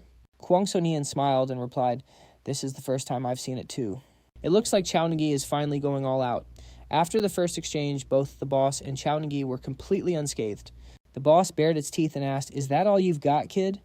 No matter what you turn into, you'll never defeat me." "Is that so?" Chau Nghi said calmly as he summoned his holy light chains. The chains shot forward, binding the boss's limbs and locking its body down. What is this? While the boss was stunned by the chains, Chau Nghi summoned his victory spears, raining them down from the sky. Now let's switch from defense to offense. Chau Nghi then followed up with a light storm, creating a massive fire vortex that engulfed the boss. These weren't just random moves. Chau Nghi's insane combo string was dealing massive damage to the boss. "Damn it!" the boss screams in pure agony. Chau Nghi just smirks. "Don't be in such a rush. I'm just getting started." Chau Nghi lunges forward and jams his hand right into the boss's screaming maw. Lightning ray. Once the smoke clears from Chau Nghi's attack, the boss is visible again. Black blood spills from its mouth as it mutters weakly, "It seems you haven't even used your full power yet. I couldn't even make you break a sweat." "My bad," Chau Nghi laughs. "It's a bit of a shame, actually. I really wanted to test out God's hand. Since I'm in the six-winged angel form, I guess I'll save that for next time, but look at you. You're on your last breath. Let me put you out of your misery." Chau Nghi charges energy into 2 fingers and blasts it straight at the boss. Outside the dungeon, Ngomong gasps in shock. What a monster. I personally fine-tuned that boss. Even level 26 players would struggle against it. Chau Nghi's current power is absolutely insane. Then Ngomong turns to Tomini. "Miss, do you have Chau Nghi's combat data from the training grounds?" Tomini smiles. "I do. Luckily, Chau Nghi did a test run at the training grounds right before coming here. He cleared the level 10 combat challenge in just 6 minutes and 12 seconds. Total breeze." Ngomong laughs. "No wonder you and old Chu are so hyped about him." Tomini just smiles back. "Well, now Chau Nghi is proving his strength right in front of you, back inside the dungeon." The boss vanishes after Chau Nghi's final blow, and a notification screen pops up instantly. "Congrats, you've cleared the Abyss-level dungeon. Clear time 21 minutes and 16 seconds. Rewards are now being distributed." Suddenly, a level-up light glows around Duonglin He. She looks totally shocked. I just got 8,000 EXP v Theat. Tam is just as stunned. "I got 8,000 too." One Abyss run gives more than a whole week of training outside. Meanwhile, back to Chau Nghi. He cancels his transformation and returns to normal. A notification appears next to him. "Congrats, you've earned 11,236 experience points. Congrats, you've earned 10 free attribute points and 10 skill points." Chau Nghi thinks to himself, "If this keeps up, I'll be leveling up again in no time." Just then, Kwang So Nian runs over. "Chau Nghi, are you okay? You're not hurt, right?" Chau Nghi stands up and brushes the dust off. "I'm fine, just a bit drained." "Let's go check the boss drops." The group heads over to where the boss bit the dust. They find a golden chest. When they open it, the loot is revealed. Gold tier weapon flame staff, level 24 required. Gold tier weapon, fire spirit shield, level 24 required. Gold tier weapon. Flame demon ring, level 24 required. V Theat Tam shouts with joy, "This loot is insane, right? And they're all gold tier. You're a luck magnet." Chau Nghi laughs. "Seems our luck's pretty fire today. Do any of you need these 3 items?" The other 4 weigh in. First, V Theat Tam says, "The level requirement is way too high for me. I can't even use it. Duong Lin Hai adds fire stats don't fit my build, so I'm out too." Kwang So Nian speaks up. "These items don't match my class or Halan's either." Tong Halan suggests, "Chau Nghi, you did the heavy lifting. You should take them." Chau Nghi doesn't argue. He scoops up the loot and smiles. "That's a pity. All right, I'll take these for now. Once we're back, I'll auction them off for credits at school and split the profit equally with everyone." V Theat Tam immediately refuses.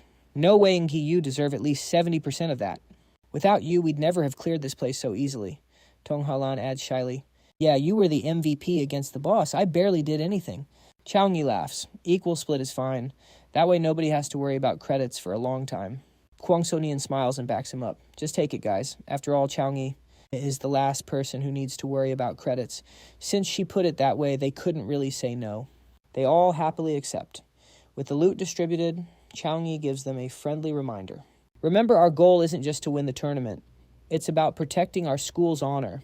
V Theat Tam vows, "Nghi, I won't let you down. I'm going to work twice as hard in our next training session." Tong Halan stepped up. "Nghi, I'm going all out. Captain, count me in too." Chau Nghi nodded, satisfied. "Perfect. That mindset is exactly how we win. I know our squad is going to crush the exchange tournament, As Chau Nghi's team exited the dungeon, Dean and Go Mang started clapping. Congrats on clearing. My custom Abyss tier dungeon. The Dean, Mist, and Go Mang kept the hype going. You guys killed it. Way beyond my expectations. Especially you, Chau Nghi. You really are full of surprises. Chau Nghi just rubbed his head, acting humble.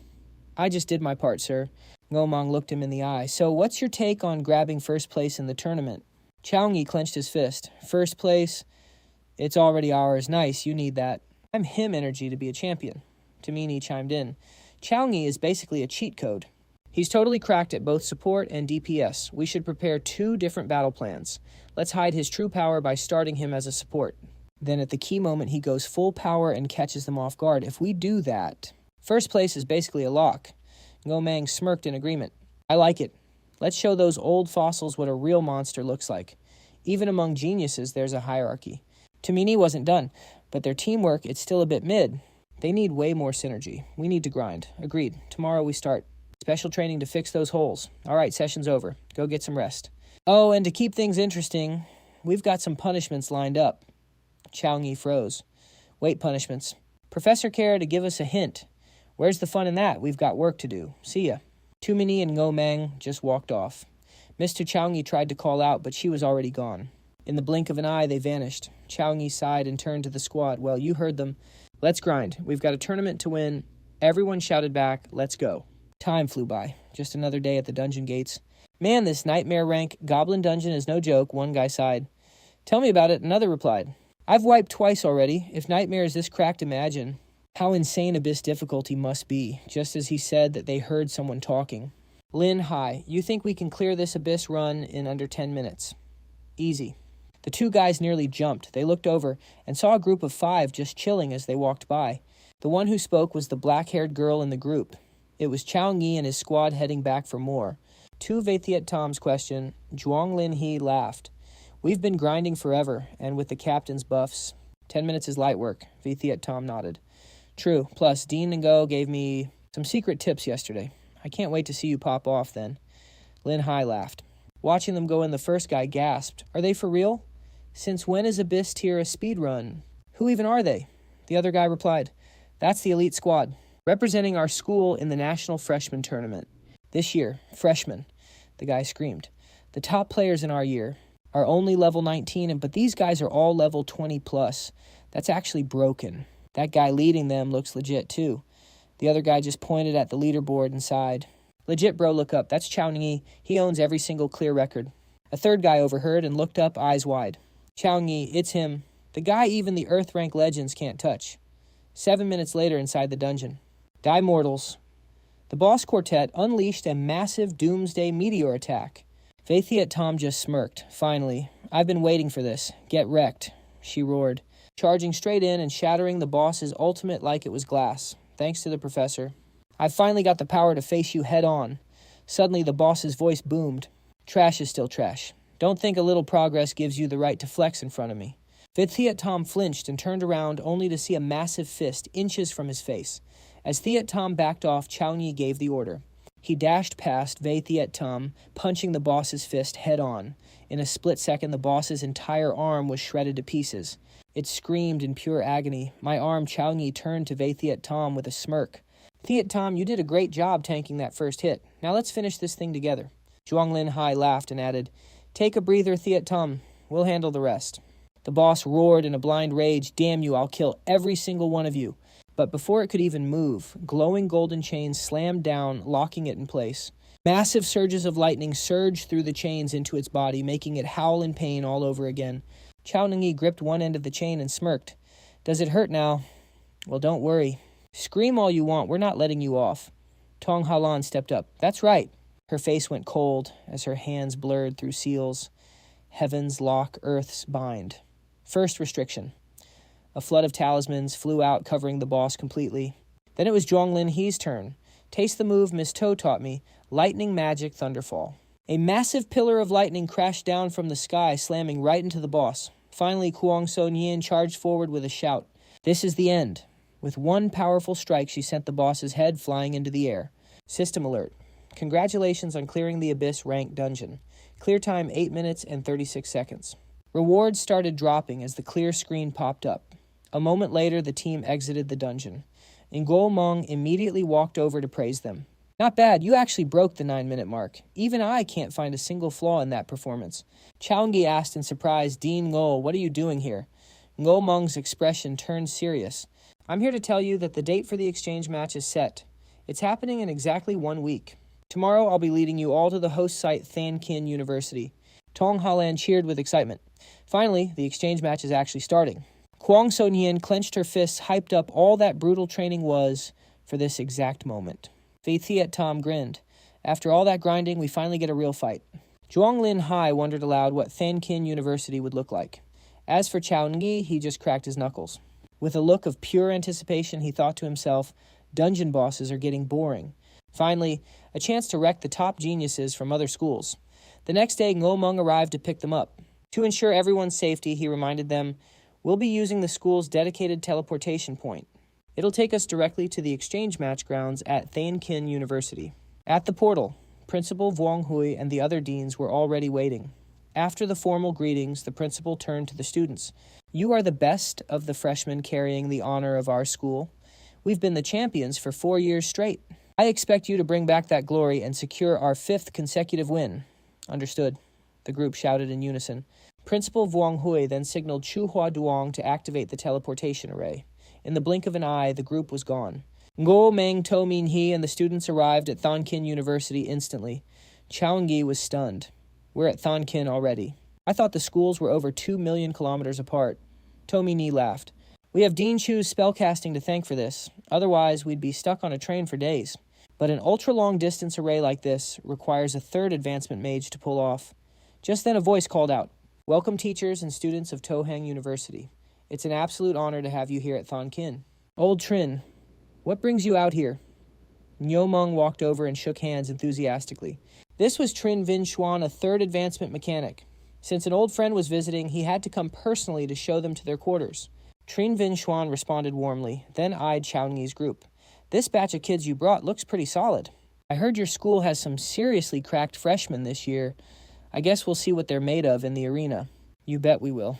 After the greetings, Ngo Meng turned back to his students. The opening ceremony of the exchange match is on the 10th. Make sure you're mentally prepared.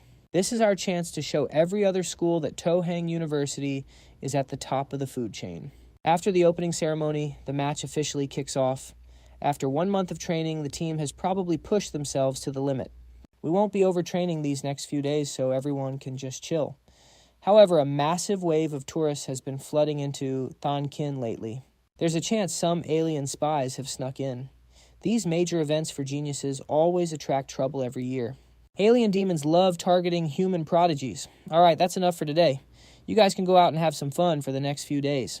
But you have to stay safe. Once they were done, Chau Nghi and the squad were led to their private rooms by a robot.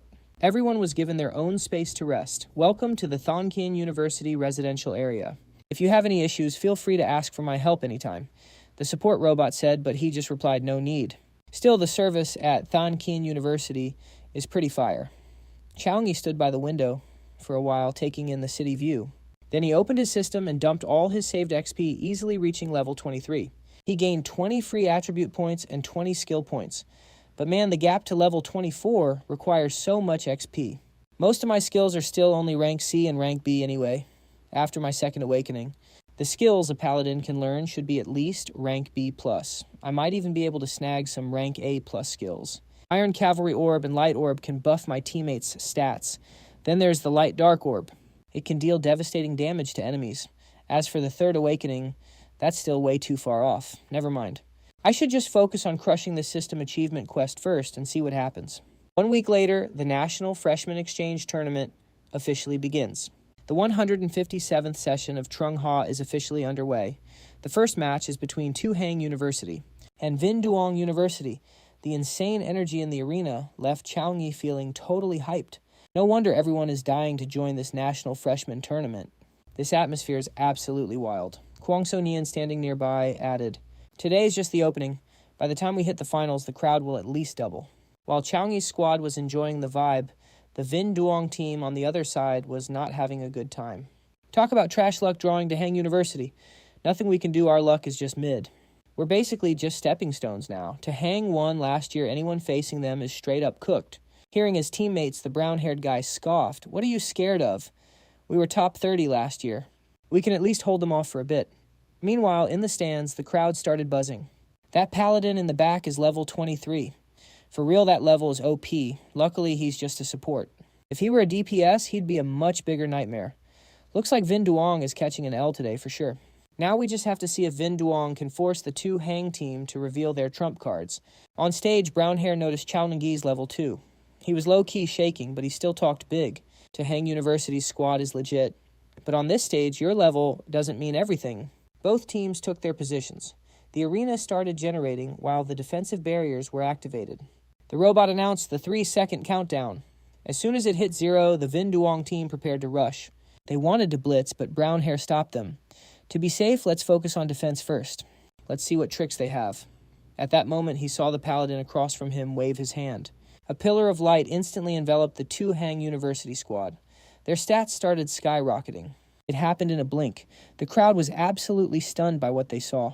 He released multiple buff skills in just a few seconds. Can you even believe this paladin Chau Nghi is him? Truly worthy of being to Hang's captain. Trin Vinh Xuan was shocked when he saw this. Old Wu. This paladin captain Chau Nghi is pretty fire. If his stamina keeps growing, your entire team's stats just jumped by 50%. Ngomang smiled proudly and replied, Paladin is a hidden class. Their greatest strength is providing massive AoE buffs on the battlefield. Even in small group fights, they're cracked.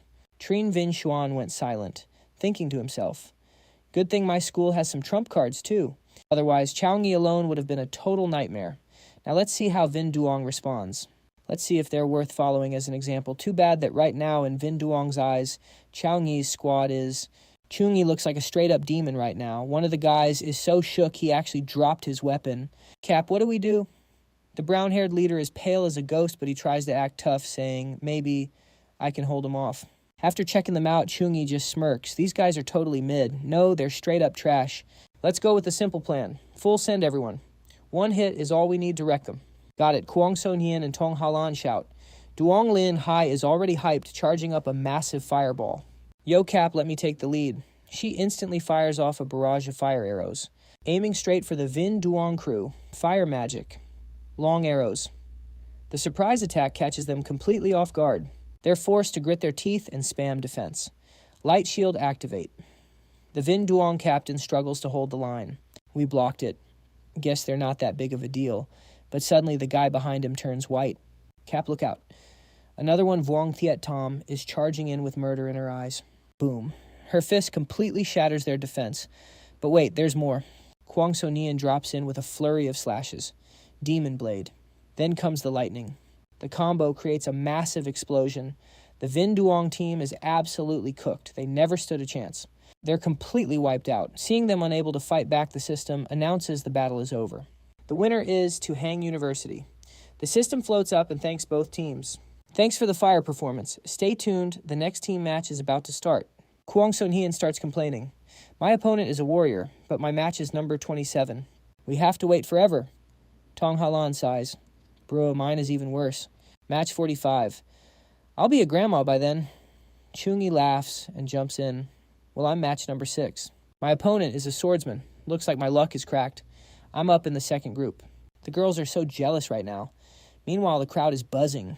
Everyone is whispering. Chau Nghi didn't even move last match. I really want to see what he can do. Is he actually strong? Can a support paladin really hang in a solo fight? I bet he's hiding his true power. I mean, he is the captain. Soon enough, it's showtime for Chau Nghi. The crowd goes wild. Chau Nghi, Chau Nghi. Let's go, Brother Lu. The two fighters step onto the stage.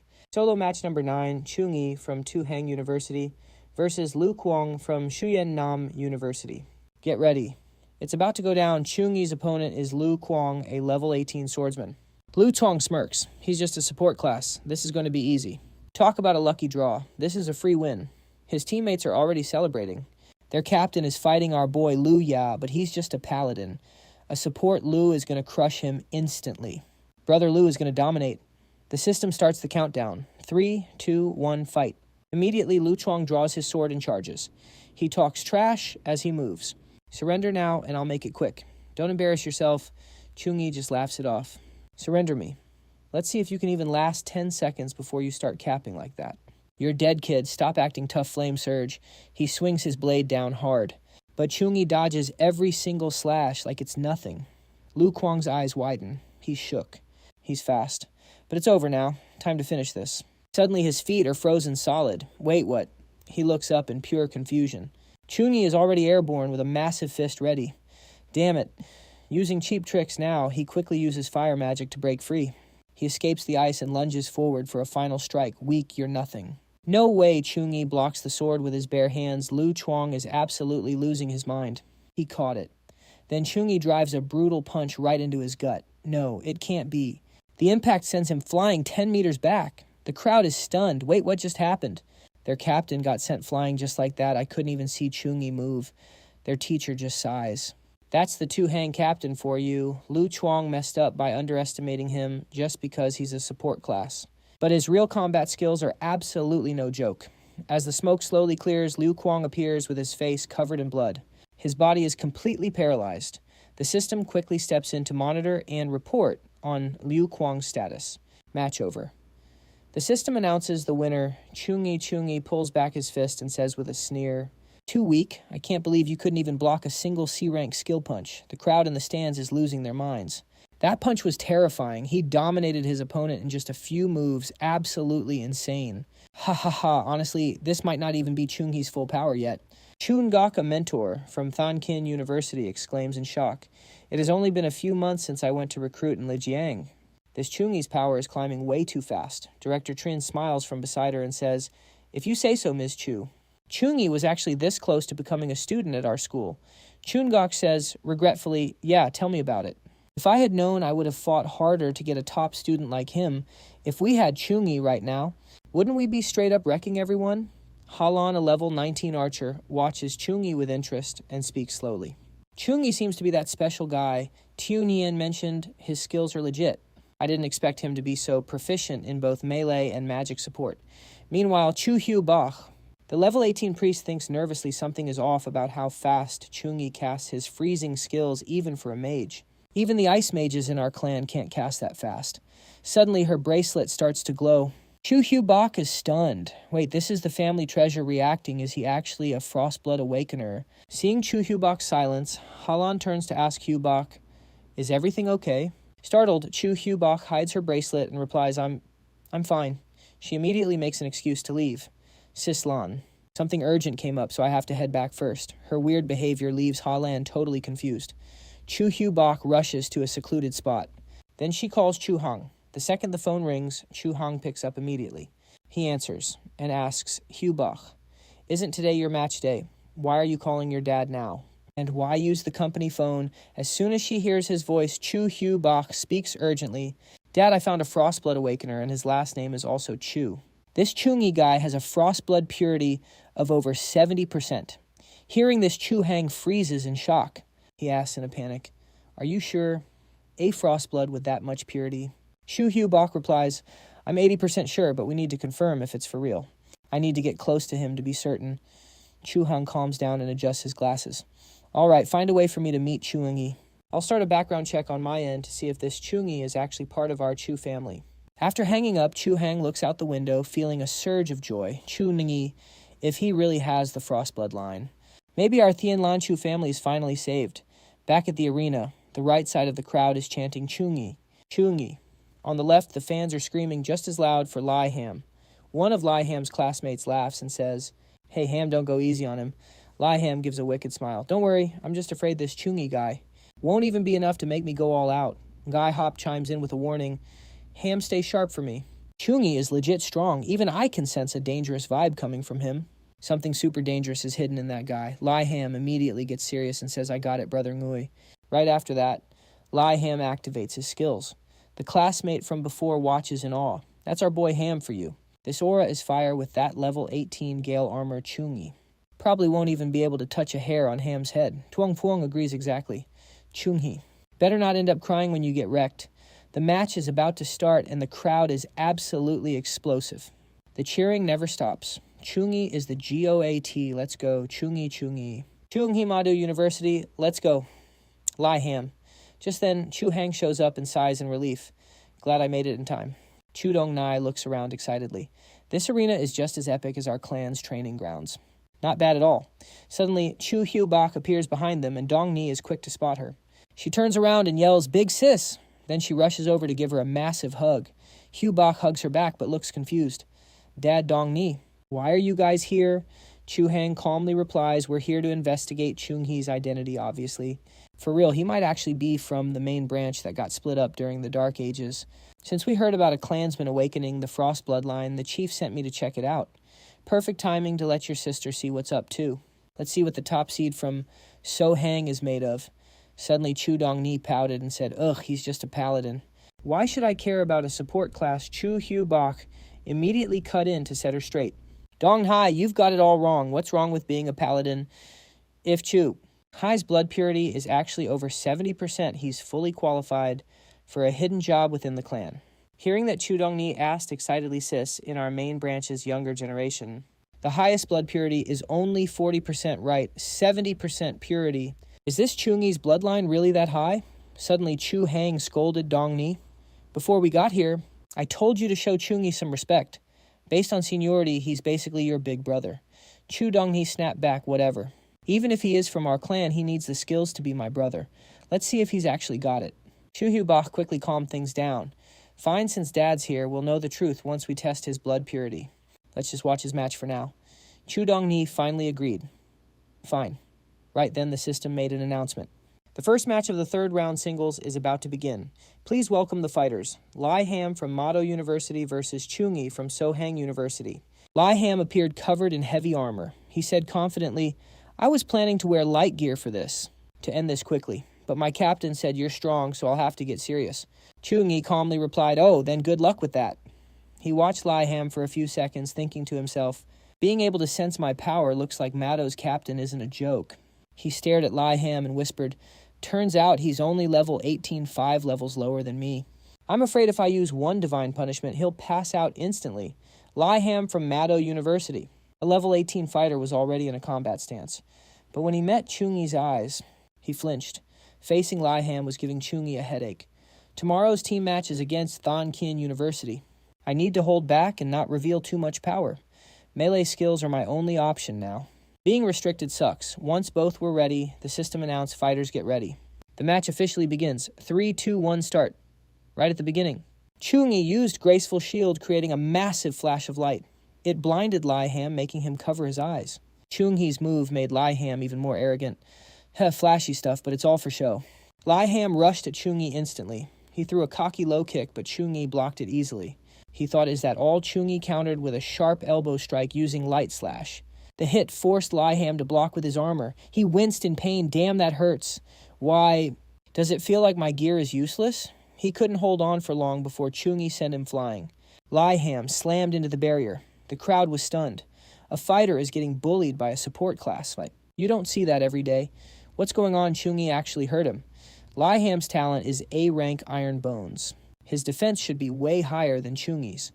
After getting beat up, Lai Ham stood back up and asked, "Are you seriously not from a martial arts family?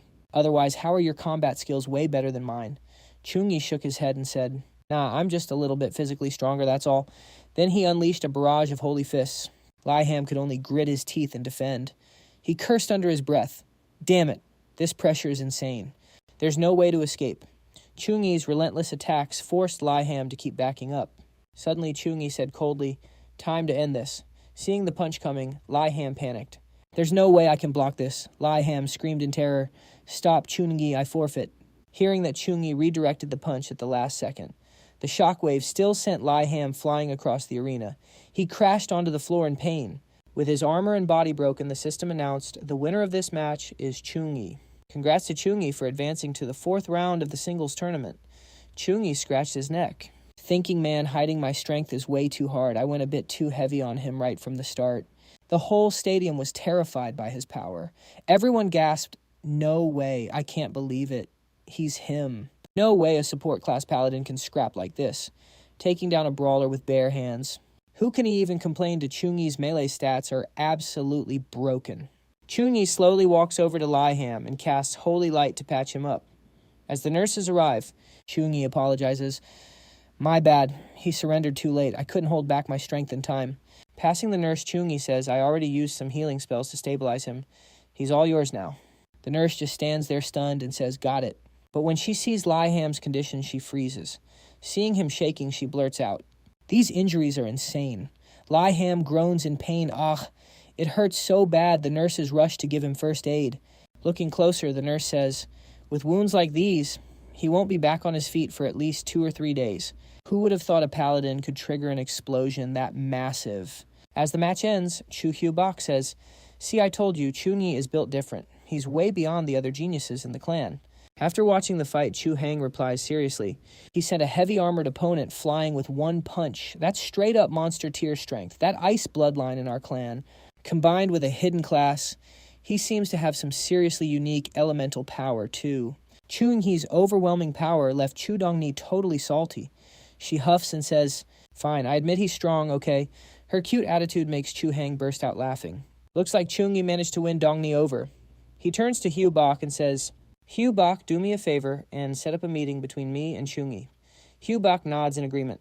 Then the system announces the battle between Kwong So Nien from Sohang University and Tuong Phuong from Mado University has reached its climax. The winner is about to be decided. Let's see who takes it. From the stands, Chau Nghi thinks Tuong Phuong is even weaker than Li Ham, so Nien should wrap this up easily. Sure enough, Tuong Phuong is getting dominated. She thinks bitterly. So Hang University's players are scary this year. I'm reaching my limit. I don't know how many more hits I can take. On the other hand, Kwong So Nien keeps pressing the attack. She thinks time to end this. The move right in front of her terrifies Tuong Phuong. Her eyes go wide as she screams, this is So Nien, shredding Tuong Phuong with countless strikes from her Shadow Slash. Finally, Tuong Phuong can't take it anymore and collapses. The system announces Tuong Phuong of Mado University is unable to continue. Congrats to Kwong So Nien for advancing and securing her spot in the 4th round of the solo tournament. The crowd is stunned once again by Sohang University's dominance. They whisper Tuong Phuong didn't even stand a chance. First Chau Nghi, now this girl. So Nien is absolutely cracked too.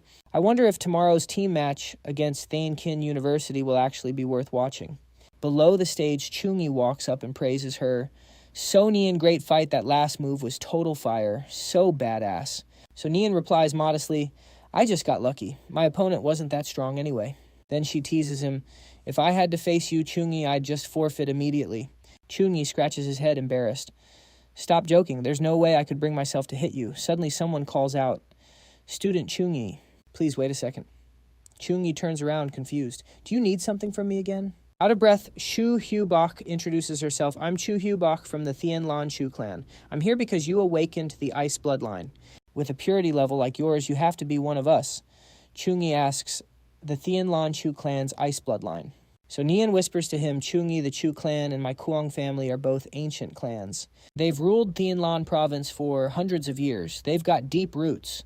They're major players, but I heard the Chu clan hasn't had many ice bloodline awakeners in recent years. Right now, they're desperate to find anyone who has awakened that bloodline.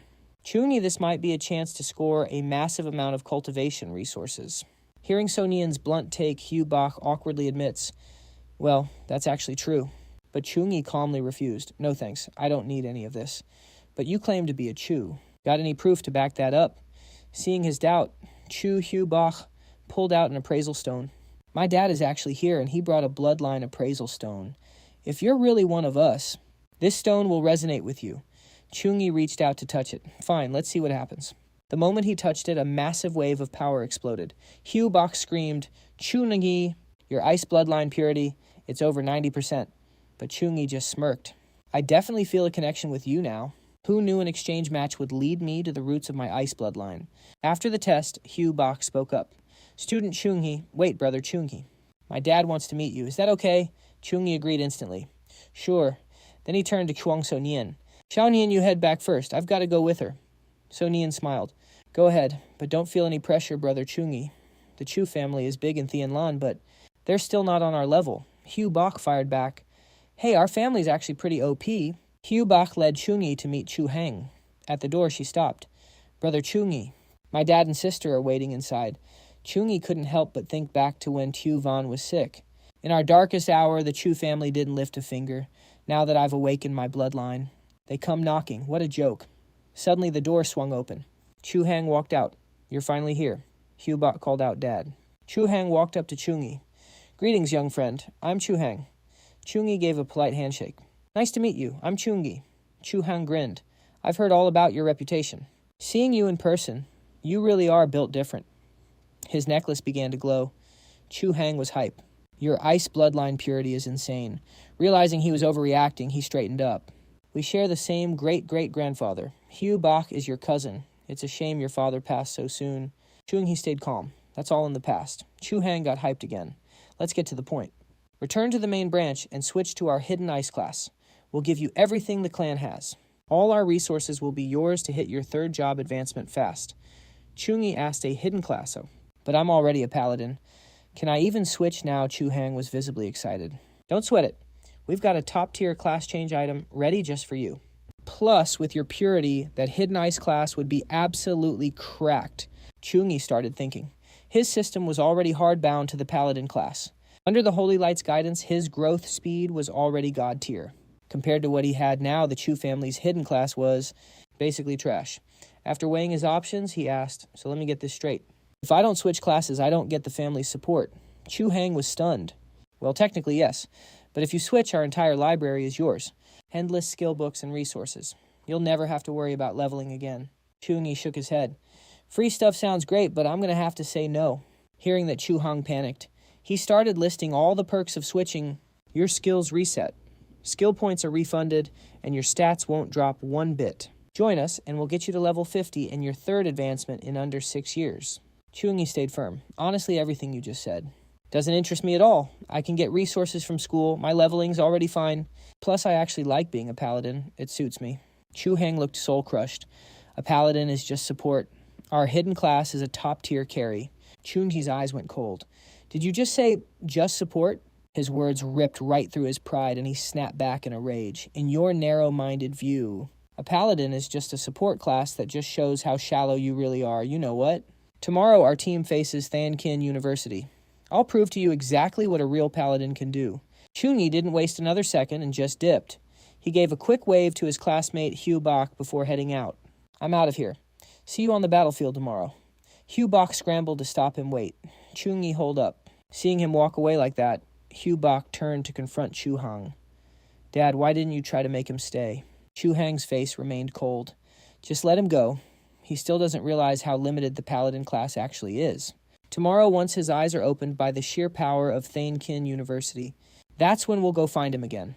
From the back of the room, Chu Dongni raised her hand. Wait, I've got a different take. She popped her head up and sighed. Dad, you guys are being way too soft on Chau Nghi. Is it really worth all this effort?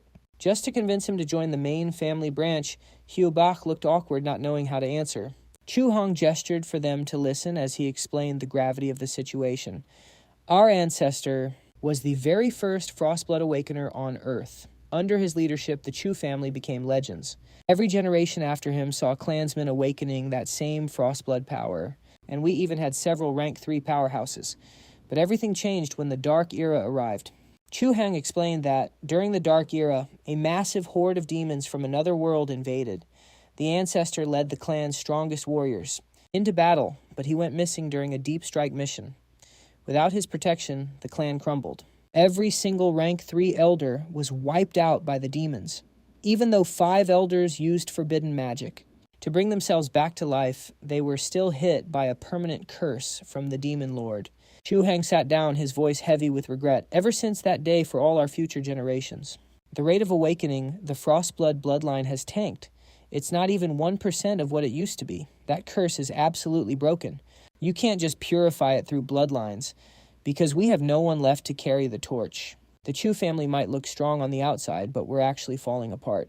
He let out a thin smile.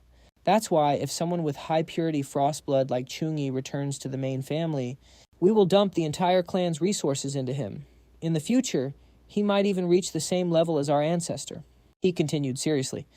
Right now, Chau Nghi is on a massive win streak in his solo matches, so his ego is through the roof. But once he hits the wall, that is the Thankin University team, he'll understand. He'll see that our family is the only key to him becoming truly powerful. Dongni tilted her head confused. Dad, but what if Chau Nghi actually wins? Chu Hang hesitated for a moment. Hugh Bok immediately rubbed her head and scolded her. Whose side are you even on? Tomorrow is our match too. Don't start rooting for him now. Dong Nai whined back, stop it. I was just saying, what if? The next day at the stadium, the crowd was buzzing as they scrambled for tickets. The venue was absolutely packed. Yo, bro, you here specifically for the Suhang versus Thonkin Showdown 2. For sure, this is the ultimate college face-off. Everyone's been waiting for this one. I can't believe we're seeing a final tier match in just round 3. This is so hyped. Everyone was chatting excitedly, wondering if Chau Nghi could keep his miracle win streak alive against a powerhouse like Thonkin. Since Thonkin is on their home turf, I think he might be cooked this time. Dong Ni sat in the back, looking worried. My team definitely has the advantage, but what if Chau Nghi pulls it off? Suddenly, the system announcement boomed across the arena. Will the representative teams from Thonkin University and Suhang University please enter the stage? As both teams stepped out, the stadium erupted into a roar. Suhang Thonkin Suhang, the energy was electric.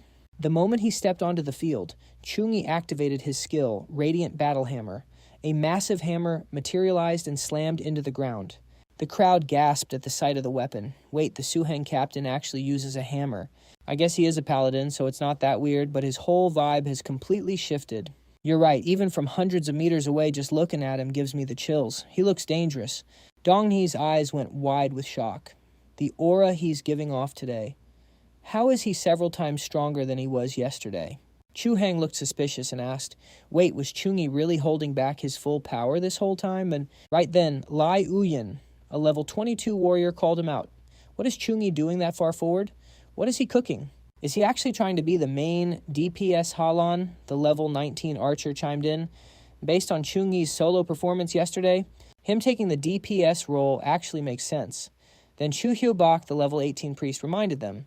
Plus, Chau Nghi's level is literally the highest among our entire class. Lo Chao, the level 20 mage, just scoffed.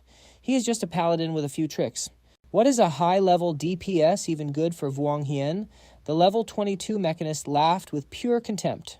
For a captain, that tiny bit of strength is mid at best. Lai Uyan turned serious. Last year, we only lost because of the team battle. We got pressed by Suhang University and lost our top spot. He slammed his sword into the ground, cold as ice. Lai Uyan gave the order. This year, our opponent is still Suhang University. We need to be at 100%. Go all out for me. Wreck them. I do not care if they end up in the hospital. Do not hold back. They all shouted back. Bet outside the arena, Dean Trin approached Ngomong with a smirk. Hey, Ngo Chau Nghi is trying to play support, and DPS at the same time. Can he even handle that on the field? Don't lose the bag chasing pennies. Ngomong just laughed. Ha ha ha ha, you do not need to worry about him. In this game, results speak for themselves. I have full faith in him. Ngomong's confidence was starting to make Dean Trin feel uneasy. It was weird. Freshmen usually have limited skill points. Being a jack of all trades usually means you are a master of none. Is Ngo hiding some secret ultimate move on the field? Chau Nghi locked in. When the match starts, it is just like school training. I will lead the charge. You guys just back me up and react. Vuong Thiet Tam was hyped. Ha ha ha, with Big Bronghi going all out. We can finally just leech the XP. Even against Thonkin University, this is a breeze. Chau Nghi warned them again. Stay sharp. They were runners-up last year. If you get hit, get close to me. I will hit you with a heal. Everyone shouted back. Got it. Then the system countdown began. 3, 2, 1, let's go. The second it started, Chau Nghi called it. I am going in.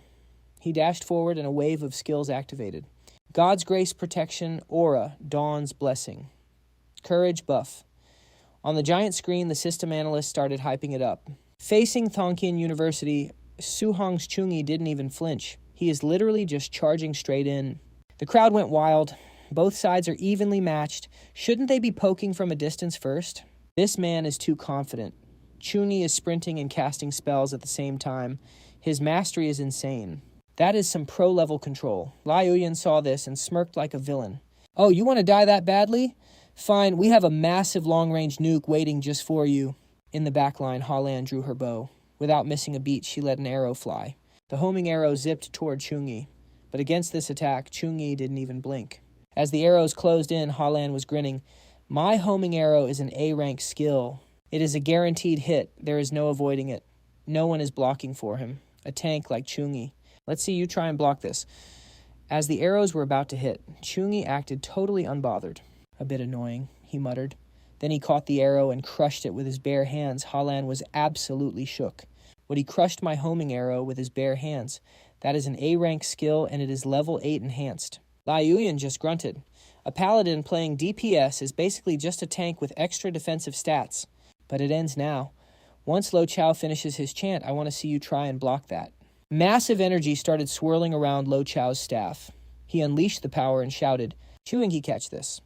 My ultimate move, Infernal Phoenix. The flaming bird locked onto Chau Nghi and spat out a massive fireball. The whole arena turned into an oven. Phoenix Breath Chau Nghi quickly leaped back to dodge the blast. But Lo Chao wasn't done. Infernal Phoenix Blaze Impact. The Phoenix roared toward him, but Chau Nghi just stood his ground. Is that all? Just some fire. Lo Chao lost it. You are not even running. Fine, I will be the one to end you. The crowd was losing their minds. He's him. No wonder he is the top tier of Thankin University. That Great Fire Phoenix is an A+ rank skill. It is way too cracked. There is no way anyone can block that. I wonder how Chau Nghi is going to handle this. Charging out there all by himself, bro is definitely too cocky. Chu Ngok smirked from above and said, From where I am sitting, Chau Nghi should probably choose to run if he is smart. With his speed, he still has a chance to retreat and defend with the team. To me heard that and just started laughing. Run Chu Ngok barked angrily. To me, what is so funny? To me calmly replied, Sorry, I just heard you think that a mere A+ rank skill could make Chau Nghi run, and I just could not help but laugh. Chau Ngok snapped back. Just wait until Chau Nghi loses, then you can cry all you want. To me shrugged. Oh, really? I hope you guys actually have what it takes. In the stands, everyone was panicking, seeing Chau Nghi charge forward. Chau Ngok was stunned. What is even happening? Suddenly, a massive surge of power surrounded Chau Nghi. He had just activated his Holy Halo state. This A-rank halo condenses divine fire, giving him the power to manipulate the fire element himself. The skill buffs light attributes for him and nearby allies, plus it boosts fire damage by 20%. The effect lasts for a while. Chau Nghi commanded arrogantly, Holy Halo absorb it all. Lo Chao screamed in shock, How is this possible? The Phoenix was literally sucked in by Chau Nghi. He said, Little Firebird, come here and become my power. Instantly the Phoenix was completely tamed. Tong Halan said proudly from behind. Looks like Thankin University has zero clue about the actual value of our paladin captain. Kuang So Nian added, Not even Tim Lin Fong with his fire dragon bloodline could scratch Chau Nghi, let alone some fire skill like this. Chau Nghi held the tiny phoenix in his hand and smiled. My bad. I guess I let you guys down. With my Holy Halo skill, I can manipulate fire elements too. Everyone in the stands was wide-eyed and shocked. They all started chanting God Nghi. I think I just felt the presence of a literal god. This is terrifying. Chau Nghi actually has a god-gifted skill. He is way too OP. Chau Nghi really is the GOAT. Chau Ngok was just as shocked, she asked in a rage. A god-gifted skill. How can he have a god-gifted skill even third awaken? Players cannot easily get their hands on a Holy Halo. So how did Chau Nghi get it? To me smiled and said, Maybe he is just lucky. It is pretty normal for a genius to have a lucky encounter. Chau Ngok snapped back. Do not get too cocky, we still have plenty of trump cards. To me just shrugged. Like I said, I hope you actually have what it takes. To me's whatever attitude made Chau Ngok lose it. Meanwhile, Chu Dongni looked at Chau Nghi with sparkly eyes and asked Dad, What is a god-gifted skill? Why is everyone acting so hyped? Chu Hang replied, Because a god-gifted skill is the most unique type of skill. He explained that you cannot learn it from skill books or any regular training method.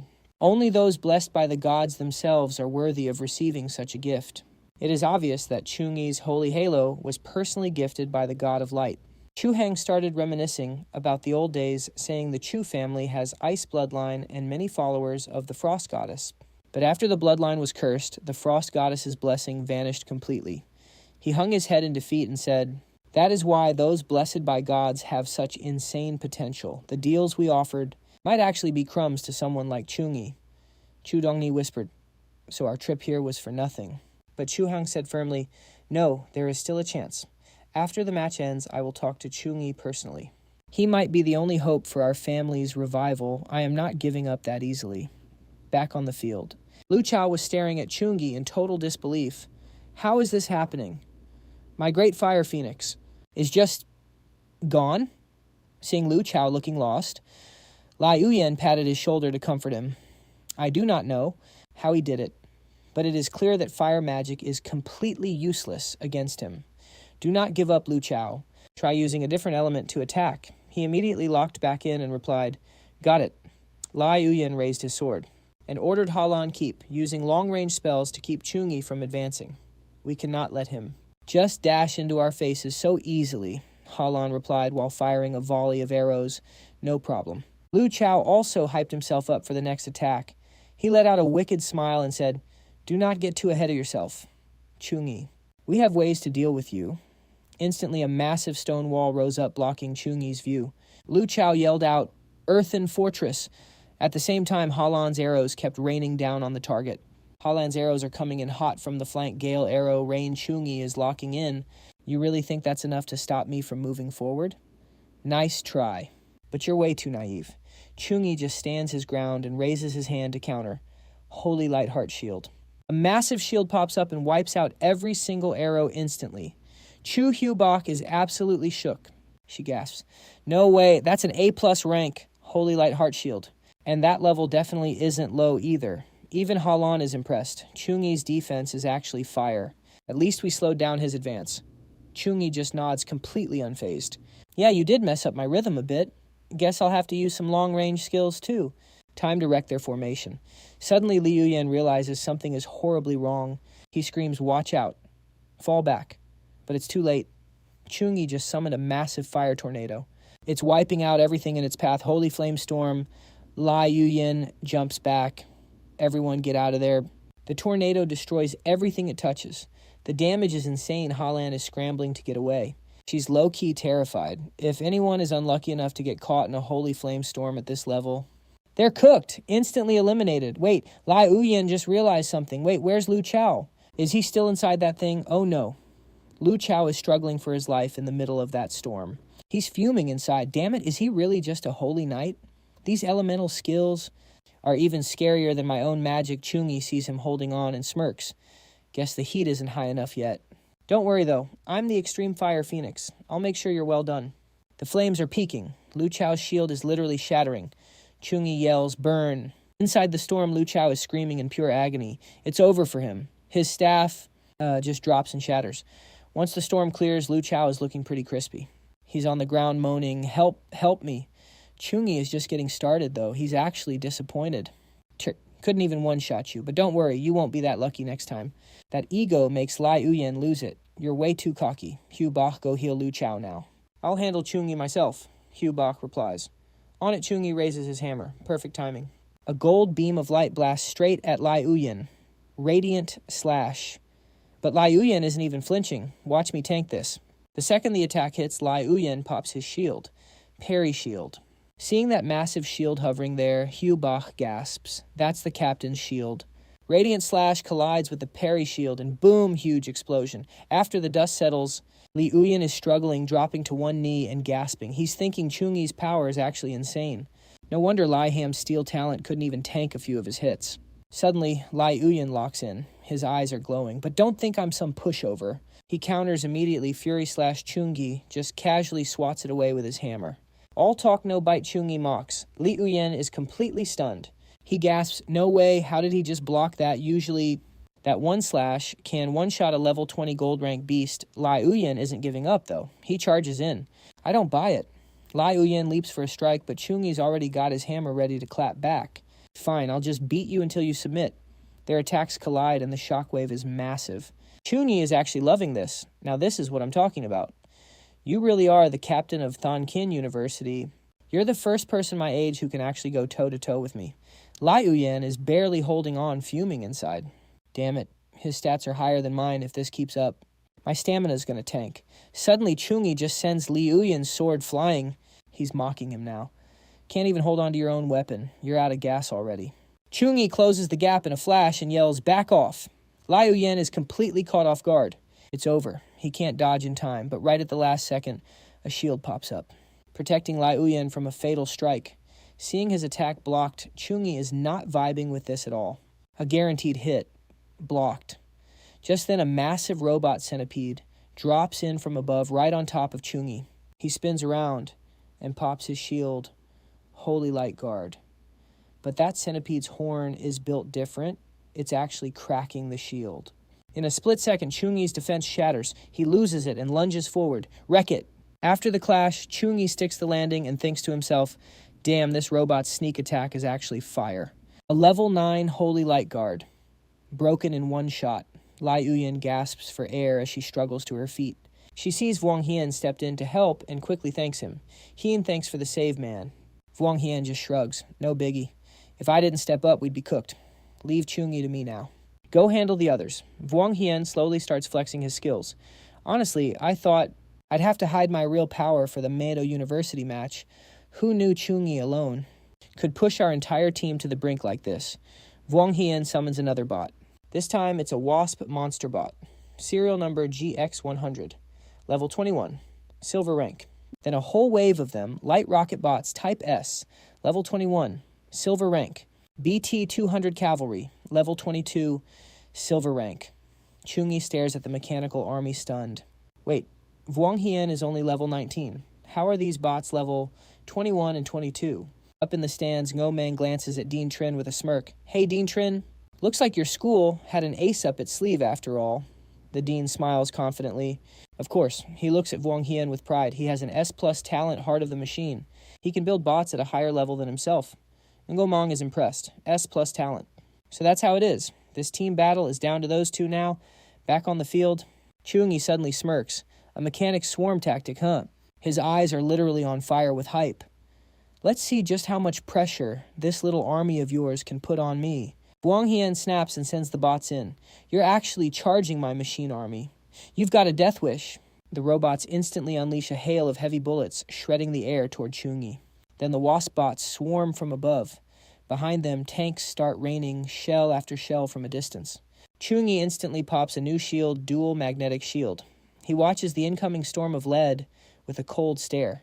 Suddenly he shouts, go! The shield blasts forward, repelling every bullet and bot in its path. Next move, Chau Nghi triggers Holy Light Cross. A massive glowing cross erupts around his body. The robots start short-circuiting from the electric surge one by one. Boom! They're blown to pieces. Seeing his bots get trashed, Vuong Hien curses. Damn it. My bots are built with fireproof plating and they still couldn't tank that. Vuong Hien whips out a keyboard. I've got plenty more where that came from. He slams a key down.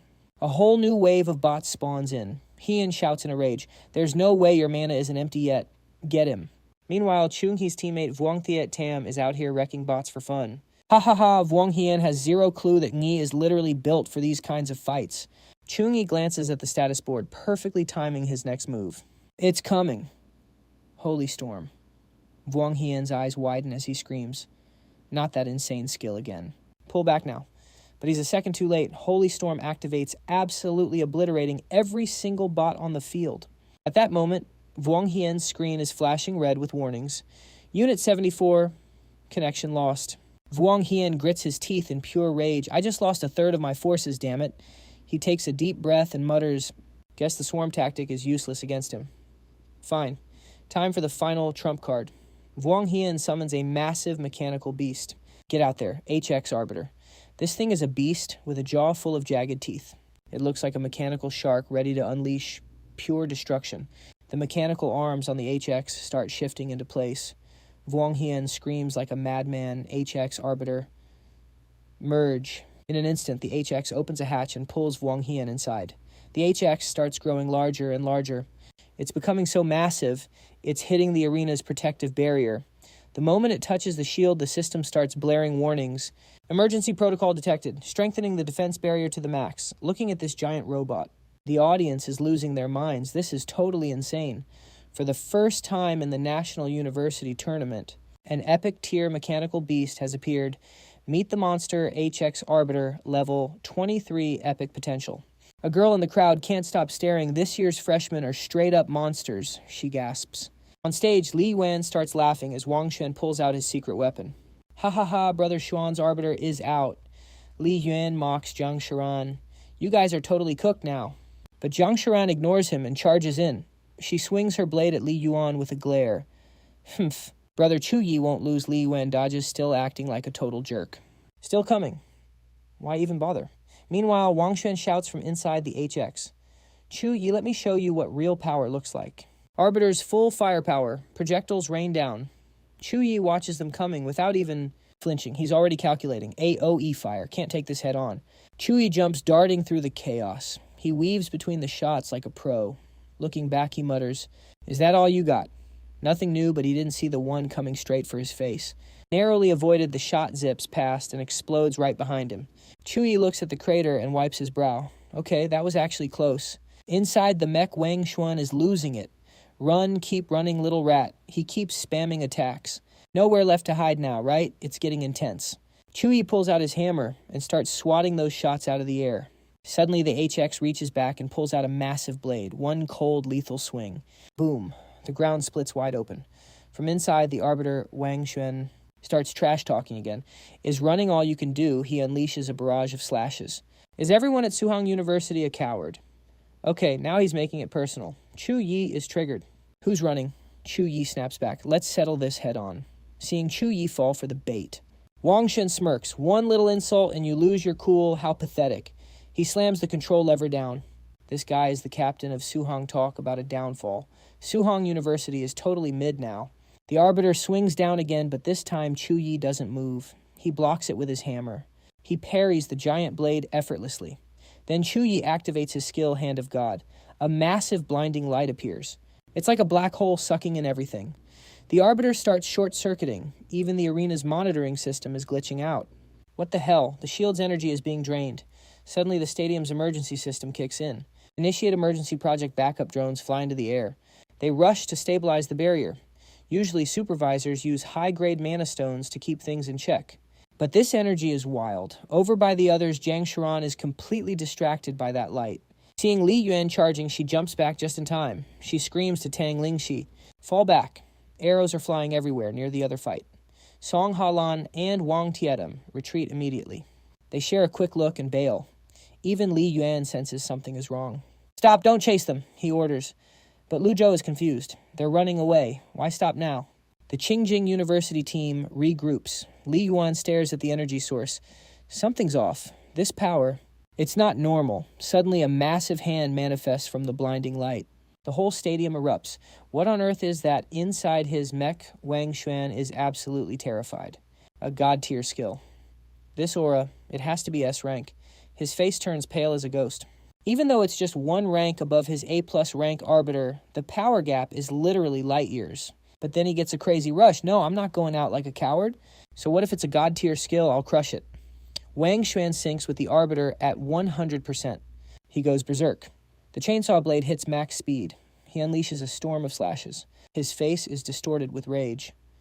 Chain slash. He fires off a barrage of strikes at the giant hand. He thought he finally secured the win, but a sudden flash of light shattered his joy. That massive hand slammed down hard on the judicator. A colossal wave of energy caused a massive explosion, leaving everyone in the stands paralyzed with fear. Everyone was screaming in terror from the shockwave. On the stage, scrap metal from the robot started flying straight toward Chau Nghi. Chau Nghi just coldly kicked it aside. After that last hit, the judicator was completely wrecked, and Wang Hian was finally down. Halan stood there stunned, her voice trembling as she whispered, We lost." Meanwhile, Wang Hian was groaning in absolute agony. He tried to reach out for Chau Nghi, his voice shaking uncontrollably. Chau Nghi. But all he got was Chau Nghi's cold back. The entire stadium suddenly exploded with hype. That holy light is insane, absolute fire, so scary, it felt like a nuke went off. The whole crowd started chanting his name in unison. Chau Nghi, Chau Nghi, Chau Nghi, Chau Nghi. He walked off casually through the cheers. Dean Trin was speechless as he muttered a god-rank skill, the Hand of God. Our Thankin University lost fair and square. He was crushed inside because he really believed in Wang Hian. He thought the championship was in the bag for Thankin this year. But after seeing that fight, Dean Trin was straight up sweating. He didn't expect a freak like Chau Nghi to show up. Melee support magic. He's top tier in everything. A literal all-rounder. Dean Trin turned to leave, but before he walked away, he looked at Dean Ningbo Mang and said, "Ningbo, your Hang University has found yourself a real monster. I've been teaching for over 30 years, and Chau Nghi is the brightest star I've ever seen," he said, with a look of pure regret. "Even among all the geniuses I've met." Ngo Mang just laughed it off. In the stands, everyone was losing it, screaming for to hang University and Chau Nghi, to hang Chau Nghi, to hang. The chanting was nonstop. Chau Nghi Huang So Nian watched the scene feeling totally overwhelmed. This is straight up madness, Vuong Thiet Tam bragged while walking. Too easy. I guess Thankin University is just mid. Tong Halan shook her head. Bro, without Chau Nghi, we wouldn't have stood a chance against Vuong Hien. Duong Lin Hai nodded in agreement. Facts. A level 23 epic rank robot without classmate Chau Nghi. We'd be cooked 100%. Vuong Thiet Tam laughed out loud. Everyone keeps saying if we didn't have Chau Nghi, but the point is we do have big brother Chau Nghi. Kwang So Nian chuckled and replied, next year they better expand the stadium. This year's freshman exchange already hit 200,000 spectators, Kwang So Nian said happily. With the live stream and all this hype, Chau Nghi's name is going to be legendary across the whole country after this battle. Chau Nghi teased her playfully. You're getting a bit too bold with your seniors, kiddo. In a private room somewhere. A woman was watching the live match. Chau Nghi's got some real potential, she said with a proud smirk. A prodigy like him is exactly the kind of talent our Heaven Wing Guild needs. His level is just a bit low right now. We'll have to wait until after his second awakening to invite him. A man stepped up and suggested Heaven Wing is the top guild in the country. Even our logistics staff have to be level 30 with a second awakening. But after this fight, Chau Nghi's combat data is definitely being sent to the higher-ups of all the big guilds. Inviting him later shouldn't be a problem. Is that so? She countered immediately. I don't think so. The woman stared at Chau Nghi with pure interest and said, with the old guild master here, even if we can't recruit him right this second, she said confidently, this little junior brother of mine, it will definitely end up being one of us at Heaven Wing. Meanwhile, at the hospital, everyone in Vuong Hien's room was panicking. Doctors were arguing nonstop. Don't stop the recovery and mind-focusing spells. Keep going until your mana hits 0. Get the report ready. Everyone was scrambling to save Vuong Hien. It was pure chaos in there. Second priest team, get ready to swap in, damn it. Why is this holy light so violent? Try to dispel, it's not working. Chau Nghi really went way too hard on him. Lai Uyan suddenly spoke up. If the arena's magic shield hadn't triggered, it's hard to say if Big Bro Hien would even be alive. None of us would have walked away uninjured. The whole team bowed their heads in shame. Lai Uyan stepped forward and said, Dean, we're sorry, we lost. We wasted all the resources the school gave us. Dean Trin waved it off. It's not your fault this time. Chau Nghi is just built different. For this team tournament, we're going to end up in 3rd place. Everyone was shocked. 3rd, Dean, we lost to Hang, but we can still wreck Mado University. Exactly. If we lose to Mado too, we're going to look like total trash. That's a massive disgrace. Dean Trin glanced at Vuong Hien and said, our school is going to lose face big time. This is a massive humiliation. Dean Trin muttered, his eyes fixed coldly on Vuong Hien. Vuong Hien is severely injured. All 200 of his mechs from that battle are completely wrecked. Our Thankin University doesn't have a single fighter left who can take on Ngui Hop from Mado University. Lying on his hospital bed, Vuong Hien couldn't stop staring at his rival Chau Nghi. He was frustrated, but he had to admit the guy's actually cracked. But after my second advancement, my mechanical heart will finally unleash its true potential. S+ rank, Vuong Hien gripped his bedsheets fuming. Next time it's going down. We're settling this for real. Meanwhile, in another room, Chu Hong bowed deeply to Chau Nghi. Chau Nghi, I'm truly sorry. I completely misjudged you. A paladin who can play support and carry as an expert at the same time. That's insane. In all my years, you're the only one I've seen pull this off. Chau Nghi, you're a straight-up genius. A 1 in a million talent. But Chau Nghi just brushed it off. Mr. Chu stopped with the fake praise. Get to the point. Chu Hang chuckled. Strong people are always so direct. Then he admitted, I've already reported this to the clan. The Patriarch and the Council of Elders have both promised that if you return to the clan, they'll go all in. The entire clan's resources will be used to train you. Chau Nghi frowned. The Patriarch and the Elders, seeing his confusion. Chu Hong explained the Chu clan is massive. Every year when it's time to hand out resources, how much each branch gets depends on their own merit. In a clan this big, there are tons of different factions. The most powerful groups are the Council and the Patriarch. Chu Hong straightened his glasses, looking serious. Normally those two sides would never work together, but when it comes to you, Chau Nghi, they've finally reached an agreement. Chau Nghi was a bit taken aback that everything revolved around him. This isn't too bad, actually. With a guarantee from the Chu family's elite, there's nothing to worry about. Going back to the main branch might be a mess, but my mentor is Principal Vuong Hui. Even without the Chu family's help, I can still get resources and level up fast on my own. Chau Nghi thought it over. Most importantly, I've got a secret weapon. My system. Having made his choice, Chau Nghi spoke up. I'm afraid I'm going to have to disappoint you. I'm not planning to switch my class. Chu Hang looked absolutely crushed. He asked despondently, "Is there really no way left for our Chu family to rise again?" Seeing his despair, Chau Nghi tried to comfort him. "But I know someone with the ice bloodline. Maybe in the future she'll consider the Chu family's hidden class." "You guys," Chu Hang slumped, banging his head against the wall. "No, it's not that simple. The 3 hidden classes of the Chu family don't just need the ice bloodline, you need a specific purity level. A normal ice bloodline won't cut it." Chau Nghi pointed at him and asked, "My sister's ice bloodline density is at least 3 times higher than yours. Is that enough?" Hearing this, Chu Hang's eyes practically caught fire. He grabbed Chau Nghi's hands, ecstatic. "Your sister awakened the ice bloodline too." Then he started shaking with laughter. His spirit was back. Chu Hang laughed out loud. "This is amazing. I'll finally get to see the Chu family rise again. I can face my ancestors now. Heaven is truly blessing us."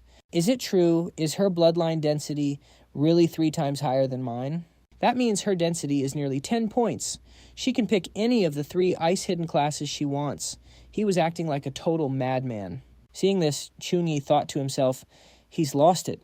He tried to calm the man down before he went overboard. "Don't get ahead of yourself. Whether she wants to follow the Chu family's path or not is entirely up to her." Chu Hang nodded frantically. Right, whatever you say. When can we go meet your sister?" Chau Nghi went quiet thinking. For him, joining the Chu family didn't offer much. First off, he couldn't change his class anyway. Second, he could get all the resources he needed from the system and his mentor, Wang Hui. But for Chu Van, it was a totally different story. Even though he could give her training resources himself, it could never compare to the full backing of a massive clan. Since their parents are gone and the Chu family didn't help, then it's only fair that Chu Van gets all the benefits now. It was only right. After thinking it through, Chau Nghi decided to give Chu Van a call. He was actually a bit nervous. He'd left Tu Koi with her before the match. Hopefully the little guy hasn't been bullied too much. He dialed the number. Chu Van picked up almost instantly. Holding Tu Koi tight, she shouted excitedly, "Big brother!" Seeing this, Chau Nghi knew it. He called it, "She's totally hyped up." She was spinning Tu Koi around and laughing her head off. That battle was insane. "You straight up gapped our whole school. So many girls are simping for you. They all want your socials." Chu Van couldn't stop yapping. "No way I'm giving it to them, sis. My idol's got to be strong, like super OP broad shoulders. Shredded arms, firm skin, and absolute units for legs," Chu Van said with a grin. "She's got to wield a sword that's hundreds of kilos, but still be able to sew your clothes. Pure talent." "All right, quit capping. Just tell me what's up." Chau Nghi got serious. He told her about some people who approached him recently. They were from the Chu family. He explained that the main lineage has 3 legendary hidden classes. We've got the Frost Archer, the Frostbone Swordsman, and the Frostbinder. The Archer and Swordsman roles are family legacies, but the Frostbinder is a mage class that depends on your Frost bloodline purity. All 3 are on the table for you. Chu Van locked in. She stared at the 3 choices and finally picked the mage path. "Bro, I'm going with this one. Ice magic is definitely my vibe." Chau Nghi warned her.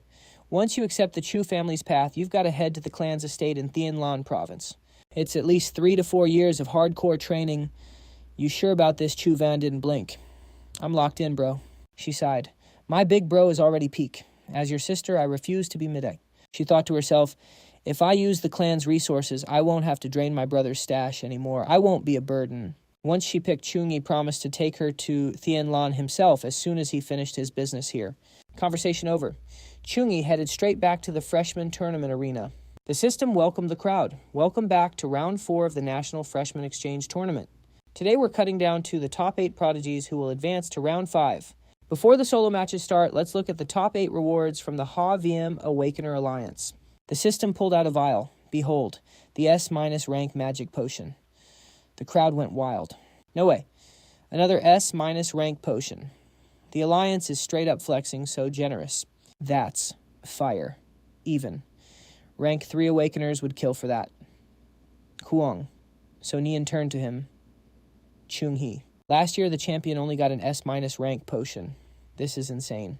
Chau Nghi nodded. "The Alliance is going all out to train new prodigies this year." So Nian agreed. Facts. Suddenly, the system announced that the top 4 would score full S-rank resources. But for the solo champion, a legendary grade weapon crafted by the GOAT blacksmith Grandmaster Kai Quan, even Chau Nghi was shook. A legendary weapon that's cracked. That's the peak of what humans can craft. The rewards this year are absolutely fire. Every player was locked in. Winning was the only option. After the reveal, The system called everyone to the stage, so Nian stepped up and smiled at Chau Nghi. Chau Nghi root for me. Okay, he gave her a thumbs up. You've got this. Then Chau Nghi's opponent entered the ring. It was a standoff. Fong Kuang donned his armor and glared. Chau Nghi, I know you're OP. He drew his sword and roared, but I'm not a pushover either. He was smirking inside. Most players go for balanced stats, but not him. Fong Kuang was feeling himself. I put every single point into strength. I'm pure power. The system announced match start. Instantly, Chau Nghi charged with his warhammer. Fong Kuang rushed him laughing like a madman. Come on, Chau Nghi, tank this. He unleashed a violent slash. The two forces slammed into each other. Boom. A split second later, his sword started to crack. It was over. Chau Nghi's hammer shattered the blade. He followed through, slamming it right into Fong Kuang. The guy collapsed in agony. No way. He gasped, refusing to believe it. I'm a pure strength build. How did you just diff me? Chau Nghi tossed the hammer onto his shoulder and scoffed. Is that it? The crowd went absolutely feral. He outstrengthed a pure strength build. Just how broken is Chau Nghi? His stats are way too sus. Man's definitely got hacks on his teammates from Demon University were straight up speechless. Even the dean was stunned and shouted, No way! How is this possible? Big Kuang actually lost in a pure strength match Dean. To stood there speechless. With his gear buffs, Fong Kuang's strength reaches 370 points. To overwhelm him with a single hammer strike like that. Chau Nghi's strength stat must be at least 450 points. He suddenly flashed back to that terrifying scene from earlier. He couldn't help but feel impressed. Plus, his intelligence stat is insanely high. That's terrifying. Dean To turned to Ngui Hop, sounding worried. Do you think you can actually beat Chau Nghi? Ngui Hop thought for a few seconds and replied, maybe a 30% chance. Meanwhile, back on the arena floor, Fong Kuang struggled to get up, gritting his teeth. I haven't lost yet. He forced himself to his feet and roared. Come on, a knight dies standing. He never kneels in defeat. Chau Nghi was impressed and said, I respect that. You're a real man. Fong Kuang charged in with an air slash. Chau Nghi didn't back down and countered with his repentance hammer. That heavy hammer slammed directly into Fong Kuang. He screamed in pain and was sent flying across the stage. The crowd from Magic City University immediately started panicking. Stop the match right now, we forfeit. The system quickly processed the request and made the announcement. Magic City University forfeits. The winner is Chau Nghi. He was instantly drowned out by the thunderous cheers from the crowd. Chau Nghi is the GOAT. Chau Nghi, I love you, after the medics rushed over to check on Fong Kuang. They all sighed. Man, this holy light energy is so annoying to deal with. Hurry up and start the treatment. Stop wasting time. He was Chau Nghi's opponent after all. With that, the three of them carried Fong Kuang away for treatment. Back with Chau Nghi. A day after the match, the team from Sohang University gathered in a room to discuss their strategy. Ngo Mang spoke up. Great job, everyone. So Hang University officially has 2 people in the top 8. He praised Tong Halan. Your advancement was a nice surprise. The odds of you making the top 4 aren't high, but you just need to keep pushing yourself. Tong Halan smiled. I understand. Then he turned to Kuang So Nian. Kuang So Nian with your power level. You should have been in the top 8 already, but you were just unlucky to run into Ngui Hop. He's the top seed to win the whole thing, Ngo Mang said seriously. There are only 2 spots left in the top 8, and they'll be chosen from the losers bracket. I hope you can seize this opportunity. He glanced over at Chau Nghi and said, Chau Nghi, I'm not worried about you at all. The mission to win the solo championship is all on you now. Chau Nghi nodded seriously. Understood. Then Ngo Mang continued. For tomorrow's team matches, our first 2 opponents are just average universities. He looked at the subs behind him and said, so you guys on the bench can go out there and get some practice. After making the decision, Ngo Mang immediately started briefing them on tomorrow's tactics. Kuang So Nian sat nearby, lost in thought. The losers bracket of the 4th round. It's known as the brutal elimination round. 70 players fighting for only 2 spots in the 5th round. If I can just make the top 4 in the 6th round, I can get those rare S-rank resources. Kuang So Nian whispered with determination. Even with the Kuang family's massive wealth, S-rank resources aren't just handed out. If I can win them myself, my strength will definitely level up to a whole new tier. Suddenly a voice broke the silence. Chau Nghi, your true power is out in the open now, Ngo Mang added happily. With your skills, you could probably solo an entire university team. But for tomorrow's team match, let the others take the lead for their training. Just protect them. Try not to jump in unless you have to. Chau Nghi nodded. Got it. Suddenly 2 girls walked in. When they saw Chau Nghi, they screamed in excitement. OMG, it's God Nghi. Their shouting drew a huge crowd. They swarmed him instantly. Chau Nghi. It's really him. No way, it's actually Chau Nghi. He's even more handsome in person. Oh my god, he's looking at me. Chau Nghi was confused and asked, who are you guys? They replied immediately, we're your fans. Can we please have your autograph? He blinked, confused. Autograph? Right then, the crowd pulled out a bunch of photos of him and shouted, me too, sign mine. I want to thank God Nghi too. You're seriously so fire. God Nghi, we'll be supporting you in every match. Keep it up. Look, he's blushing. That's so cute, God Nghi. Make sure you take good care of yourself, okay? Sob when he saw those photos, Chau Nghi's face went dark. Is this really me? Tong Halan teased him from the side. Well, you're certainly popular, Chau Nghi. Right then, a thought crossed Kwang So Nian's mind. She was worried they would steal him away. I'm so nervous. If I don't keep up with him, I'll be left behind. Kwang So Nian steeled her resolve. 70 players for only 2 spot. I have to get 1. Chau Nghi, just watch me. Seeing her get triggered like that, the spirit was absolutely vibing. But at that same moment, Tran Chau Nghi felt a massive chill run down his spine. He turned around totally lost. Why did it feel like someone was staring holes into him? That night, round 4 of the solo matches officially kicked off. The players were warped into a wild, overgrown forest, and everyone was like, wait, what? Why a forest? Is the map different every year? I remember. Last year was a castle, someone piped up in response. Round 4 is built from data provided by university professors and military big shots. They take recent war data and let AI simulate a custom dungeon.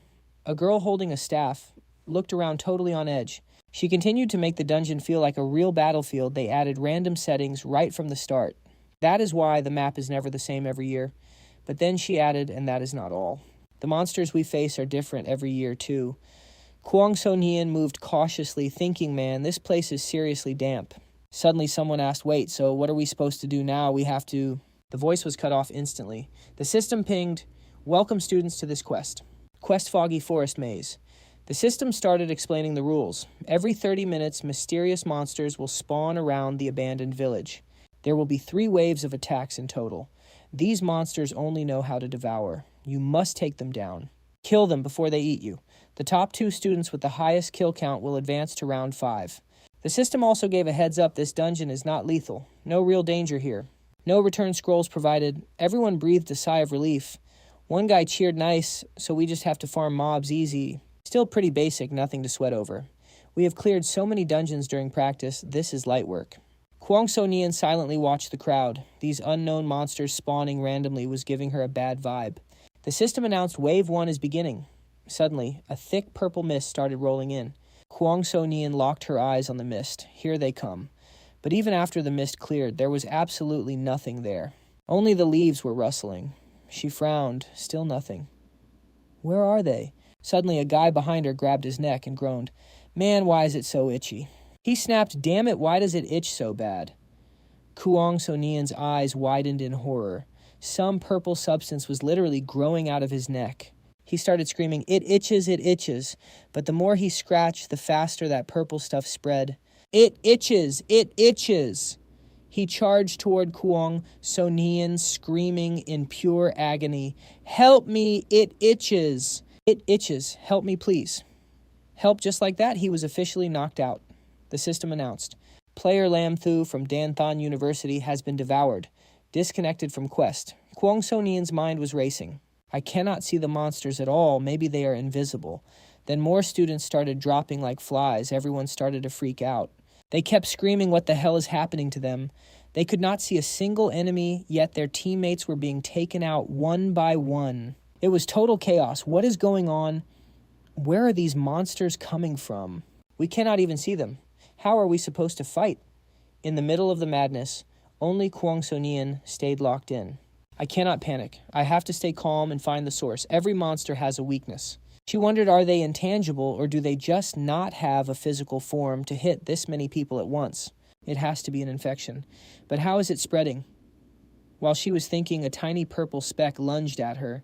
The purple speck landed and stuck to her arm. As she watched it start to sprout, her eyes turned razor sharp. Mushroom spores. Instantly, she summoned a flame and incinerated the purple thing. After taking it out, the realization hit her. So that is the trick. Kwang So Nian shifted into her demon form and shouted to the crowd, the air is full of spores. The second they touch you, they sprout. Use fire skills to shield yourselves. Everyone scrambled to follow her lead, igniting their fire barriers. But some students did not have any fire skills. They started yelling for help. Damn it, I am a warrior. I do not have fire. Someone help me out. Aren't we supposed to be competing? No time for playing nice. A few moments later, the students without fire skills were immediately taken out. The system pinged, player alien from Huangthon University has been devoured. Disconnected. Player Trio Hyo-kiet from Lumion Academy has been devoured. Disconnected. Player Lu Ban from Thandang Academy has been devoured. Disconnected. Meanwhile, Kwang So-nian's expression turned dead serious. Just burning these spores doesn't count as a kill. You have to find the monster actually releasing them. Look at all those mushrooms sprouting right out of the tree trunks.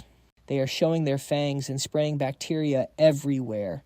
Because of that, Zhang Shiran spotted the monster fast. She charged in and shouted to the team that it is up in the trees. The moment Zhang Shiran took one down, the system pinged. Zhang Shiran from Suhang University just secured a kill. Plus 1 point. These monsters are crawling out everywhere, but Zhang Shiran is not sweating it. She flies in with her skill, Flame Dance, Shadow Black Flame. The system is popping off with kill notifications. Zhang Shiran is racking them up. Meanwhile, over at the freshman arena, the team matches are finally happening. The system announced both teams are in position, and the arena is being generated. Defensive field active. The team battle between Suhong University and Megao University starts now. The moment the signal dropped, both sides clashed. They are going at it with zero chill. This red-haired dude immediately pops his skill, Flame Strike Storm. Massive fire tornadoes are ripping toward the other team. But check it out, the guy in the cloak counters with a water element move. The two moves collided, and that water blade actually sliced through the fire tornado. But then, boom. Damvi appears out of nowhere. He lunges with his claws and shreds that water blade to pieces. He is already talking trash. He is like, your water blade is way too soft. But while Damvi is busy celebrating, there is an arrow flying straight at his back. Thank God Chau Nghi was there to block it with his shield. He tells Damvi to get a grip and not let the hype of the adrenaline rush mess with his judgment. Watch your back. Then Chau Nghi turns to the blonde girl and calls out to her. Jiang Jing, your job is to shield the team. You need to have eyes in the back of your head. Stay sharp. We can't have another slip-up like that. Jiang Jing looks totally shaken after getting scolded. She is so panicked, she just closes her eyes and screams. The red-haired girl on the other team is fuming. Are they seriously using us as practice dummies? The guy in blue armor roars, "Yo, brothers, are we really going to let them disrespect us like this?" The whole team shouts back, "Hell no." He gives the order to charge. The guy in blue screams, "Go in and wreck him." Both sides dive back into the fight. But right then, Chau Nghi's phone pings with a notification. It is so random that everyone actually stops mid-fight. Zhang Shiran is flexing her victory to Chau Nghi. Easy win, just leveled up. Chau Nghi is just like, seriously, this girl, the guy in the cloak is losing it. He cannot believe how much Chau Nghi is downplaying them. He screams, "You are really playing on your phone in the middle of a match. Talk about zero respect. I am going to show you what is up." But literally 1 second later, he is face down on the ground. Absolute legend. The system announces the winner of the college team match. Suhong University takes the W. The next day, news about the freshman tournament is everywhere. The qualifiers are finally wrapping up. The fourth round of the individual bracket is done. Tomorrow morning, the top 8 will face off to see who makes the final 4. Then in the afternoon, it is the semifinals. We are going from 4 players down to just 2. The 2 finalists are Chau Nghi and Ngui Hop. A streamer immediately starts recording to leak the hype news. Yo, everyone, today is the day of the big championship match everyone has been waiting for. He starts talking about Chau Nghi with a dramatic look. This guy came from nothing. A total underdog story. Both his parents are gone. He literally fought his way up step by step since the college entrance exams. We are talking about the strongest holy knight in history, Chau Nghi. But then we have his opponent, Ngui Hop. He is a top-tier genius from a legendary family with a 100-year legacy. He has got peak talent and a special bloodline. The warrior Ngui Hop. The streamer looks hyped. Who is actually going to take the throne and become the solo champion? Let's find out. Streamer Kuyan Keech will be live streaming the whole fight for you guys. Don't forget to like so you don't miss out. After watching the video, the comments section is blowing up. Godnyi's fight against Wang Hian was insane, but this team match is even better. He is definitely going to crush Ngui Hop this time. Bro, did you even watch Ngui Hop's matches the other day? His fighting style is brutal. I don't think this is going to be an easy win. It is a bummer. The goddess Zhang Shiran ran into Ngui Hop so early in the semifinals. If she had not, Suhang University could have taken first and second place. That would have been... Suddenly, the clear blue sky was ripped apart by the loud roar of helicopter blades. The noise was deafening. Everyone scrambled to clear a path as the helicopter slowly descended to the ground. As soon as the door swung open and people saw who was inside, the crowd went wild. It is Suhang University. The Suhang team stepped out to a wall of cheers. Goddess Sharan is literally a 10 out of 10. Her visuals are peak. God Nhi, I'm a stand for life. Tong Halan, don't sweat it. You'll definitely crush it next time. God Nhi, please take a photo with me. I need an autograph. Everywhere Chau Nghi goes, the crowd goes wild. Chau Nghi. Suddenly someone spotted another helicopter approaching. He shouted at the top of his lungs, Ma Dao University is here too. The hype immediately shifted toward Ma Dao University. Ngoi hop, Dean, to stepped forward to greet Ngo Mang. Morning, Dean and Go. It looks like today's champion and runner-up for the solo matches will be coming from our two schools. Second place in a friendly first place. Ngo Mang played along with a smile. Good morning, Dean To. But inside he was totally unimpressed. With your Ngui Hop's level, you really think he can handle Chau Nghi, bro? Stop dreaming. That's pure delusion. Right then, Ngui Hop locked eyes with Chau Nghi from across the field. He muttered to himself, Chau Nghi, it's finally time for the finale. I'm definitely taking you down and grabbing that trophy. And just like that, it's go time. Before the match started, Chau Nghi flashed a creepy-ass smile. System activated. Let's welcome our fighters to the stage. Both Chau Nghi and Ngui Hop stepped into the arena. It's about to go down. Spectators, find your seats and keep it civil. Countdown starts now. 5 in the stands. The crowd was losing their minds, cheering nonstop. Go wild, God Nhi is the GOAT. God Nhi is cracked, big bro. Ngui, don't you dare lose. Ngui Hop, let's go. Wreck the pride of Suhang University. Man, it's packed in here who just stepped on my foot. Over at the Chu estate, Chu Hang was watching the stream with the head of the family. Only 3 seconds left on the clock. Suddenly, the old man spoke up. That Ngui kid has been a prodigy since day one. He's been fed every top-tier resource the clan has for his training. Can Chau Nghi actually pull this off? Chu Hang looked serious. Absolutely. I've analyzed his entire combat history, and his growth rate is insane. He's way ahead of anyone his age. Pure top-tier energy. Chu Hang stared at the screen and continued. Ngui Hop is a once-in-a-generation talent in the Ngui family. A real genius. But Chau Nghi, looking at him, I can see the shadow of our great ancestor. Back in the arena, time's up. System start. Immediately, Chau Nghi popped Divine Grace. Courage blessing, Holy Cross, Holy Shield. Weapon blessing, Ngui. Hop didn't wait. He lunged straight at him, blade out. Ngui Hop leaped into the air, face full of rage, and swung hard at Chau Nghi. Suddenly, Chau Nghi was covered in a blinding gold aura. Boom! The two powers collided with a deafening blast. Ngui Hop's eyes narrowed, staring him down, but Chau Nghi stone cold. Chau Nghi countered with a strike, and Ngui Hop leaped back to dodge. With a killer look in his eyes, he dove back in. Ngui Hop's eyes turned blood red. He looked like a demon as he roared berserk. His whole body was wrapped in a crimson glow. He gripped his blade tight and screamed, blazing blade style. He dropped into a fighting stance, letting out a flurry of sharp slashes. But Chau Nghi, he's just cruising, smooth dodges only. As he dodged the attacks, Chau Nghi thought Berserk is the classic Berserker trait. It boosts all core. Stats to a crazy level. But there's a catch. After those 3 minutes of Berserker over, he's going to be completely cooked. Total exhaustion. Not just Berserk, he's stacking it with Blazing Blade too. It's a buff that adds fire-type magic damage to every swing. Chau Nghi just kept weaving through every single strike. Ngui Hop lunged like a guided missile. Chau Nghi braced himself, thinking, okay, so he's not the top freshman at Ma Dao University for nothing. No fear in Chau Nghi's eyes as he dodged. Ngui Hop lost it. Thunderbolt Slash. His blade caught fire with a red glow. Thunderbolt Slash is an A-rank warrior skill. It's all about insane speed. The higher the rank, the more power and speed you get. At max level, you're basically slashing at the speed of light. Ngui Hop was fuming. I've practiced this 10,000 times just to get it to level 9. Take this. He brought the blade down with everything he had. Chau Nghi raised his hammer and blocked. The impact was insane. Ngui Hop gritted his teeth. This guy's strength is unreal. Ngui Hop pushed even harder. My blade weighs over 1,000 pounds. Combined with Thunderbolt Slash, the kinetic energy is absolutely terrifying. I could slice through solid alloy like butter, but Chau Nghi, he didn't even flinch. Wait, why am I the one being pushed back? I can't just tank this head on. Chau Nghi shoved him back with a massive burst of power. His weapon started glowing bright gold. Level 9, B rank, Holy Cross. Chau Nghi channeled his energy, and a massive golden blade materialized. Ngui Hop just gave a cocky smirk. I was waiting for that Ngui Hop drop to his knees, his face twisting into a terrifying mask as he roared, "War Frenzy." A sinister red aura exploded from his body. A blinding gold light flashed. Dean To watched, completely stunned by the scene. The two massive powers collided, causing a massive shockwave. Right in the center, Ngui Hop was kneeling, encased in a shimmering layer of protective armor.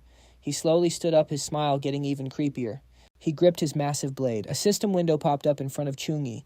Ngui Hop's awakened talent. S-rank War Frenzy. War Frenzy boosts his duration and jacks up all his core stats. Plus, all damage taken is reduced by 80%. Totally broken. But there is a catch. Once the combat state ends, all that suppressed damage hits him twice as hard. He is literally betting his life. Ngui Hop lunged at Chau Nghi. Chau Nghi thought he is popping his ultimate this early. He is definitely trying to end this fast. His War Frenzy only lasts for 2 minutes max. The best play here is to just stall him out until the timer runs out. But honestly, even with 80% damage reduction, I can still take this guy down. Ngui Hop swung his blade with insane force. Chau Nghi blocked every single strike. Clang. The sound of clashing metal echoed through the arena. Ngui Hop pressed the attack, thinking against a holy knight with infinite heals and recovery skills.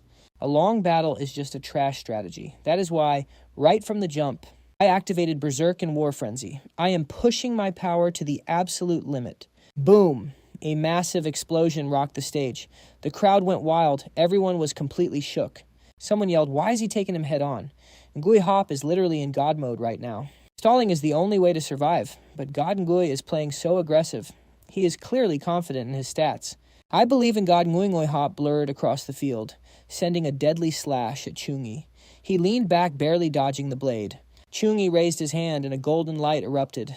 Spear of Victory. A massive magic seal appeared in the air. A gigantic golden spear materialized behind him.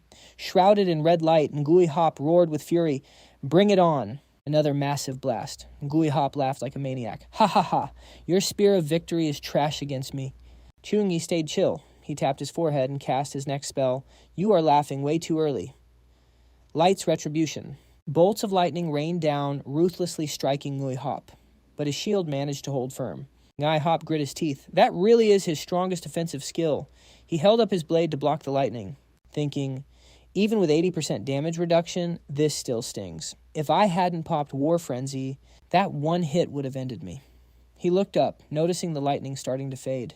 He thought Light's Retribution has a cooldown of at least 1 second between strikes. He slammed his foot down. If that is the case, I just need to blitz him during that window and finish him off. But as he lunged, another bolt slammed into him. He was stunned. His face went pale with shock. No way. How is his attack speed this fast? I studied every single one of his matches. Don't tell me. His Light's Retribution is already over level 20. Another massive bolt crashed down on him. Absolute destruction. A small drone buzzed excitedly. So aggressive. So brutal. Just a reminder, folks, you are watching the grand finals of the National Freshman Exchange Tournament. People in the crowd covered their eyes. This is brutal. A girl screamed and hid her face. Vuong Hien smirked. Ngui Hop screamed in agony. "Ah!" Why, he looked at Chau Nghi, completely broken. How is this happening? There's only 10 meters between us, but it feels like miles. Chau Nghi looked like a giant towering over him. It felt like Chau Nghi could crush him with one finger.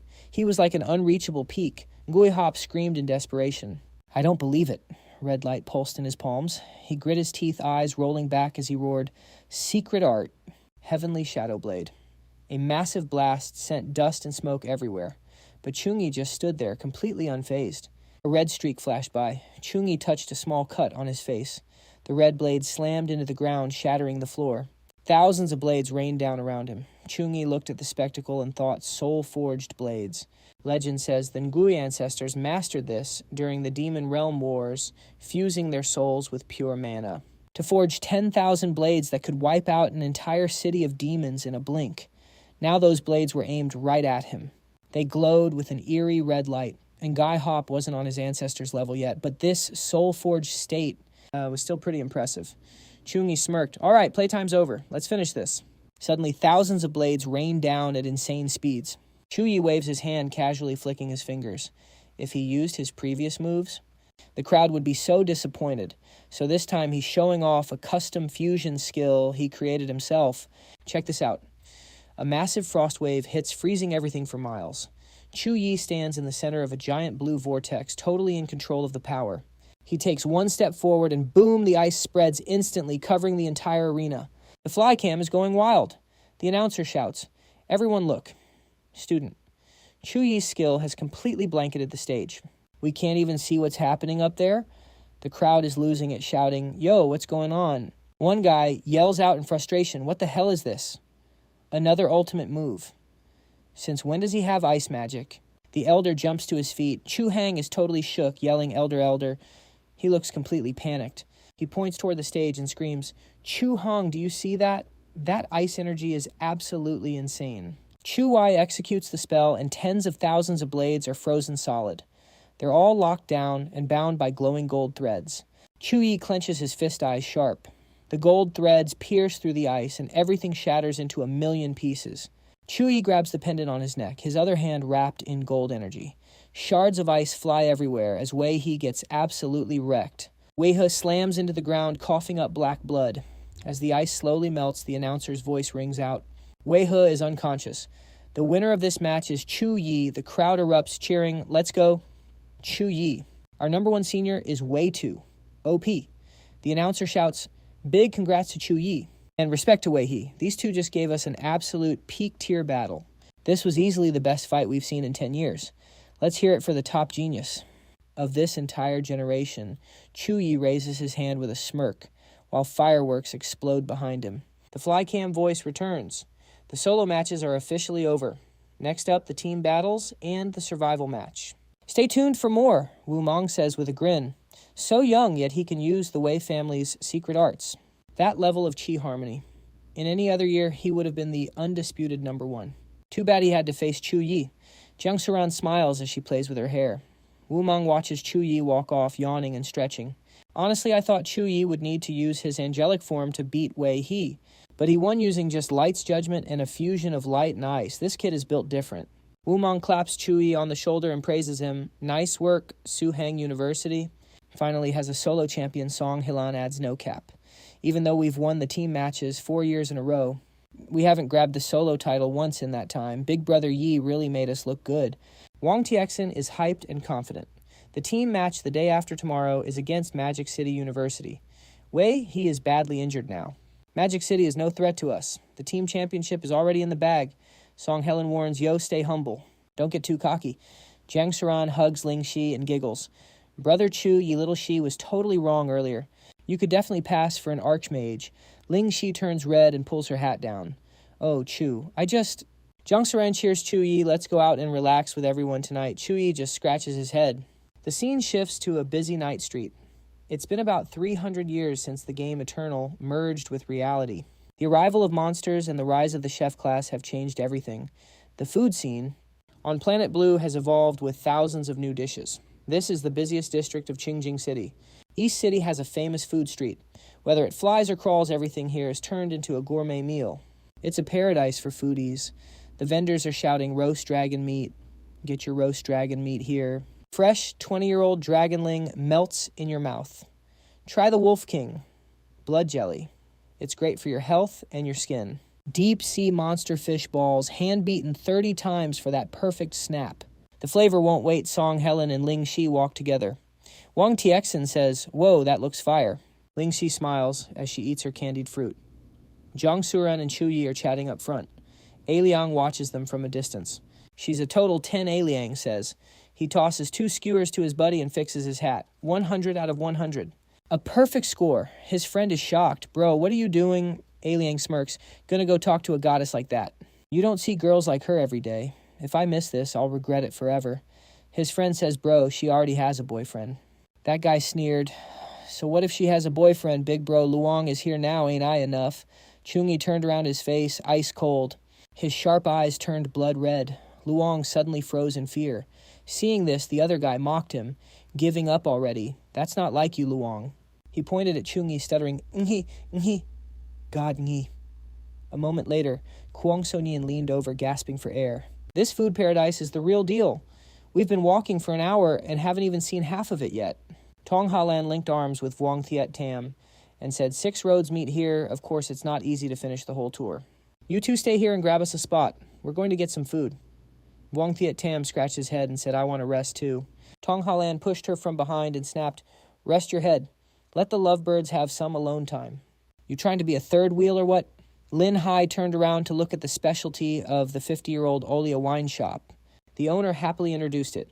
Our olive wine can boost your agility stat. Each bottle is 800 milliliters. It's great for yourself or as a gift. Hearing that, Kwang So Nien pointed at the bottle and said, We'll take one. The owner immediately brought out a bottle and 2 small glasses. Customer, your olive wine is 200,000 credits. Please pay. Right after that, the phone buzzed. 200,000 credits transferred. Kwang So Nien held her glass and looked at Chau Nghi. Chau Nghi, congrats on winning the solo tournament. They clinked glasses. Chau Nghi said, Cheers to us, so Nien downed the whole glass in one go. After finishing, she tilted her head. This wine doesn't seem that strong. 10 minutes later, so Nien's face was flushed and she was totally wasted. Chau Nghi, why are there 2 of you? Chau Nghi looked at her. Drunk already. That was fast. She giggled and started counting 1 Chau Nghi, 2 Chau Nghi, 3 Chau Nghi. Chau Nghi just sighed. As a level 19 player, normal alcohol shouldn't even touch her. But this stuff was brewed from D-rank mystical olives. The alcohol content is low, but the kick is insane. Chau Nghi stood up. It's getting late, and the others aren't back yet. Let's go find them. So Nien reached out and said in a cute, whiny voice, Chau Nghi, I don't want to go, before she could finish another voice cut in. Hey, handsome, a girl with a glass in her hand looked at him flirtatiously. My glass is empty. Want to buy me a drink? Chau Nghi glanced at her and pointed to the table. There's half a bottle left. 100,000 credits. Pay up. The girl burst out laughing. You're pretty interesting, handsome. Big sis here really likes your style. How about we find somewhere quiet to keep talking? So Nien looked flustered, her long hair covering her eyes as she bit her lip. So Nien angrily pushed her away and yelled, You're way too close. The girl whispered in her ear, Hey, little beauty. That's not very nice. You two aren't even a couple, so why are you blocking his luck with the ladies? She thought to herself, This is Chau Nghi, the top rookie of the year, and his friend Kwang So Nien. Everyone thinks she's his girlfriend, but I know they aren't together. Just a dense boy and a girl with a crush. It'll take forever for these two to finally confess. This is my chance. If I can get Chau Nghi to fall for me, all his resources will be mine. She leaned toward him again. Am I right, big bro? So Nien's face was beet red. You suddenly Chau Nghi grabbed her hand. She gasped in surprise. She stared at their joined hands. Chau Nghi didn't even flinch. I don't mind So Nien blocking my luck at all. Chau Nghi pulled her along as they left, throwing one last line over his shoulder. Besides, you're pretty mid. Not exactly what I'd call a prize. The girl was speechless. Mid Chau Nghi led So Nien through the crowd until she suddenly stopped. Chau Nghi... He turned back to look at her. So Nien looked up, her face glowing red. I like you. Chau Nghi was stunned. So Nien, he gasped. Her cheeks were burning. I know I shouldn't say this before the tournament, but I hate seeing all those girls surrounding you. Every time I see them, I just want to... A dark aura seemed to rise behind her. Kill them all. So Nien threw herself into his arms and whispered, Can I be your girlfriend? She passed out right in his arms. Meanwhile, Vuong Thiet Tam was holding a steamed bun, frozen, before he could even take a bite. Wait, what? Halan Thiet Tam and Lin Hai all stared, totally shook by what they were seeing. Blue sky, white clouds, and the alarm clock buzzing. So Nien woke up the memory of last night hitting her like a truck. I like you. She bolted upright. She peeked out her face, still bright red. Ngoman saw her and called out, So Nien, you're up a little late today. Come eat breakfast. Vuong Thiet Tam waved. Lin He Halan and even Chau Nghi were all looking right at her. Chau Nghi quickly turned away and started wolfing down his food. Halan and Lin Hai squinted at him suspiciously. So Nien pulled up a chair, her mind racing with questions. Was I just dreaming? Was it really just a dream? So Nien blushed, looking completely lost, while she absent-mindedly picked at her food. Chau Nghi stayed cool like nothing even happened. Lin Hai and Halan leaned in close to stare at her. Last night, while Chau Nghi was carrying her in his arms, he looked at them and said, Please, everyone, just pretend you didn't see what just happened. Halan was confused and asked, But why? Don't you guys like each other? Chau Nghi looked at the fast-asleep So Nian and sighed. The Kuang family of Tien Shuyen. They are an ancient clan from way before the Eternal Game even started. That game from hundreds of years ago. They have become a top-tier power in China. Right now, I might have a little bit of fame. And being Master Wang Hui's top disciple looks good on paper. Chau Nghi looked up at the sky. But against a powerhouse like the Kuang family, this is nothing. I don't want to put So Nian in a tough spot. Once I reach absolute power, no family will matter. They will all be dust. It is only a matter of time. Ha Lan hid behind her bread and whispered, Brongi is a total Chad, a pure war god. I am a fan for life. From now on, I am the captain of the Nginian ship. Chau Nghi just sweat dropped. Ngomang put down his chopsticks and got serious. The National Freshman Tournament Finals are about to begin. There are 10 schools in total. Every team has to face off against the other 9. That makes 45 matches total to decide the top 3 spots. Today's our 9th match. If we win this, the championship is ours. We have got this. Stay humble, but let us crush Madu University. Let us go. Everyone shouted back. Got it. Ngomang raised her hand with a grin. She looked at Ton Q. Q, you are subbing in. Don't feel too much pressure, okay? Tuong Fuong chimed in. Q is a summoner. Her support is going to be a total game changer for the team. Your number 1 priority on that field is to keep her safe. Dean. To spoke up then. As your coach. I could give you a hype speech, but it is not necessary. Ngai Hop is still down and out with those injuries. Our team strength took a massive hit. But honestly, with Chau Nghi on our side, maybe first place isn't impossible. Dean. To thought to herself, I have never seen anything like this. How can a freshman be... If the rest of the team combined is a level 1, then Chau Nghi is easily a level 2 or 3 on his own. He is unbelievably strong, like a total monster. No, he is a monster. He could literally solo every top school by himself. Dean clenched her fist. Listen up. Even if we lose today, we are not losing our pride. We represent Mado University. Don't let those other schools look down on us. Give it everything you have got. Can you do that? Everyone roared back, yes, let us go. Dean led the way. Behind her, the 5 Mado students followed with massive aura. Ton Q was deep in thought. Even if Ngui Hop was here, we might still lose. Is Mado doomed to be 3rd place again? Wait, 7 years ago, the captain was out with major injuries, but the team's insane synergy and power pulled off the win anyway. And crazy enough, it was Ma Do against to hang back then too. Ton Q touched her face. If I use that strategy, can I bring Ma Do back from the brink? Can we recreate that miracle? A drone flew overhead and a voice boomed out. The moment you have all been waiting for, the match between Ma Do and Dehang starts now.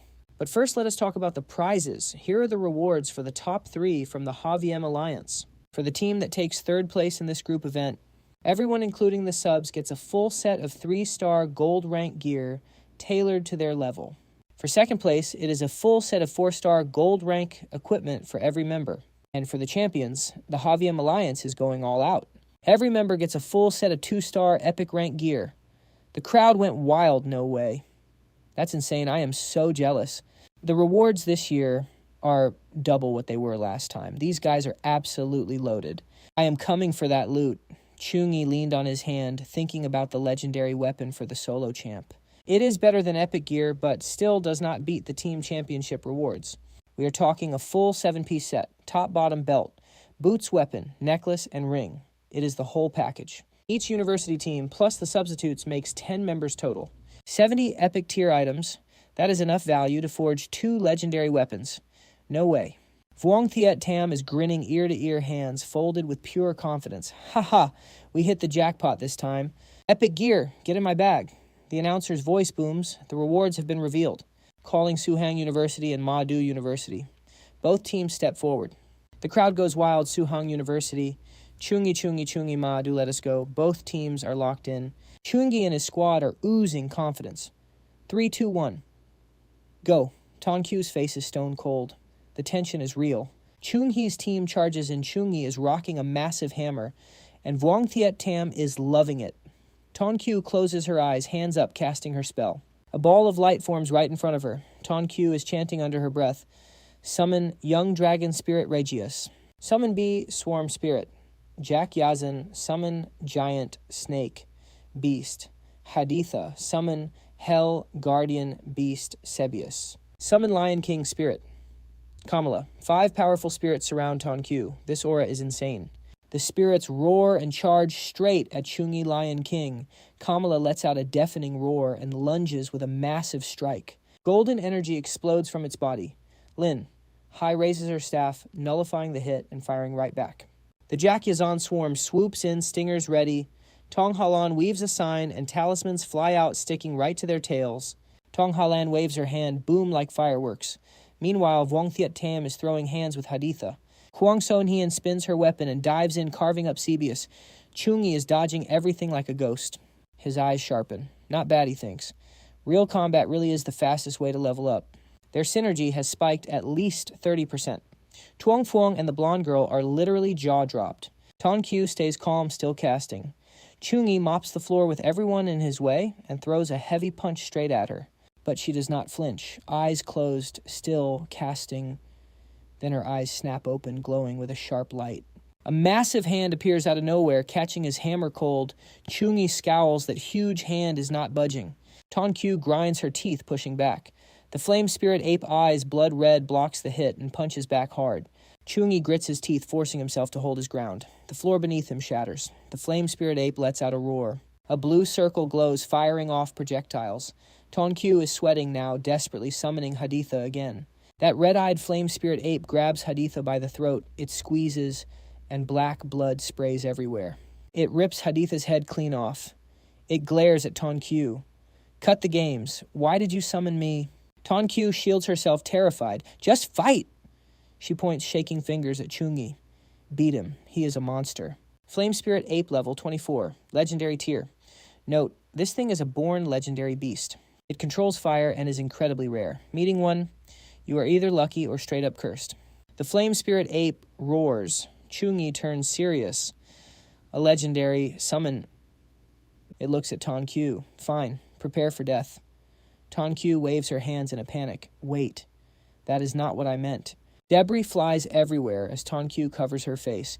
Is this really happening? The Flame Spirit Ape launches. Vuong Thiet Tam is shook. How is there a legendary summon here? Lin Hai raises her staff. Dual water shield. A sea of blue light wraps around them, but the Flame Spirit Ape is too fast, it dodges. Tong Halan spreads her hands, chanting loudly. Earth is the foundation. Spirit is the source. Earth, spirits of the 4 directions, heed my command. A massive rock wall rises. She thinks the dual water shield is A+ rank defense, and Xiaohai boosted it to level 8. In the last solo match, it blocked every single strike from that Thankin University assassin. But now it cannot even stop one hit from this thing. The Flame Spirit Ape shatters the rock with a single punch. Vuong Thiet Tam rushes forward. Tong Halan casts shield wall and a red barrier flares up. The Flame Spirit Ape leaps high. It slams both fists down on the barrier. Tong Halan looks back. Good thing Ngika buffed us. Our skills are more than twice as strong now. If not for that, the Flame Spirit Ape would have wrecked my defense instantly. This legendary beast is broken. Ngika, what is the plan? Chau Nghi raises his hand. Holy Light Heart Shield. A sigil appears as the Flame Spirit Ape slashes at him with its claws. Chau Nghi looks at his team. I will handle this fight. Everyone get off the stage now. Tong Halan, Lin Hai, and Vuong Thiet Tam shout together.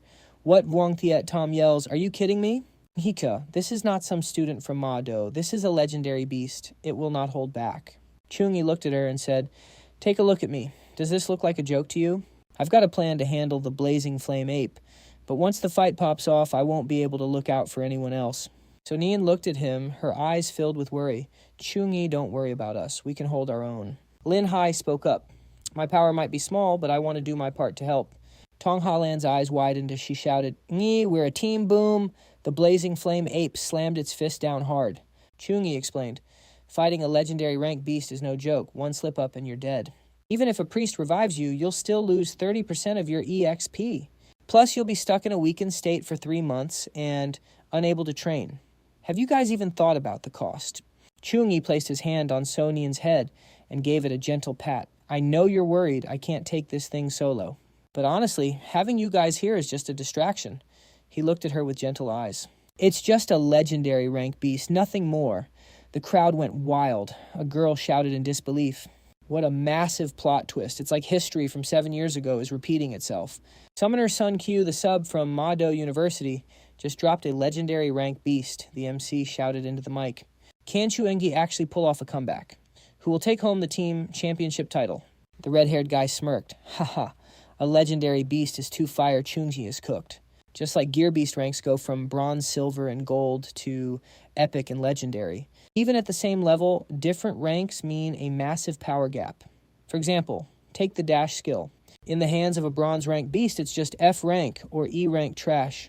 But in the hands of a legendary beast, that same dash skill is easily A rank or higher. It could even reach S rank. Even scarier, legendary beasts have insane resistance to debuffs. They're almost impossible to kill. The Goblin King from the Abyss Dungeon was only epic rank. To see a legendary beast in a team tournament like this, that's absolutely insane. Chau Nghi's win streak is finally over, the MC shouted in shock. Wait, what's happening? Why are they forfeiting? Glowing sigils appeared beneath the feet of Tong Halan Lien Hai and Vuong Thiet Tam. Once you forfeit, you become invulnerable to damage. Chau Nghi turned to look at So Nien. She understood immediately. I forfeit too. So Nien said as glowing fragments surrounded her. Chau Nghi stood his ground. So Nien paused and looked back. You can do it, Chau Nghi, go get him. The blazing flame ape slammed its fist against the barrier, but Chau Nghi leaped away just in time. The beast let out a deafening roar. Red energy flared around its arms. The ground cracked and shattered, sending debris and smoke everywhere. 2 drops of blood hit the floor. The beast looked at its severed tail with a pained expression. I'm bleeding. Chau Nghi activated his transformation. Holding a massive hammer and glowing with golden light, he looked down from above. Now that So Nien and the others are off the stage, I don't have to hold back anymore. Now let's see just how legendary this beast of yours really is. Damvi stammered in disbelief.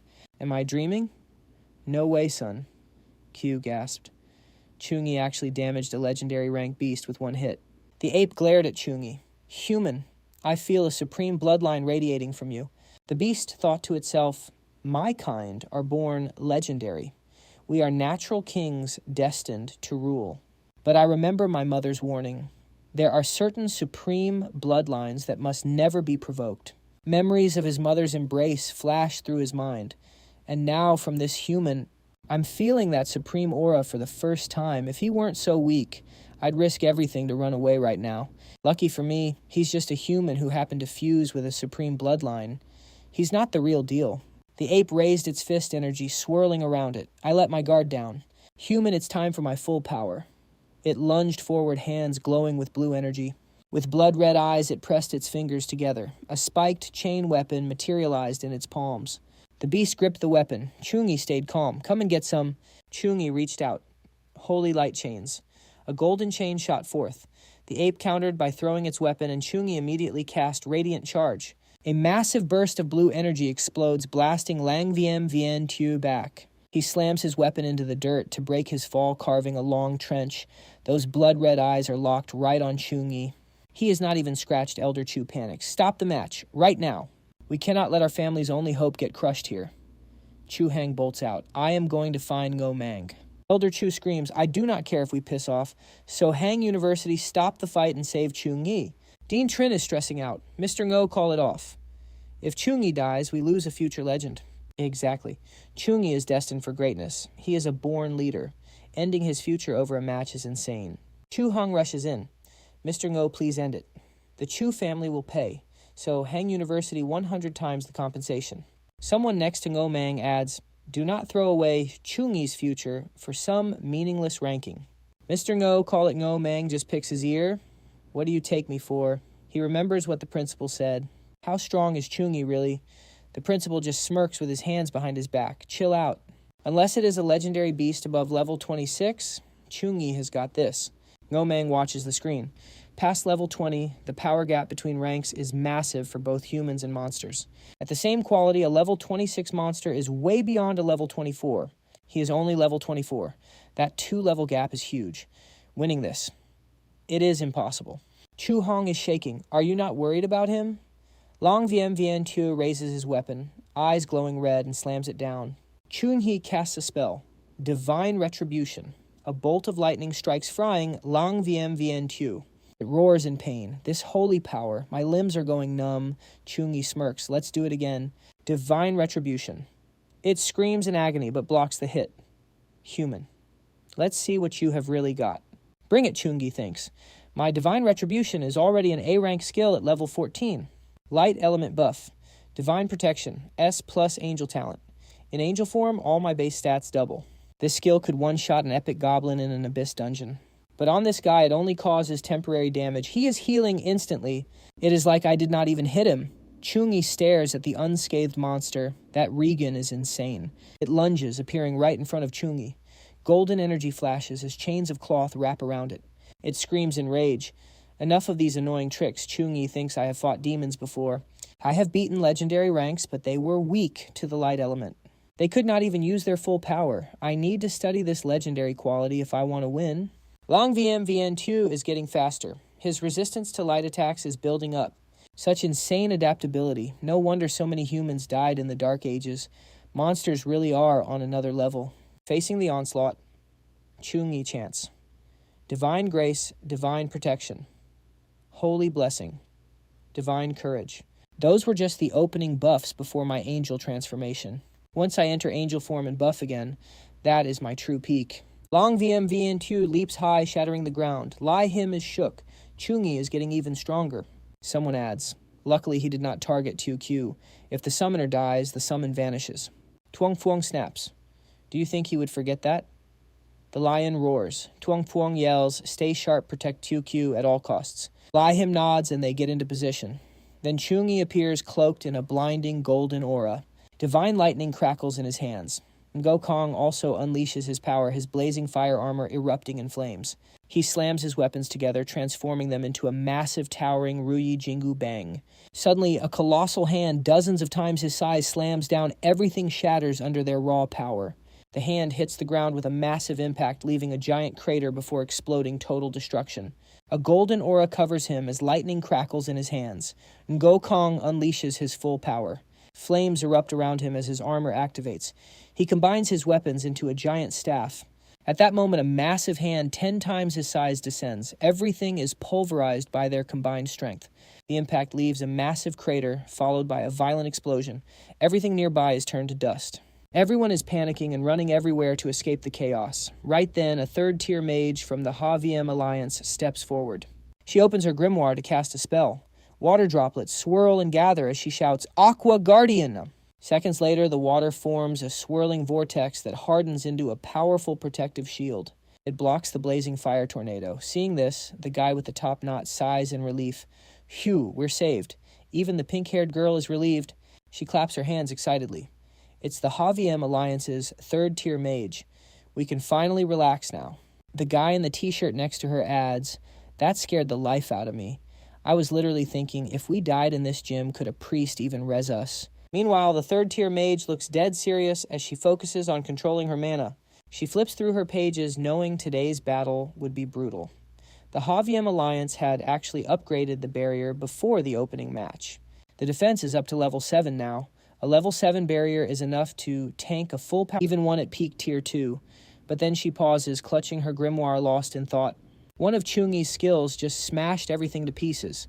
This hasn't happened once in over 100 years. Looks like our Central Xia nation has birthed another absolute monster. This is the pride of Central Xia, the pride of humanity. Suddenly someone stops in their tracks. The four of them stand frozen in shock as violent lightning crackles everywhere. Moments later, the forest flame fiend appears looking aggressive and full of bloodlust. It gnashes its teeth, breathing out smoke and fire as it thinks, damn it, just because of that light and ice elemental power. It pierced deep into my flesh and is constantly wrecking my regeneration. Filthy humans, curse that holy light. It slams its fists into the ground in a rage, shattering the earth. It roars. How could a great demon like me be killed here instantly? Chau Nghi lands a god-tier punch right in its face. He looks tiny compared to the forest flame fiend, but his punch is so OP it knocks the beast flat. It screams in agony. A second later, he lunges forward. Chau Nghi delivers a massive kick that sends it flying back. Blinding golden light descends as debris and rocks fly through the air. Suddenly, a spectral bird and lion appear, roaring fiercely. A voice booms out, making Tuong Phuong and Ton Qiu shake with fear. Drenched in sweat, he asks surrender or keep going. Ton Qiu closes her eyes and recalls her magic, answering slowly. Her voice echoes through the stadium. We surrender. Dean. To finally breathes a massive sigh of relief. Even Elder Chu is smiling with satisfaction. Then the commentator's voice booms over the speakers. The winner of this team match is Suhang University. Let's congratulate Suhang University on becoming the champions. Let's hear it for our MVP Chau Nghi. If it wasn't for his epic carry, we wouldn't have seen such a legendary fight. Truly spectacular. The crowd goes wild cheering Chau Nghi Godngi. The commentator continues. 10 universities, 45 matches, and it's all over. I now announce the final rankings for the tournament. First place with 9 wins and 0 losses, Suhang University. Second place with 8 wins and 1 loss, Mado University. Third place with 7 wins and 2 losses, Thon Kin University. The audience screams in excitement. Suhang University. Chau Nghi Godngi. A brown-haired guy comments, it's hard to imagine Chau Nghi is only 18. His combat power is absolutely cracked. Chau Nghi's name will definitely be at the peak of Central Zia's rankings in the future. After the battle, he transforms back to normal. Exhausted and drenched in sweat, a white-haired girl suddenly calls out, Chau Nghi, it's Kwang Sonian. She runs over to check on him. How are you feeling after using angelic form? Immediately, an orange-haired guy points his camera. Film this quick. Zoom in on the couple. My views are all riding on these two. The live stream shows 50,000 viewers watching. He gently pats her head and whispers, sorry, I made you worry. I'm a bit weak, but I'm fine since I leveled up. This moment sets the chat on fire. They're definitely a thing. No way I'm wrong about this ship. Someone else comments, please stop the PDA. My single heart can't take this much damage. God Nyi belongs to everyone. Another person sighs, but the goddess is just too beautiful. Suddenly, a hand blocks the screen. Comments start flooding in. Who's blocking the view? We were just getting to the good part. Streamer, do something. Deal with this guy and I'll send you a big rocket gift. It's Ngo Meng. He crushes the camera with his bare hand while keeping a massive, terrifying smile on his face. He says private live streams are forbidden after the match. Don't you know the rules? Let me teach you a lesson. Their faces instantly turned pale as ghosts. He then turned toward Chau Nghi and raised his voice. Let's head back to the villa first. I'll brief everyone on the final event, the survival match. Survival match. A moment later, a voice echoed inside the villa. The survival match was indeed the grand finale of the competition. All student teams from 10 different universities and colleges will enter an open dungeon to scavenge. Guo Mong stood with his hands behind his back, speaking sternly to the group. This is nothing like a simulated dungeon. Forget the individual matches from round 4. This survival dungeon is a massive real-world open map. In a survival match, you'll face countless random variables. Even if your ability is top tier, one bad streak of luck and you're cooked, you could be eliminated before you even start. He illustrated a potential scenario. Take down monsters to earn points. Slaying a beast gets you 100 points. The rules are pretty simple. Hunting different ranks of magic beasts earns you points. Also, if anyone carries the surrender flag, that's minus 500 points for you and plus 500 for your opponent, he continued. Eliminating a player from another school earns you half of their total points. You have 7 days. The school with the highest score at the end wins it all. Next, he explained the map of the secret realm. This realm is massive. Every day, players can only search within a specific designated zone. As the match progresses, the search area will gradually shrink. You must move to the new active zone. Fail to make it in time and you're disqualified. There's one more thing you must remember. Your entry point is completely random. If you hit the void zone at the border, get out immediately. Ngo Mong's eyes turned grim as he spoke. The void zone is filled with spatial cracks that can one-shot even a tier 3 professional. In an instant, everyone shouted in unison. Understood later that night. A pair of footsteps slowly approached. It was Principal Tuo. He arrived at a base, and the doors slid open automatically. The atmosphere inside was heavy, a silence so deep you could hear a pin drop. Then a voice broke the quiet. Principal To, you're finally here.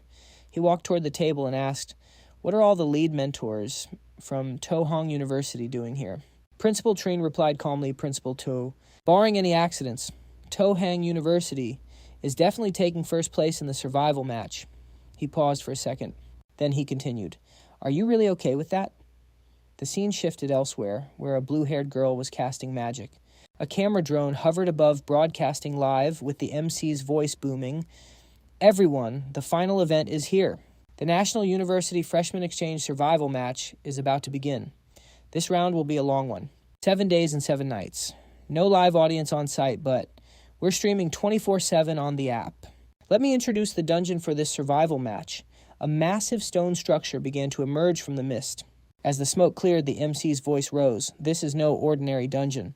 According to reliable intel, this is an ancient battlefield of the Beast Tribe. Its name is... The massive gates fully appeared as the MC shouted, "The ruins of the Beast Kings." Every player was buzzing with hype. Someone asked, when did this Beast War even happen? The date doesn't matter.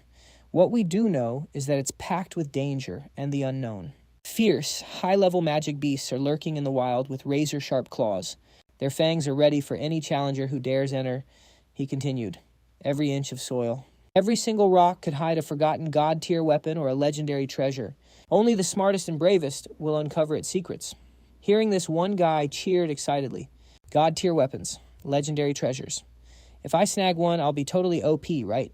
The black-haired guy cringed at him, thinking, what school is this kid from? So naive. The military definitely picked this place clean already. No way there's treasure left. Just then, the gates slowly groaned open.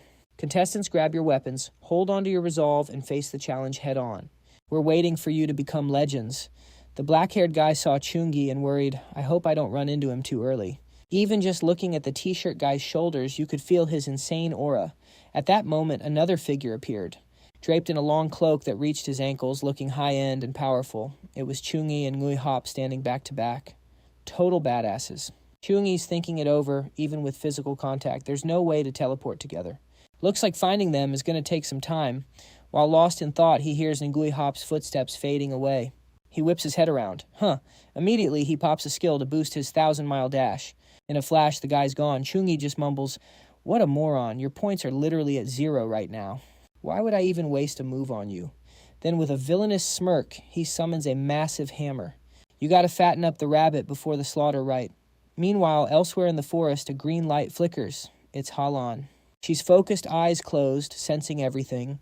Suddenly, a red shadow flickers through the trees. She stays dead still, tracking the target's position. North, 1,000 meters, male, school unknown. Halan cracks one eye open. She draws her bow, locking on. Is that Chau Nghi? Then whoosh, the arrow flies. The target sees the projectile and gasps an elf arrow. In a split second, Ngui Hop barely dodges it. He yells out, Halan, it's me! His eyes are sharp, locked onto her. The arrow freezes instantly. Halan sighs. Good thing you spoke up in time. Why are you in such a rush anyway? He scratches his cheek, acting all awkward. Did you run into those Suhang University guys yet? He thinks to himself, no way I'm telling her I panicked and used blink. They both start moving out, she says, as they walk. Without my plant empathy skill, I can only scan 10 miles around us. Plus, with all this thick cover, you're the only one who popped up on my radar. He gets it and replies, oh, well, sticking together like we planned seems like the move. She nods, deal. Cut to another location. A guy with black hair is watching the match on his tablet, looking confused. Weird. A Ma-Do student and a Thon-Kin student. Why are they teaming up? A guy with glasses lounges on his bed reading. Their power levels aren't that different. They're wary of each other so they won't just throw hands. Plus, these dungeons are death traps. Teaming up early on. That's just being smart. Survival matches only get spicy later on. This is just day 1. Wait until day 7. That's when everyone's trackers go live and reveal their locations. When they actually start hunting each other, that's the real hype. The guy nods. Ah, I see. Back to the battlefield. A whole mob of different monsters comes charging in, lunging straight for Chau Nghi. He just gestures with 2 fingers and mumbles, fall. In a heartbeat, they're all wiped out. Points start rolling in. Plus 100 points. Somewhere else, a pack of green monsters snarls. Some wild brat thinks he can trespass on our turf. Kill him, get him now. But Chau Nghi is already moving. His right arm glows with a chilling blue aura. Frostbite. Just like that, the monsters are frozen solid. He snaps his fingers as he walks away, and the ice shatters into 1,000,000 pieces. Next, he mows down some giant spiders, plus 500 points, then another 50 over and over. Chau Nghi swings his massive hammer back, crushing a spider like it's nothing. The system pings plus 1,200 points. After a bit, the monsters are all cleared out. Chau Nghi smiles, touching his blue ring. Finally took down a tough one. Let's see how many points I've racked up. He checks the stats. A mechanist is a literal one-man army. Use drones to dodge high-rank bosses, scout low-rank mobs, and then split your units to farm everywhere at once. No wonder Dean and Go said survival matches are where mechanists and summoners truly shine. The leaderboard pops up. Rank 1, Chau Nghi, 15,792 points. Rank 2, Vuong Hien, 5,547 points. Rank 3. Lai Mong Trok, 2,547 points. Chau Nghi scrolls through. Tuen Hien Ha Lan Thiet Tam Lin Hai. Their ranks are exactly where I expected. Rank 9. Kwang So Nien, 2,049 points. Rank 10. Vuong Kuyet Tam, 2,017 points. Rank 11. Halan, 2,002 points. Wait. He freezes eyes, narrowing in total disbelief. Dam Vi and Truong Chiat might not be on Thiet Tam's level in a real fight, but they're at least average compared to the other students. Why the hell are their points so low? The board shows rank 72, Dam Vi, 540 points. Rank 81, 470 points. Chau Nghi's hand suddenly froze his face, a mask of pure shock and confusion. Dam Vi was eliminated. The leaderboard updated rank 72, Dam Vi 540 points. Rank 81, Truong Chiat 470 points. He couldn't stop overthinking it. Getting eliminated only happens for 3 reasons. The dungeon environment, monsters, or other players. It wasn't time for the zone to shrink yet, so there was no way. He was kicked out for not reaching the safe zone.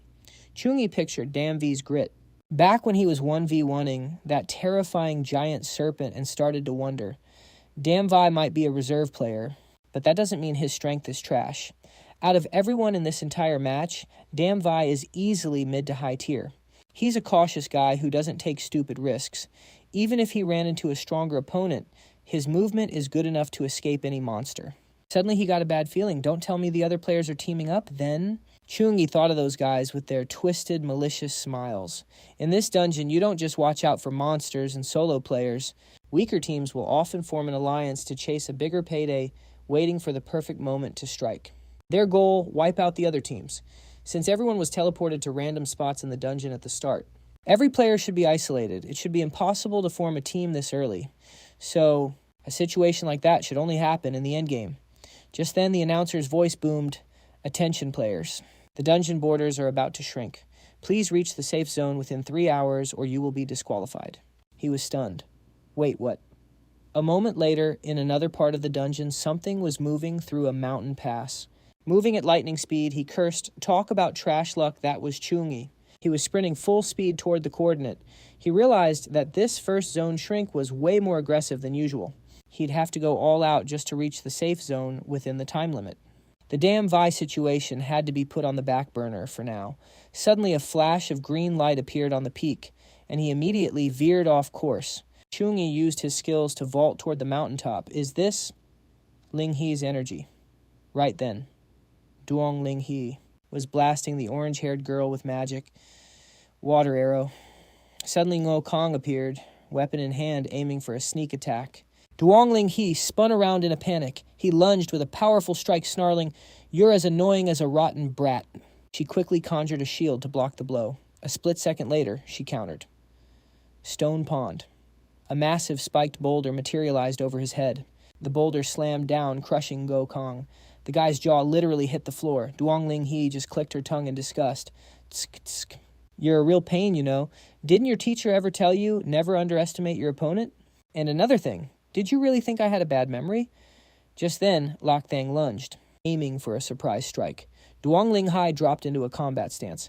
"Did you really think I'd forget there were 2 of you?" She slammed her staff hard into the ground. Just as the girl was about to strike, rocks of all sizes swarmed toward her. Stone Spirit Seal Lak Thang was encased in a stone sphere, while Ngo Kong stayed pinned under the weight. Both were paralyzed, unable to fight back. Duong Ling Hai caught her breath. "So you guys gonna surrender? Or do I have to break a few bones before you're disqualified?" Suddenly, the sound of slow clapping echoed out. Duong Ling Hai was shocked to see Li Qian. Watching from the shadows, she thought in shock. There was another one hiding the whole time. He spotted her and spoke with a smirk. "Unreal. I never expected Suhang University to have such a cracked elementalist. It's a pity your teammates have been hiding your talent all this time. What a waste."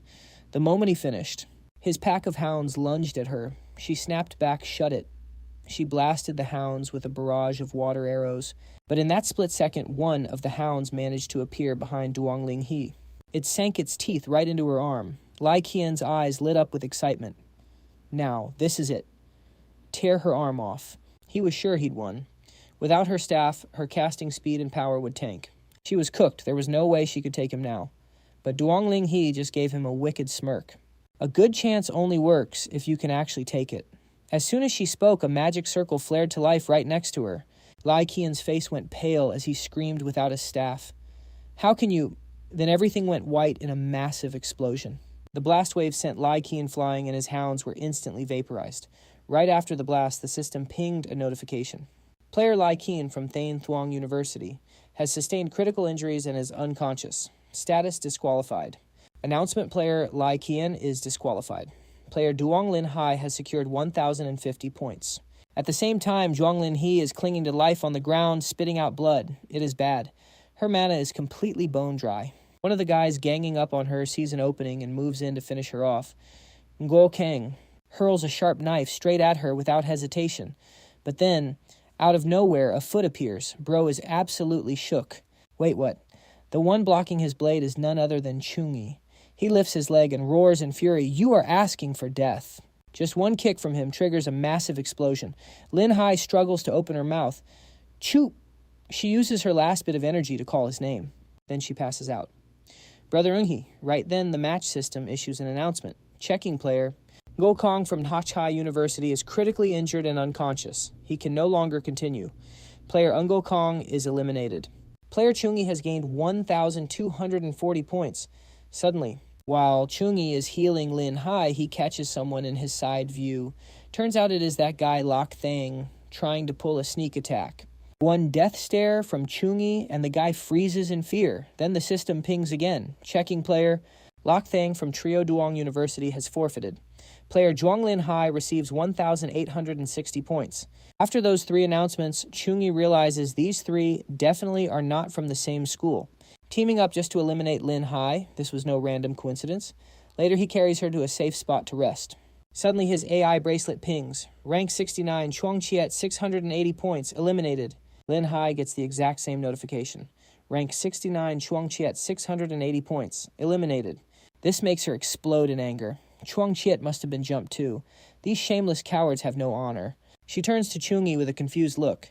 Brother Nghi, this whole thing has been sketchy from the start. Entry points into the domain are supposed to be completely random. How did they group up so fast on day one? And how are they tracking our people so accurately to attack us? Chau Nghi shares his thoughts on the matter. I bet they are using some special method to ping everyone's location. She shouts in pure fury. That is straight up cheating in a national tournament. How do they even dare to do this? But he adds, if this is someone's special skill, then technically the rules cannot call it cheating. However, if they are using dirty tricks under the table, his eyes turn cold with murderous intent. I will make sure their reputations are completely crushed, Lin Hai says sadly. So Nian and the others are still scattered everywhere. They might have been jumped already. I am scared. Chau Nghi gently comforts her. 9 schools have teamed up against us. They want to weaken me. They spent the last 6 days targeting all of you. Then they will come for me on the final day. These snakes, you guys getting surrounded was unavoidable. He adds with total confidence, against absolute power, all their petty schemes are completely useless. Everything they did today, I will make them pay back double in 6 days. His boss energy makes her blush hard. She is totally embarrassed, thinking to herself, Brother Nghi. After making her comfortable, he shoulders his sword to leave, but stops to remind her. Do not get worked up. Your wounds are not fully healed yet. Drink some mana potion. Just stay here and rest tonight. I am going to clear out all the monsters nearby. A few days later, the tournament drone makes an announcement. November 20th, 2064, the final day of the survival match, the National Freshman Exchange Tournament. Today, the remaining 74 players will begin the final bloodbath. To determine the final rankings of the survival match, every player's location will now be shown on their AI bracelets. Let us all wait and see the birth of a true powerhouse. The crowd is buzzing about the final day of the slaughter. This last day of survival. It is really worth the hype after 6 days of fighting. Tohong University only has Chau Nghi left, along with Lin Hai and Kuang Sonyan Wright. The other 9 schools have 71 players in total. The numbers advantage is massive. Can Chau Nghi survive a combined attack from 9 schools? Right then, the drone announces the locations. Deep in the vast desert domain, a group is waiting for someone. One of them speaks up. Chau Nghi and Lin Hai are heading straight for us. Ngai Hop checks the map. He quickly orders Kuang So Nian is to the northwest. She is strong, but she is no freak like Chau Nghi. Plus, there are over 10 people near her already. Ha Lan take 5 people and regroup with them. We have to eliminate Kuang Sonyen. The 47 of us here will handle Chau Nghi together. All these petty schemes are about to be crushed by his raw power. Get ready for the ultimate life and death battle. Halan agreed without a second thought. After giving his orders, Ngui Hop shouted to hype up the other players. Judging by Chau Nghi's speed, he should be here in about 1 hour. This battle determines our final rank in this exchange match. Everyone give it 100%. Make sure you're fully prepared. Somewhere else, a cold blade slashed through the air. Kuang Sonyen was absolutely wrecking the other players. Anyone who dared to charge her got cooked. Halan showed up and spoke out. Little Nian, it's been a while since we had a real fight. She aimed her bow and said, I'll admit I'm playing dirty this time. Once this match is over, we'll have a fair duel. That made her laugh with disdain. Little Lan, why wait? Her power started to explode. She claimed with total confidence. Before Chau Nghi worked so hard that you actually thought I was an easy target. Today I'm going to open your eyes. Halan was shocked by the change. No way, it's the succubus complete transformation. She couldn't believe it. I didn't think little Nian had mastered the succubus bloodline this well. Even with 24 of us, we have to go all out. She quickly fired an arrow. She ordered the other players to attack. Go in the desert, 2 beasts were brawling. Suddenly, a massive pressure made both of them run for their lives. Ngui Hop and Vuong Hien waited patiently. Out of nowhere, a shockwave hit. Dust was everywhere. Ngai Hop realized who was coming and called out. Chau Nghi, right as he said the words, he's here, a massive giant stepped out. 2 people were standing on its head. It was Chau Nghi and Duong Lin He. Seeing him, Ngui Hop smirked. Chau Nghi, you should feel honored. To take you down, we've gathered everyone. 47 top players from all the elite colleges. Chau Nghi just scoffed at him sarcastically. 47 players. He straight up called them a bunch of trash. That insult hit their pride hard. They screamed in rage. You're insane. Too arrogant. But Chau Nghi didn't flinch. He just asked mockingly, What's wrong? Did I stutter? Is there a single one of you who hasn't been my punching bag before? He pointed at them and challenged them.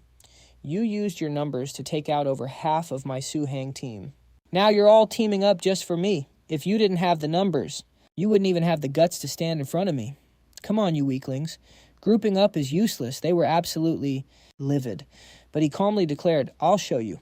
No matter how many ants there are, they can't kill a dragon. The war was on. Vuong Hien made the first move. Blood Snake Arbiter. Then his 2 friends joined in. Too cocky, hear my call. Blazing blade style, everyone else charged. Chau Nghi jumped off the giant's shoulder and shouted, Duong Lin Hai, wait there for me. The system screen started popping up. Bravery's grace. He slammed into the ground without hesitation. Boom. He charged forward with his weapon in hand. Skill activated. Dawn's blessing. One move easily crushed countless players. With every swing, a whole group went down. His speed left one player stunned. He's way too fast, but another player thought he might be strong. But he's just a freshman. How can one freshman beat 47 people? Summon monsters stood in Chau Nghi's way. He didn't even slow down. A monster reached for him. Their fists collided, and his power completely shattered the beast. The players didn't stop their assault. Angelic body defense, field lights, protection, mana shield. Layers of defense opened up. Chau Nghi's power broke through one, but not all of them. The pink-haired girls smirked. 6 layers left. I actually blocked it. Chau Nghi found it hilarious. Blocked it. He pointed at them and smirked.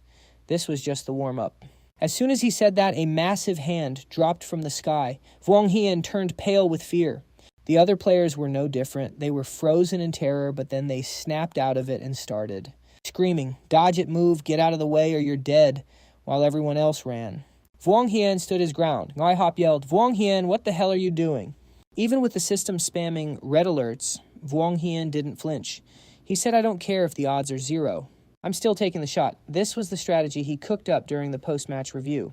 Those iron plates were pieced together using his analysis. Back when we sparred, I studied that God's hand power and impact zone 100 times. He struggled to snap the plates into place. Explaining God's hand looks solid, but the energy is actually spread out. If we can gather all the scrap metal to form a multi-layered shield, we might just tank a lethal hit. Just as Vuong Hien finished the iron shield, Chau Nghi's God's hand was inches away. 0 fear. Vuong Hien roared, bring it on. Boom. The hand slammed into the shield. It crushed the metal like paper, smashing it into the ground. Dust and debris everywhere. Standing there like a literal god, Chau Nghi looked down and asked, your lives are in my hands. Surrender or die. But Ngui Hop wasn't finished. He screamed Chau Nghi's name and launched an attack. His ultimate move tore through the air. Circle windlock. He gave it everything. Panting, Muihop thought if Chau Nghi blocks this, he won't see what's coming from behind. Then the rest of the crew swarmed him. Wind/silver sword unleashed. They were jumping him. And Guy Hop was feeling confident. We're ready. Even if we can't take Chau Nghi out in one go, we'll at least leave him broken. Watching the mob rush him, Chau Nghi sighed. Honestly, he blocked the attacks with one hand and said, I've been way too nice to you guys. No hesitation. He countered every single one of them. Divine judgment. Vuong Hien lay there defeated, feeling the sting of regret. He thought he's even stronger now. I thought this would be a real fight, but it's just a one-sided massacre. If I'd known he was this broken, teaming up with 9 universities was a waste of time. He looked at the system prompt surrender. He felt like trash. We're going to be the laughingstock of the whole country. Ngomong laughed his head off, watching the screen in awe. A 9-school alliance, Dean Trin, you really went all out just to take down Suhang University. Dean Trin played dumb. Dean and Go, I have no idea what you're talking about. Ngomang was annoyed. Bro, there's no one else here. Stop capping. He started listing the names involved in the gank. Nguai Hop from Mado, Halan from Than Kin, Lai Kien from Than Thuong, Ngokong from Nhachki, and Lak Thang from Trio Duong. Any idiot can see what you're up to. He pushed harder. Normal schools wouldn't have the guts to do this. Mado is solid at rank 2. They wouldn't touch this mess unless Thang Kin, the host, was pulling the strings. Who else has the power to unite 9 schools? Internally, Dean Trin was sweating. Thang Kin had the home field advantage and still got wrecked. This dirty trick was the only way to save face. Flashback to the meeting where they plotted against Chau Nghi. He had barked, Principal to if Suhang University takes a first place in all 3 major events. What happens to the reputation of every other school? Dean Toe didn't back down. Dean Trin, save the excuses. Mado has been rank 3 for years. If we hit rank 2 this year, I'm chilling. I don't care about rank 1. Hearing that, Dean Trin dropped the bait. Join Than Kin's side and I'll hand over a share of S-rank resources to your schools. That's my proof of good faith. Dean, to smelled blood and demanded 2 points minimum or no deal. Dean Trin had no choice. Bet. Deal. Then he laid out the plan to everyone. Tell your students don't eliminate each other. Work together. Our main goal is to wipe out everyone from Suhang University except Chau Nghi before day 6. If you see Chau Nghi run, wait until everyone regroups to jump him. Back to the present. Ngomong looked at the guilty deans and asked, so who else was in on this? You guys are usually such big shots, so why the sudden silence? Then he turned his eyes toward Dean Phuong Hak. Seeing the spotlight on him, he jumped. Huh! The old man's voice turned cold as he questioned him. Dean Phuong Hak has such high morals and prestige, always acting like a total gentleman. Getting involved in this shady business, aren't you afraid of ruining your reputation? But that old fox didn't even flinch before answering. Dean and Go, why the harsh words teaming up in this match is just part of the strategy. It's totally fair. We didn't break a single rule. His smug attitude made the old man scoff in disgust. Suddenly, Ngomong's voice turned sharp and piercing. Do you really think that using some cheap tricks can stop Chau Nghi from taking the crown? Don't make me laugh. He doubled down with confidence. Everyone can see Chau Nghi's true power. He's not someone that your petty tricks can handle. A true beast never fears a challenge no matter who stands in his way. He'll take first place even if you target Suhang University. Meanwhile, another player spammed the teleport button, but the system flashed a red alert.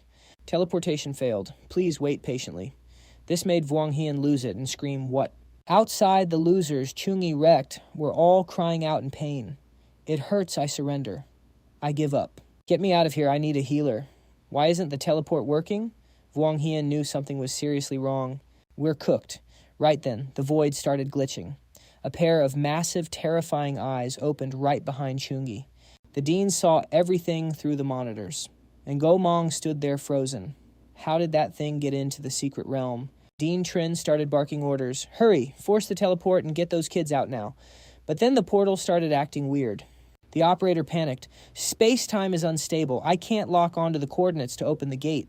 The deans were shook. Total panic. Every student in that realm is a top-tier warrior. They're the future of our nation. If we lose them here, our country is finished. This is being broadcasted nationwide. If the world sees this, our reputation is trashed. Exactly. We have to save them no matter what it takes. Even Ngomong was sweating with worry. Will Chau Nghi make it back alive? Suddenly, static. Signal lost. Please reconnect. The deans went wild. What happened? What's going on? Everyone was losing their minds. Are you kidding me? Right at the climax? Wait, did you see that thing behind Chau Nghi? Was that some kind of freakish monster? Chau Nghi didn't see it, but he heard the warning. He reacted instantly and spun around. The void beast lunged, barely missing him by an inch. He summoned his weapon and swung with everything he had. Boom! But it vanished into thin air. He was stunned. It's gone. Meanwhile, Wang Hian's mech finally touched down and he stepped out safely. Chau Nghi didn't waste time. What do you know? As soon as he landed, the kid dropped the monster's name. That's a void beast. He revealed it had been sealed deep within this secret realm for ages. It hasn't been seen in over 30 years. It was basically a myth among high-level players. An ancient entity born from the endless void. It defies all logic and teleports through space-time cracks like it's nothing. It shifts between reality and illusions. It's a total ghost. Catching it is nearly impossible. Its deadliest skill, tearing space apart to create a chaotic void. If you get sucked in, you're dead. Period. Chau Nghi frowned. How did a thing like that break the seal? Suddenly, a blood-curdling scream echoed. The void beast. It's here. Everyone was losing their minds. What the hell is that thing? Run, but Chau Nghi, he was ready to throw hands. He launched a punch with insane power. Feeling the sheer pressure of the hit, the void beast snapped its eyes open. It flickered right in front of him and slashed his legs twice. Chau Nghi winced, gritting his teeth from the sting. Suddenly another rift opened up and started sucking Chau Nghi in. But did he panic? Nope. He was already prepping a counter. He threw a massive strike right into the rift. Just as he was wrestling with the spatial force, the void beast lunged from the shadows of the portal. Without a second of hesitation, he unleashed his ultimate move. Divine Punch. The attack was absolute insanity, ripping through the air and blasting forward like a cannonball. It was like a roar of thunder, but that glowing pink arrow of light was suddenly intercepted by the void beast. In the blink of an eye, Sun Yan lunged forward and grabbed Chau Nghi, diving to dodge the shockwave from that massive blast. Under the insane pressure, they both slammed into the freezing ground and skidded way back. Halan gripped her bow and yelled at the top of her lungs, "Ngui hop, rally everyone, focus fire on that demonic hand." Through the thick white smoke, Sun Yan pushed herself up while still on top of Chau Nghi. The guy looked totally drained. Even in that desperate mess, he struggled to find his voice just to ask if she was okay.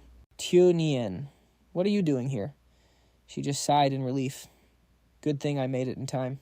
Then she quickly explained the whole situation. I realized the others couldn't escape the hidden realm. I figured something went wrong, so I rushed over. But right then, Chau Nghi noticed something terrifying. That void beast. It just found a new target. Luckily, a flash of golden power blocked it. Boom! A massive explosion ripped the ground apart. Poor Halan was too close and got caught in the blast. So Nien screamed in a panic. Halan. Chau Nghi used the chance to give orders. Chau Nien, I've been poisoned. I need time to clear the toxin. Protect the other students. The void beast was going wild, and right now only Ankiet was standing in its way. Just as those razor-sharp claws swung down, Sun Yan dashed in and created a shield just in time. Stepping back, the guy could only stammer a few broken words. But the nightmare wasn't over. Another massive hand swung out of nowhere. This monster was not letting its prey go. In that life or death moment, a familiar voice rang out. Prep your skills, get out of the way. A sonic skill blasted Ankiet backwards, saving him from a fatal blow at the very last second. The void beast spat out insults, trash, know your place. Truong Sam could do nothing but dodge over and over. Faced with such a massive beast, he groaned, where did this thing even come from? He was barely holding on. Things were looking grim. A crushing pressure filled the air, followed by a cruel, mocking laugh. Ha ha ha, you're no match for me. You ants really think you can challenge the god of space and time. Chau Nghi activated his Regan and Death Resist skills. This void beast's abilities were straight up broken. If you get close, it opens a space crack so you can't even touch it. Try to snipe it from afar. It is gone the moment it senses you. The whole battlefield. It was pure chaos. Dozens of players were there, but they were helpless against that monster. Amidst the wreckage, a pink whip suddenly wrapped around Olivia, pulling her toward her savior. It was So Nien. She handed her off to Lin Hai and immediately charged back into the fray. Lin Hai, take care of the injured. She nodded, but Olivia suddenly lost it and started screaming her head off. Oh, it is over. Lin Hai tried to treat her frozen arm, just try to stay calm. I need to seal this wound. But Olivia's face went pale with terror. It is over, there is no saving us. We are all going to die here. Don't say that Lin Hai tried to comfort her. She had total faith in Chau Nghi. Get it together. Ningji is insane, he will save everyone. But Olivia wasn't listening at all. This isn't what the teacher said. Lin Hai grabbed Olivia's good arm, frustrated. What do you even know? But the girl was so panicked her words weren't even making sense anymore. It is different. It is all wrong. This wasn't supposed to happen. What she said next left Lin Hai frozen. It felt like her whole world just turned pitch black. Meanwhile, the war between the Void Beast and the players raged on. Skills were flashing everywhere across the field. As Lin Hai listened, the stress on her face was clear as day. Her eyes went wide with pure horror. Out of nowhere, a sharp blade energy flew in. It sliced a poor victim clean in half. She didn't waste another second and turned to run. She had to find a way to fix this before everyone was cooked. The battle peaked when So Nien was suddenly snatched up. She was trapped right in the Void Beast's jagged jaws. By the time Chau Nghi, Halan, and Lin Hai realized what happened, it was too late. Before he could even process it, the beast let out a massive shockwave, shaking everything to the core. To stop the enemy's advance, Chau Nghi charges straight for that massive black hole, sucking everything in. From behind, Lin Hai screams his name, Brother Ungi. She's desperately trying to explain the situation. The principal from Than Thuong Academy, he planted void butterfly eggs on us with the mother bug nearby. They can track anyone within thousands of miles using a special method, connecting the dots. That's how the top players from 9 universities regroup so fast. Chau Nghi turns around so fast it scares the life out of Wang Hien. He immediately tries to clear his name. I swear I didn't know. I thought it was just a coincidence. But Lin Hai keeps dropping facts. Besides tracking the void, Butterfly is a symbiotic beast of the void monster. That's why we ran into it in this secret realm. It thinks we're thieves, so it keeps attacking. As for Chau Nghi, she's cooked. Things look bad. Chau Nghi stares at his glowing hand, cooking up a plan. Lin Hai, I need a favor. Find every single insect egg and that mother bug. Now. Hearing that, she realizes what he's about to do. His whole body is surging with massive vitality. Like every single cell is awakening at once. I failed to protect Chau Nghi. If I can find her, I'll wreck this entire realm and scour the void. I don't care. Those golden eyes, they aren't capping. They're filled with pure burning resolve. I'll be the bait. Just then another voice cuts in. Chau Nghi, I know how to tame the void monster. Tan Q struggles to speak. Limping up, he says, Nhi, my family has a special sealing art, even against enemies way above our rank. It can seal them. But that kind of power comes with a massive price. The moment the seal activates, it drains every drop of mana from the user instantly. If you can't handle that mana shock, you're dead. It's a literal do-or-die situation. Tan Q looks devastated, realizing he's too weak to use it himself. But I can't do it. Lin Hai snaps at him. Then why even bring it up? But they're cornered. Chau Nghi has to clutch this final thread of hope. I'll do it. Tell me how. Following Tan Q's instructions, Chau Nghi makes his move. Glowing spirit butterflies probe the pile of eggs. In a split second, boom, they explode everywhere. As the smoke clears space, itself starts to crack. His goal is in sight, and he's getting even stronger. Clenching his fists in a new form, he's ready for the trial. Chau Nghi isn't a summoner, so he has to use a catalyst. And a summoner is the best catalyst there is. He makes a cold decision. I'll focus all my mana into this eyeball and turn it into the catalyst. Summon Chau Nghi teleports around with his hammer, swinging wildly while planning his next move. Take this, it'll trigger the seal. Seeing this kid still standing tall, the void, monster starts to panic. What? How is he still fighting me? But it's still blinded by its own ego, even acting like it pities him. Too bad. Trying to face me is useless. Suddenly a blinding flash of light slams right into its body. The shockwave sends his golden hair flying. The void monster is hit by a terrifying attack and loses its mind. How could you? Chau Nghi swings his hammer again, voice cold. Don't you dare run, the monster just laughs. You idiot, haven't you realized you can't catch me? Just like that, the crack in space starts closing. It acts tough, but it's sweating. Then Chau Nghi catches up instantly. The monster screams in terror. Oh no, just as it feared, Chau Nghi lunges forward and delivers a world-shaking strike that wrecks the beast. He absolutely shreds its own domain. The monster's rage finally explodes. You just got lucky once. You think you've won? Shards of the universe sharp as blades fly forward to tear him apart. Arrogant human. Let me show you the true power of a god of time and space. At the last possible second, he remembers Tan Q's warning. Chau Nghi listened carefully. A summoner's mana lets you cross dimensions or summon high-rank beasts. Take this. You won't just break the seal, you'll trap it in the crack. But my mana is limited. I can't keep you safe. Chau Nghi seizes the moment, unleashing every bit of his holy light gale and light's wrath. Divine retribution is the only way to survive. The more dangerous things get, the faster his brain works. After getting sucked into the space-time rift, every single second is a battle. He's blitzing the Void Beast, looking for an opening to force it into a weakened state. Despite being totally gassed, he locks in and unleashes his ultimate Holy Punch barrage, battered, bruised, and pushed to the limit. Chau Nghi doesn't back down. He waits for the perfect moment to trigger his secret technique. The Void Beast thinks it's won, getting more overconfident by the second. "Don't get cocky, kid. I'll make you pay for this humiliation." Before his opponent can even finish, Chau Nghi is already whispering to himself, "I'm reaching my limit." He raises his hand and finally, Light of Retribution starts glowing with intense power. He forcefully manifests the seal, locking the enemy's soul and body. It's trapped.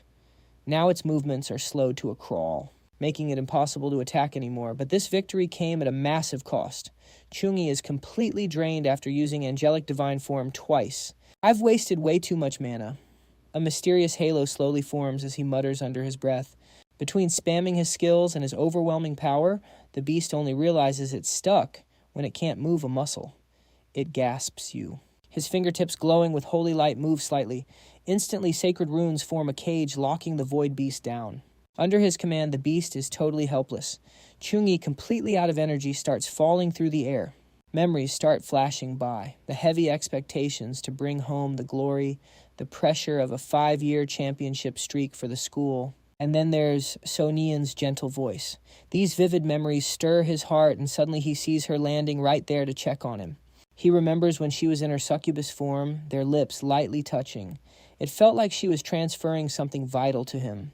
Dazed and struggling for breath, his eyes are suddenly drawn to her. So Nian holds a tempting heart, whispering, "Come find me." In that split second, he snaps awake, his eyes glowing a terrifying red. Peak Chau Nghi is back, and he's launching another move. He puts every last drop of strength into locking the Void Beast down for good. Stay right where you are. The beast panics. What golden holy scripts start swirling around it one after another. They turn into countless glowing chains, binding the Void Beast tight. Its arrogance is gone, replaced by pure shock, as it's completely suppressed. "Wait, I surrender. I surrender. I surrender." The system pings, "You have successfully suppressed the magic beast. Do you want to make it your summon?" But Chau Nghi only has one thing on his mind. Give Chau Nian back right now. It trembles and whispers, "Who?" but it screams in pain the second he makes a move. "Ah!" My eyes. Okay. You mean that girl, right? Ha ha ha, she's fine, she's doing great. In the frozen zone, a mysterious bud starts to twitch. Galaxy-patterned petals begin to bloom. Turns out So Nian was just sleeping peacefully inside the space-time flower. Lin Hai, who was waiting anxiously outside, finally notices something. She finally sees Chau Nghi returning safely. The other students rush over asking, "Chau Nghi, is Chau Nian okay? Did you actually tame the Void Beast?" Meanwhile, the group that wanted to take him down is hesitating. "Guys, the teleport is back. Should we still attack?" After taking So Nian from him, she mumbles in a daze, "Big brother." Without saying a word, he leaps up, aiming his massive hammer. Straight at the sky, Wang Hian is stunned and yells, "Chau Nghi, what the hell do you think you're doing?" The guy next to him adds, "What's your deal?" But all they get is a clear sign the fight is still on. Everyone scrambles to dodge. Wait, has Chau Nghi gone insane? He stands tall, weapon ready, facing the entire crowd. "Surrender, or fight me." What else could they do? They're completely cornered. One of them sighs. "Honestly, I'm impressed. You win." At a time like this, we were never enemies to begin with. News flashes that Sun Qiao from Mado has forfeited. Halan is speechless. Exactly, we just wanted to check on you. Even the top-tier players from Yueqi and Chaoyang admit it. God Ni's hunger for victory is just on another level. He reaches out calmly, and his points start skyrocketing at a crazy speed. From 10,000 to nearly 50,000, like he's absorbing them all. The other group is fuming, but he's already long gone. It's just us left now. What's the point in fighting? Once everyone leaves, Chau Nghi finally collapses, scaring her half to death. Big brother Lin Hai helps So Nian while checking on his injuries. His voice is barely a whisper. "I'm completely out of mana. No bon horate lukjo, I really wouldn't have been able to take it." His vision is starting to fade, but his spirit is still fire. For now, the top 3 spots on the leaderboard belong to us. We're definitely taking first place in this survival match, and the top spot really goes to Chau Nghi with nearly 36,000 points. Jiang So Nian and Tang Lin Hai follow right behind him. Seeing the system confirm the results, Chau Nghi just laughs and sighs. "As captain, I didn't let Suhang University down." The live battle report just updated. Suhang University reaches 500,000 points. Taking first place, Tsinking University is second, and Mado University takes third. In the history of this freshman survival match, 183 national tournaments have been held, and they've seen some absolute geniuses, but this is peak. The host pours his heart out with a sincere message. Among these geniuses, many will become the backbone of the nation. You guys are now the hope of our country and all of humanity. But the students, they're way too busy geeking out. Tomorrow we finally get to pick our epic tier gear. Let's go. After 20 days of nonstop grinding, it's finally time to chill. I'm going to feast tonight, but Chau Nghi no rest for the GOAT. He's straight back to business, checking every line of his system logs. Congrats, you've received Innate Essence, 50 free attribute points, and 50 skill points. He's absolutely winning right now. God tier talent, God tier skills, God tier treasures. He thought this would be a nightmare, but it's pure profit now. 20 days of nonstop battles. To clear the quest, he had to take rank 1 in every single category. Way harder than any exam. From the academy to slaying the demon seed, he didn't expect the rewards to be this cracked. Chau Nghi can't stop grinning. An S+ sword talent, an S rank skill, plus even more god tier loot. These treasures are going to give him an insane power boost. Obviously, he hits claim immediately, instantly. A holy light floods every single cell. The feeling is magical. He's completely locked in. Is this the power of the divine sword heart? Pure high-level energy starts swirling right above Chau Nghi's head. Once he masters it, the energy fades. He feels like he just woke up from a century-long nap. Everything's a blur. A golden glow flickers. First thing in the morning, Chau Nghi is already out there testing his new power. He barely even moves, but the ground just gets absolutely wrecked. Chau Nghi stands there in the dust, totally stunned. One casual swing and this much damage. This power is straight up broken. Wait, there's more. The Divine Sword Heart gave him another ability. Time for a deep dive into this new gift. It's sharper than even a blessed weapon. This is specialized sword chi, something you only get after mastering the blade to a certain level. The attack power is way higher than expected. He raises his hand to keep the test going. Usually, only pro players who grind for years can ever hope to trigger sword chi. And yet he's got it already. The light slices through the air. Before he was just scraping by. Now he's basically a sword master. If he learns more skills, it's game over. Like that sword flash skill in the system. A basic attack combined with sword flash could bring the damage up to 18. And that's only at level 1. That single slash carries so much pressure, the stone walls just crumble. He figures once he levels up sword flash, the damage won't just double, it'll go nuclear. But Chau Nghi isn't getting ahead of himself. He sighs. All this is just theory for now. He needs a real pro to spar with. That's the only way to measure his new Divine Sword Heart power. No sooner said than done, he hits up. So Nian, Chau Nghi, you called me out here just to spar. He chose her for a reason. As the direct heir of the Kuang family, So Nian has been training since she was 3 years old. She studied under a grandmaster, always disciplined, never missing a single day of practice. After 10 years of pure grind, everyone calls her the genius sword girl. So Nian thinks to herself shyly, Chau Nghi is definitely the strongest overall, but when it comes to technique, I've got this. Suddenly, Chau Nghi's aura shifts. The fight is on, so Nian don't hold back. She isn't scared at all. She locks in and charges. Watch out, Chau Nghi. Boom! She swings her weapon with insane, overwhelming force. The impact snaps his practice sword in half, but that's exactly what he wanted. While she's midair, he makes his move. So Nian's eyes go wide. No way. Is that sword chi? She sticks the landing and tries to slow down.